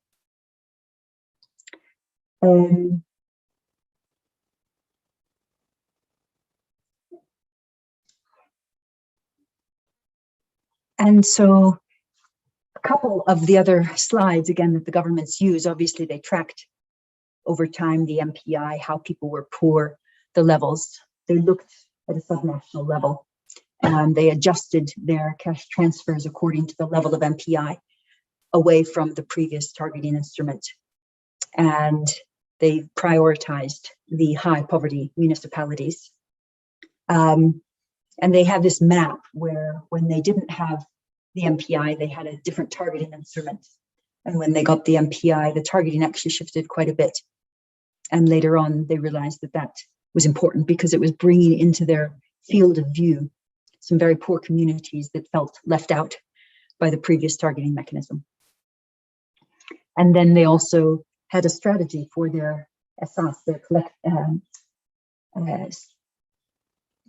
conditional cash transfer programs.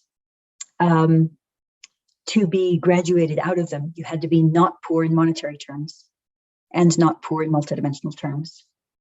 So their equivalent of registry data, NSER, included the MPI questions, and graduation out of MPI was a condition for graduating out of being eligible for the benefits.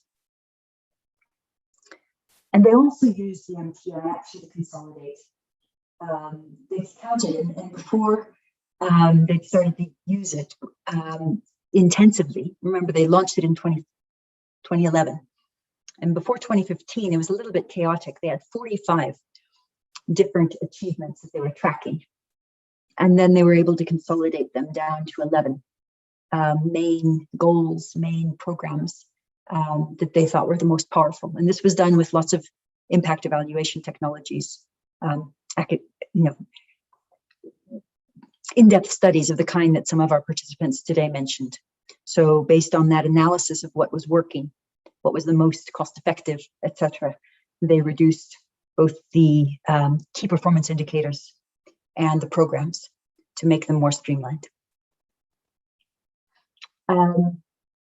And they linked all of their MPI indicators to the Sustainable Development Goals, which are ODS in Spanish, Objetivos de Desarrollo Social, but they're SDGs in English.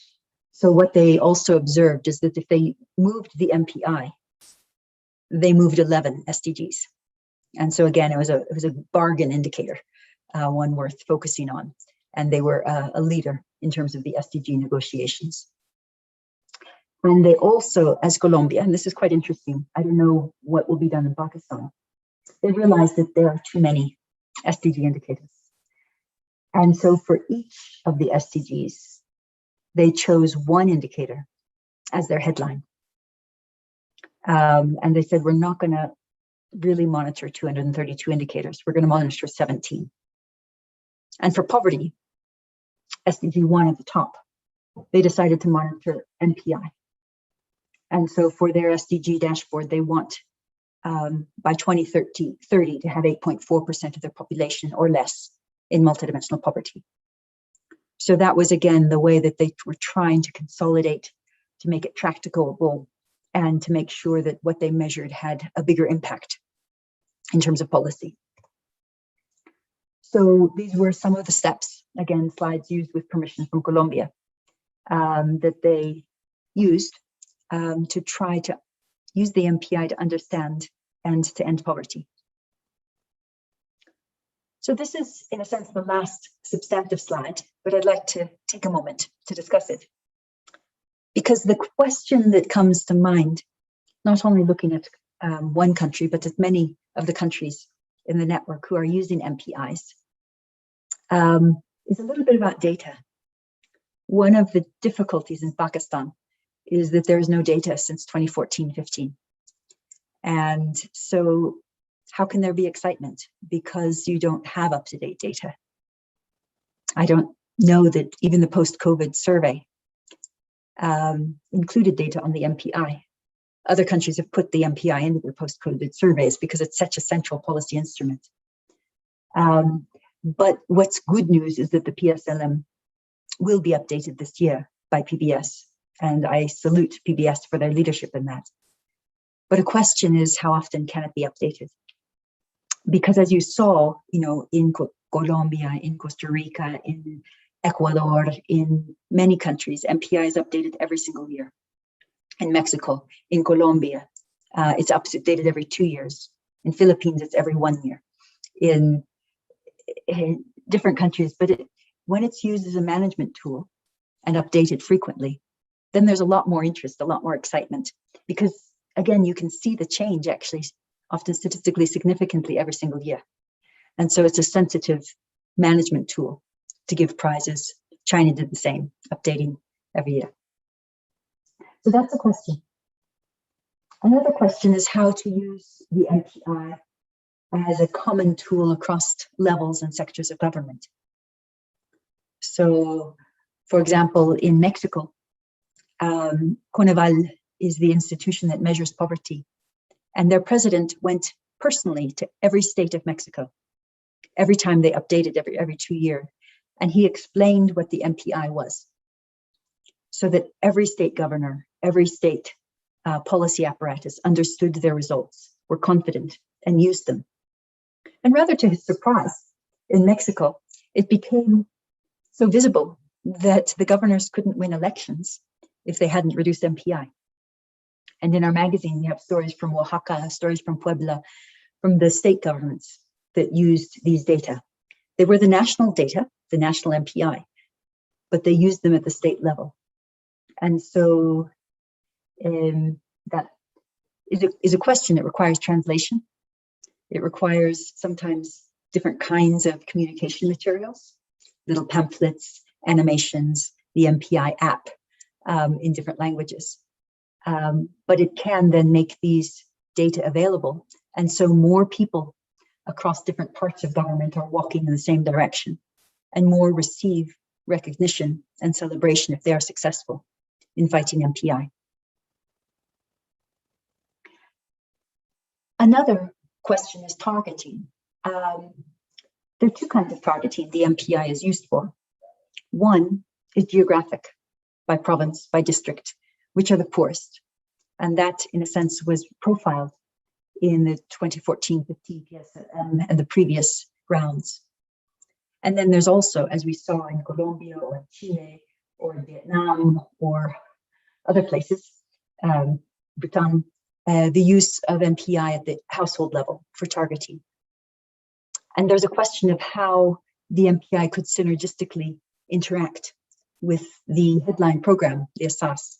Will it be able to monitor the success of ASAS strategies? And how can that synergy and strengthening from two different measurement approaches, a poverty scorecard and an MPI, how can that happen? And that'll be very interesting to follow in Pakistan. Two other closing points. One is on the private sector. Often, and other speakers have mentioned this, we think of poverty as being a government priority. And certainly, as Amartya Sen would say, their core investments in human development, in education, in health, that have been done by governments, in nearly all of the governments that have achieved very low poverty or reduced it. But there's also a question of how other actors could be involved. And one of those is private sector. So I'll just, sorry about this, give an example. Our center, OFI, in the University of Oxford, spun off the university's first ever social enterprise. But it's not thanks to us, it's thanks to partners in Costa Rica. So in Costa Rica, the president of the biggest bank, Banco America Central, he went to Islam. And it was less than a half an hour drive from his office. But actually, he hadn't been there before. And he was a bit shocked. He said, I didn't think Costa Rica had this level of poverty.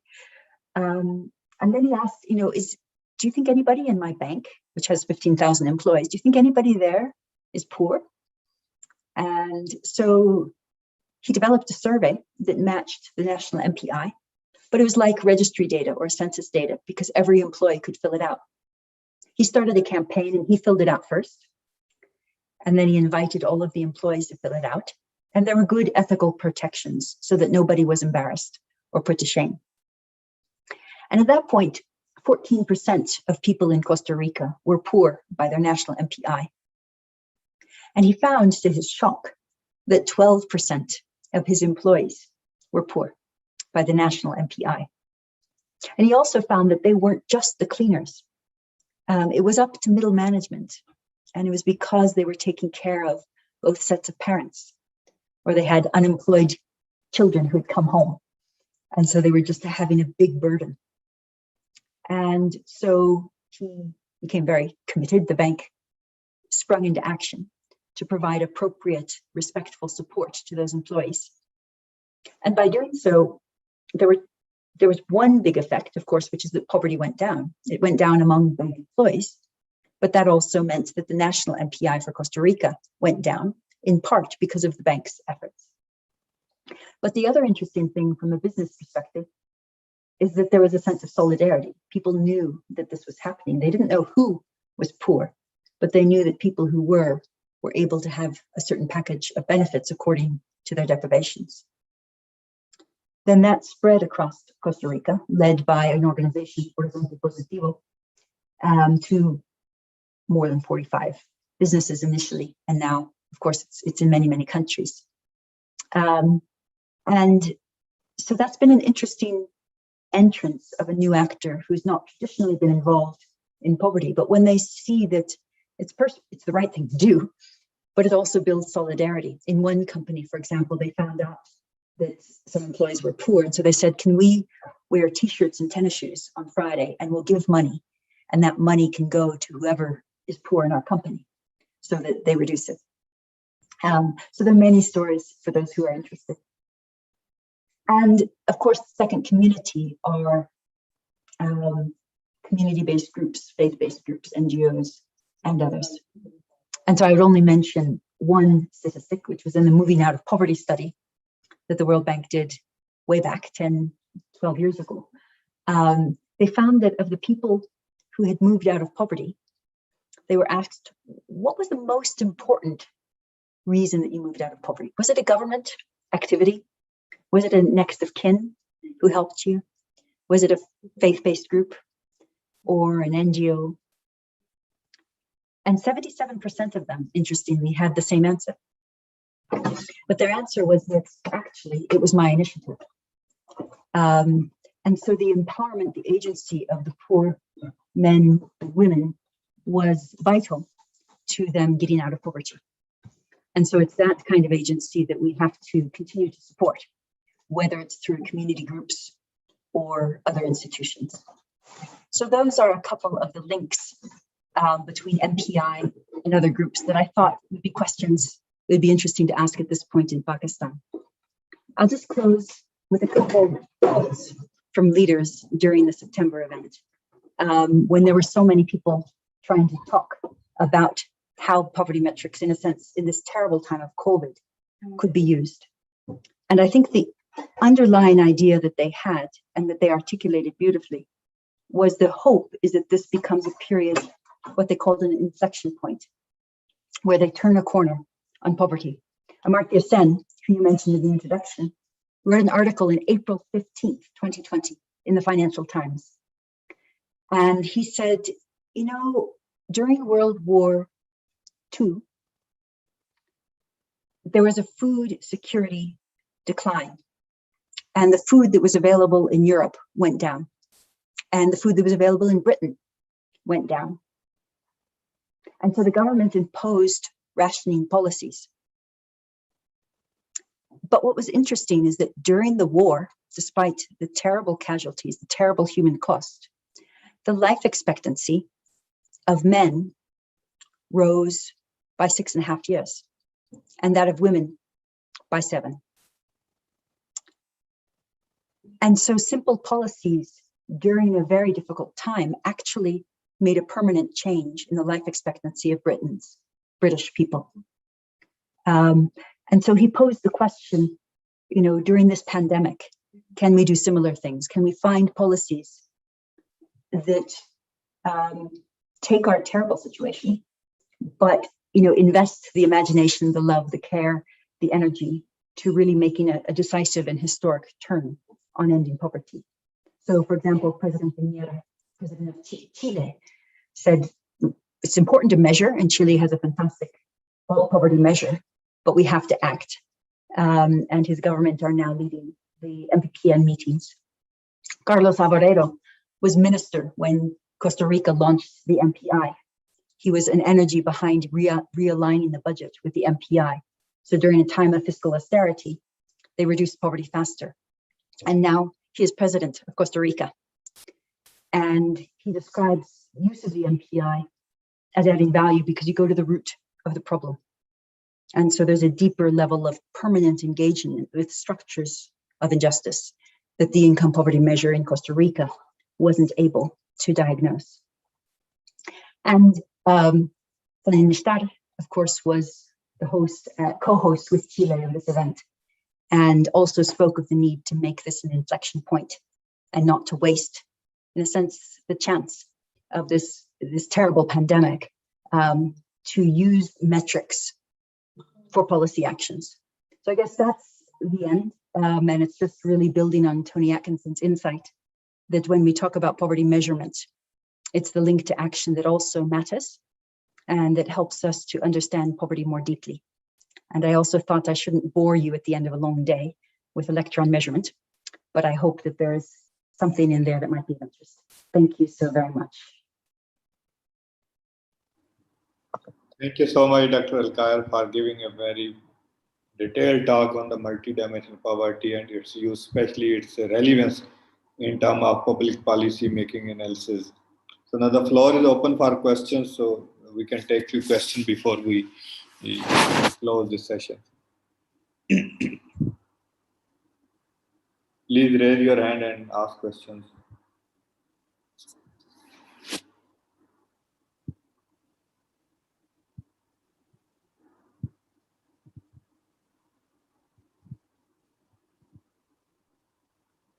I'll start with my question. Basically, the earlier we talked about the creating opportunities for the poor. So the measure that we are using is basically a measure that linked with the outcome of the whatever is behind these poor, like the endowment that they have.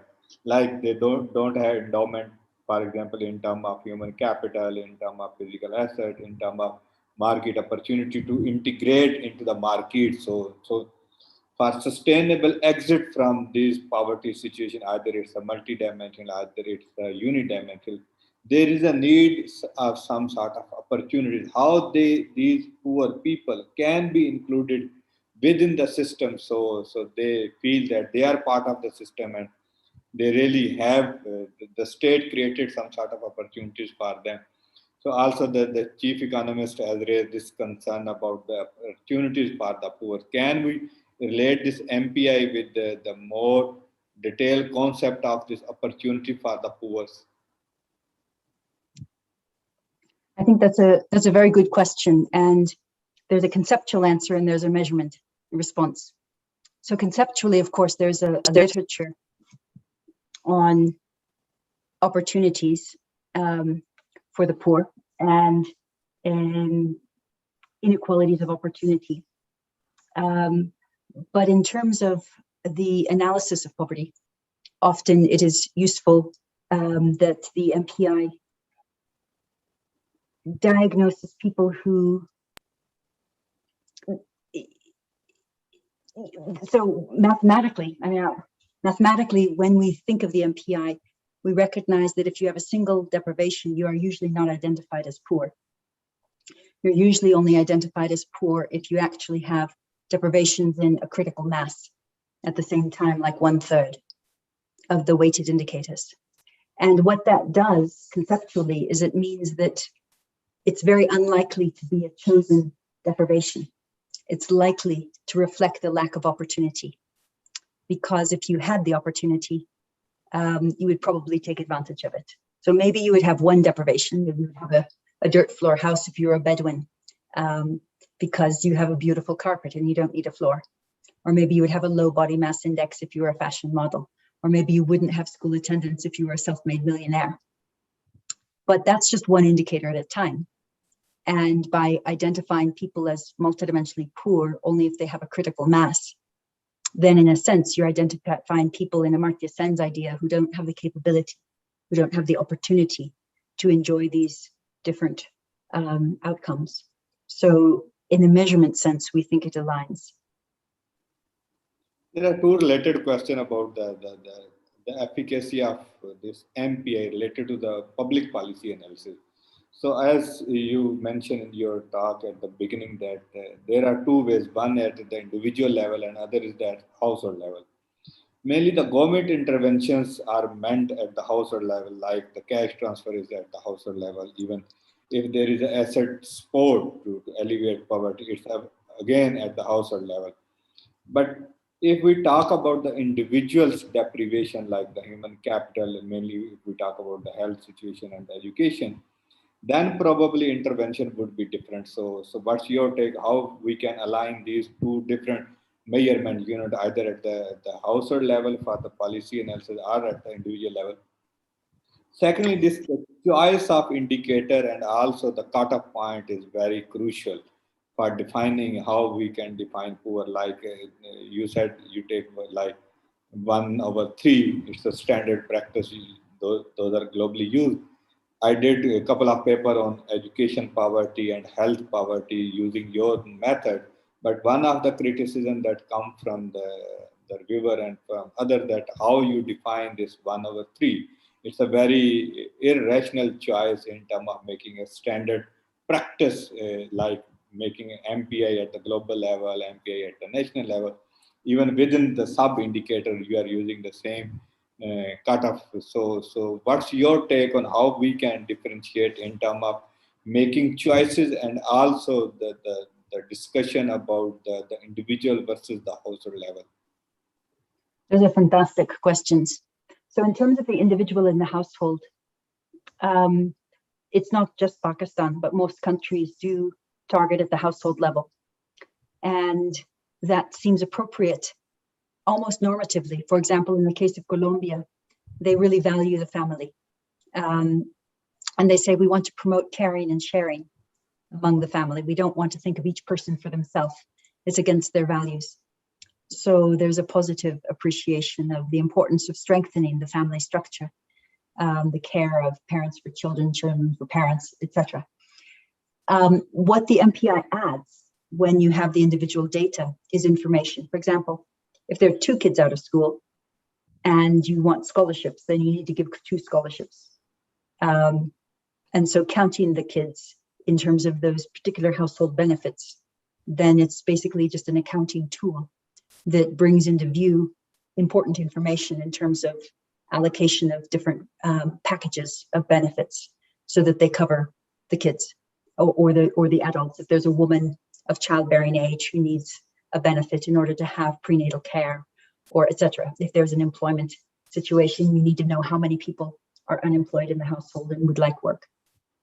So that's how both of them are used together in a lot of the, when the registry data is used for MPI targeting, then both the household is used to identify, and then the individual is used to, tease out the benefit packages for the households.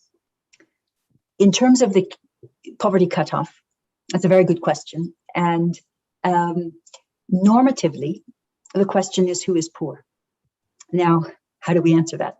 Sometimes it's participatory work, and you can go to the field with a survey and ask people, who do they think is poor, do a little survey, identify by a poverty cutoff, and then check back with the community and do this enough times. Another option is to put into the household survey the question, do you consider your household to be MPI poor? And in Colombia, for example, they cross-checked how many deprivations, what the deprivation score was of people who subjectively said, yes, we are MPI poor. And it was basically aligned with their poverty cutoff.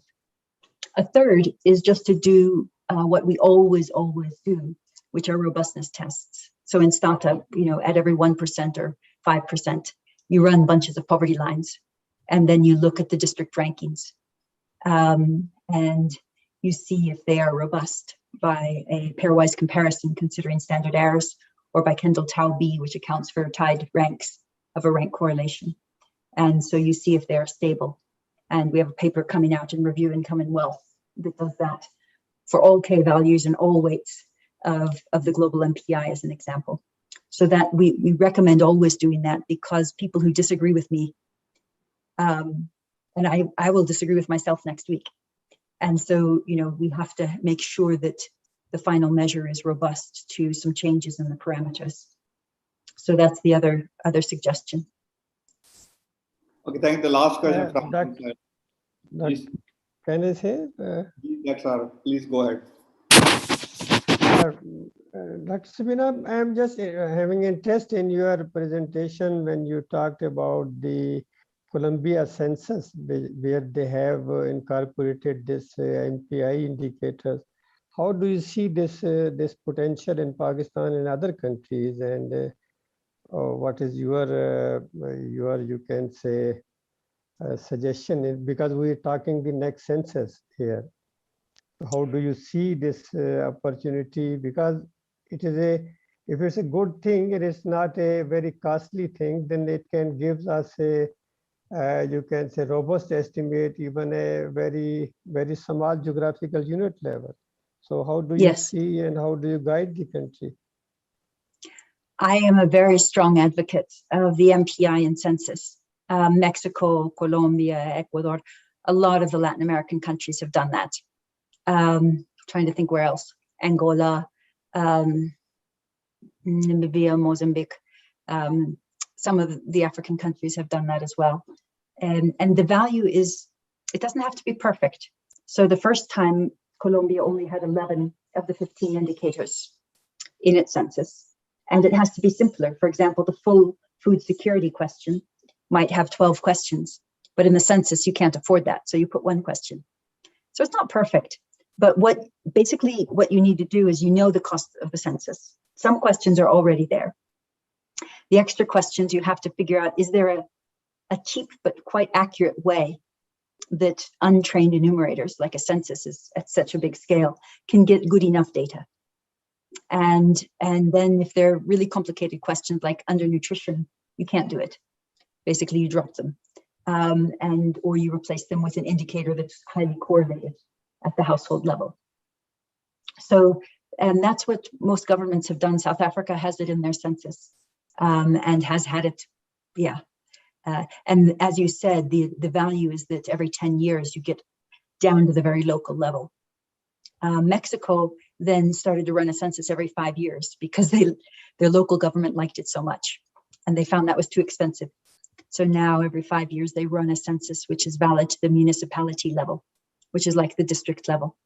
And because they want to encourage the local governments, the municipal governments, to use the MPI as a outcome variable and try to reduce it. But it seems it seems countries with large populations like Pakistan have not yet found it of interest. So Indonesia is now building its MPI. Okay. And Indonesia, as you know, has registry data with 40% of its population. So with BPSA, their statistics bureau, we are quietly, they've already done test measures using the Susunas data set of Indonesia. And they've done test measures using the registry. And they've made a public announcement that they will release it under Jokowi's government this year. So that's large. Obviously, China has it. And China has household level data, but of a registry kind. Again, it's not a census data, but they have that for each poor person. And when they were doing the poverty reduction at the village level, they would have boards with each person who was poor, how they were poor, how many people were in their household, and when they were supposed to come out of poverty. So it's a fascinating, China's a beautiful, example in terms of data and accuracy of data at reducing MPI. In terms of Bangladesh, they should launch their MPI later this year, but it's not launched yet.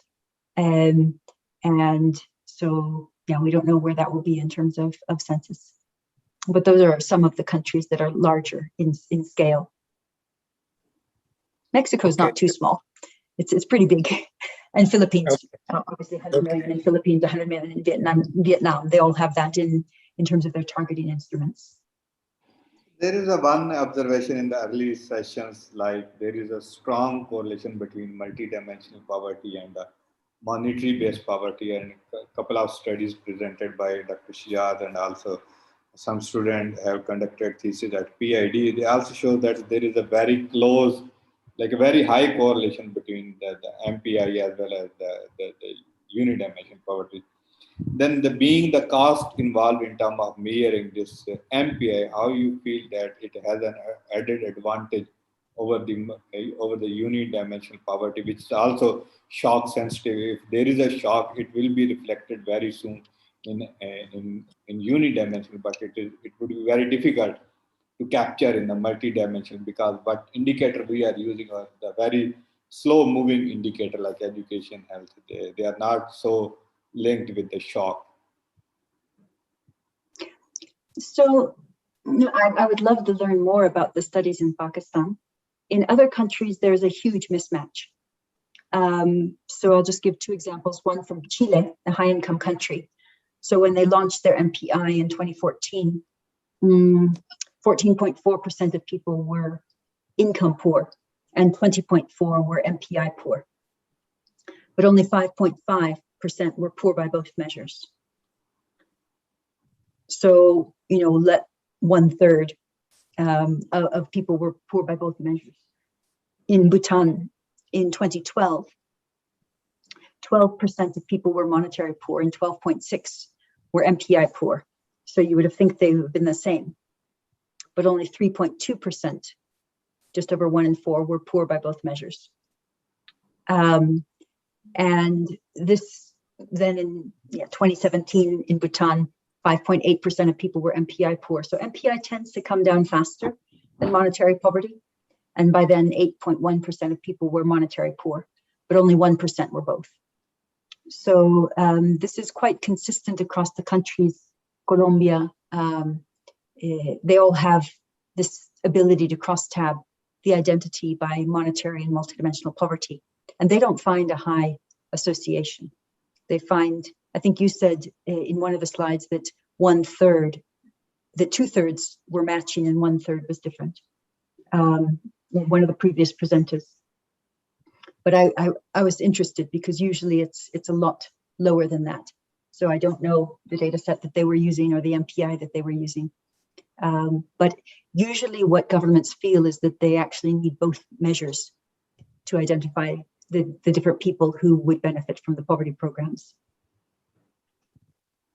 Okay, thank you so much for your time and giving us a very insightful discussion how this MPI can be used for public policy analysis, and also to track, and especially the example you mentioned, how the different ministries can be aligned in terms of making a progress, and the different indicators are linked with the different ministries, and if they are work in a much collaborative way, then the ultimately outcome would be good to have a progress on multi-dimensional poverty. So we are also hopeful to have with us the PSLM data very soon, so that can be used as an alternative source to measure multidimensional poverty. And also the NSCR updated by the by the BISP also have almost all indicators, other than that you mentioned that the nutrition, that is the difficult part, but the rest indicators are included in NSCR. Probably that would be a good way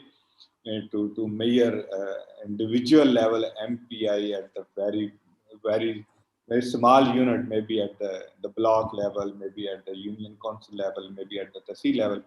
But it depends upon how government want to make a very targeted intervention for. But it's really good to have the MPI at the very basic level for the well-targeted intervention, because the geography matters a lot in terms of using the scarce resources that we have. With this, I would like to thank you for your time and your contribution to this noble cause, and I will definitely appreciate and will again definitely invite you for another sessions when we have this PSLM and MPI, and we are trying to calculate at the PIDE level. So, and also we have initiated discussion and a report on annual basis that gives some sort of statistics on the poverty. In 1 year, we are hoping to publish the monetary based measure, and in the other alternative years based on the PBF data, we are trying to come up with the MPI based measure. Definitely, we should try to ask Rizwan to collaborate with you and seek your guidance in terms of making a robust measure. So, thank you so much, and also I'm thankful all the participants who has joined us with all the day in this very important topic of poverty, and especially related to the COVID situation. This topic has a huge implication for the poor. Thank you, Dr. Alkaya, for your time, and also I'm thankful for all other participants. Take care. Bye-bye. Bye-bye. Thank you all.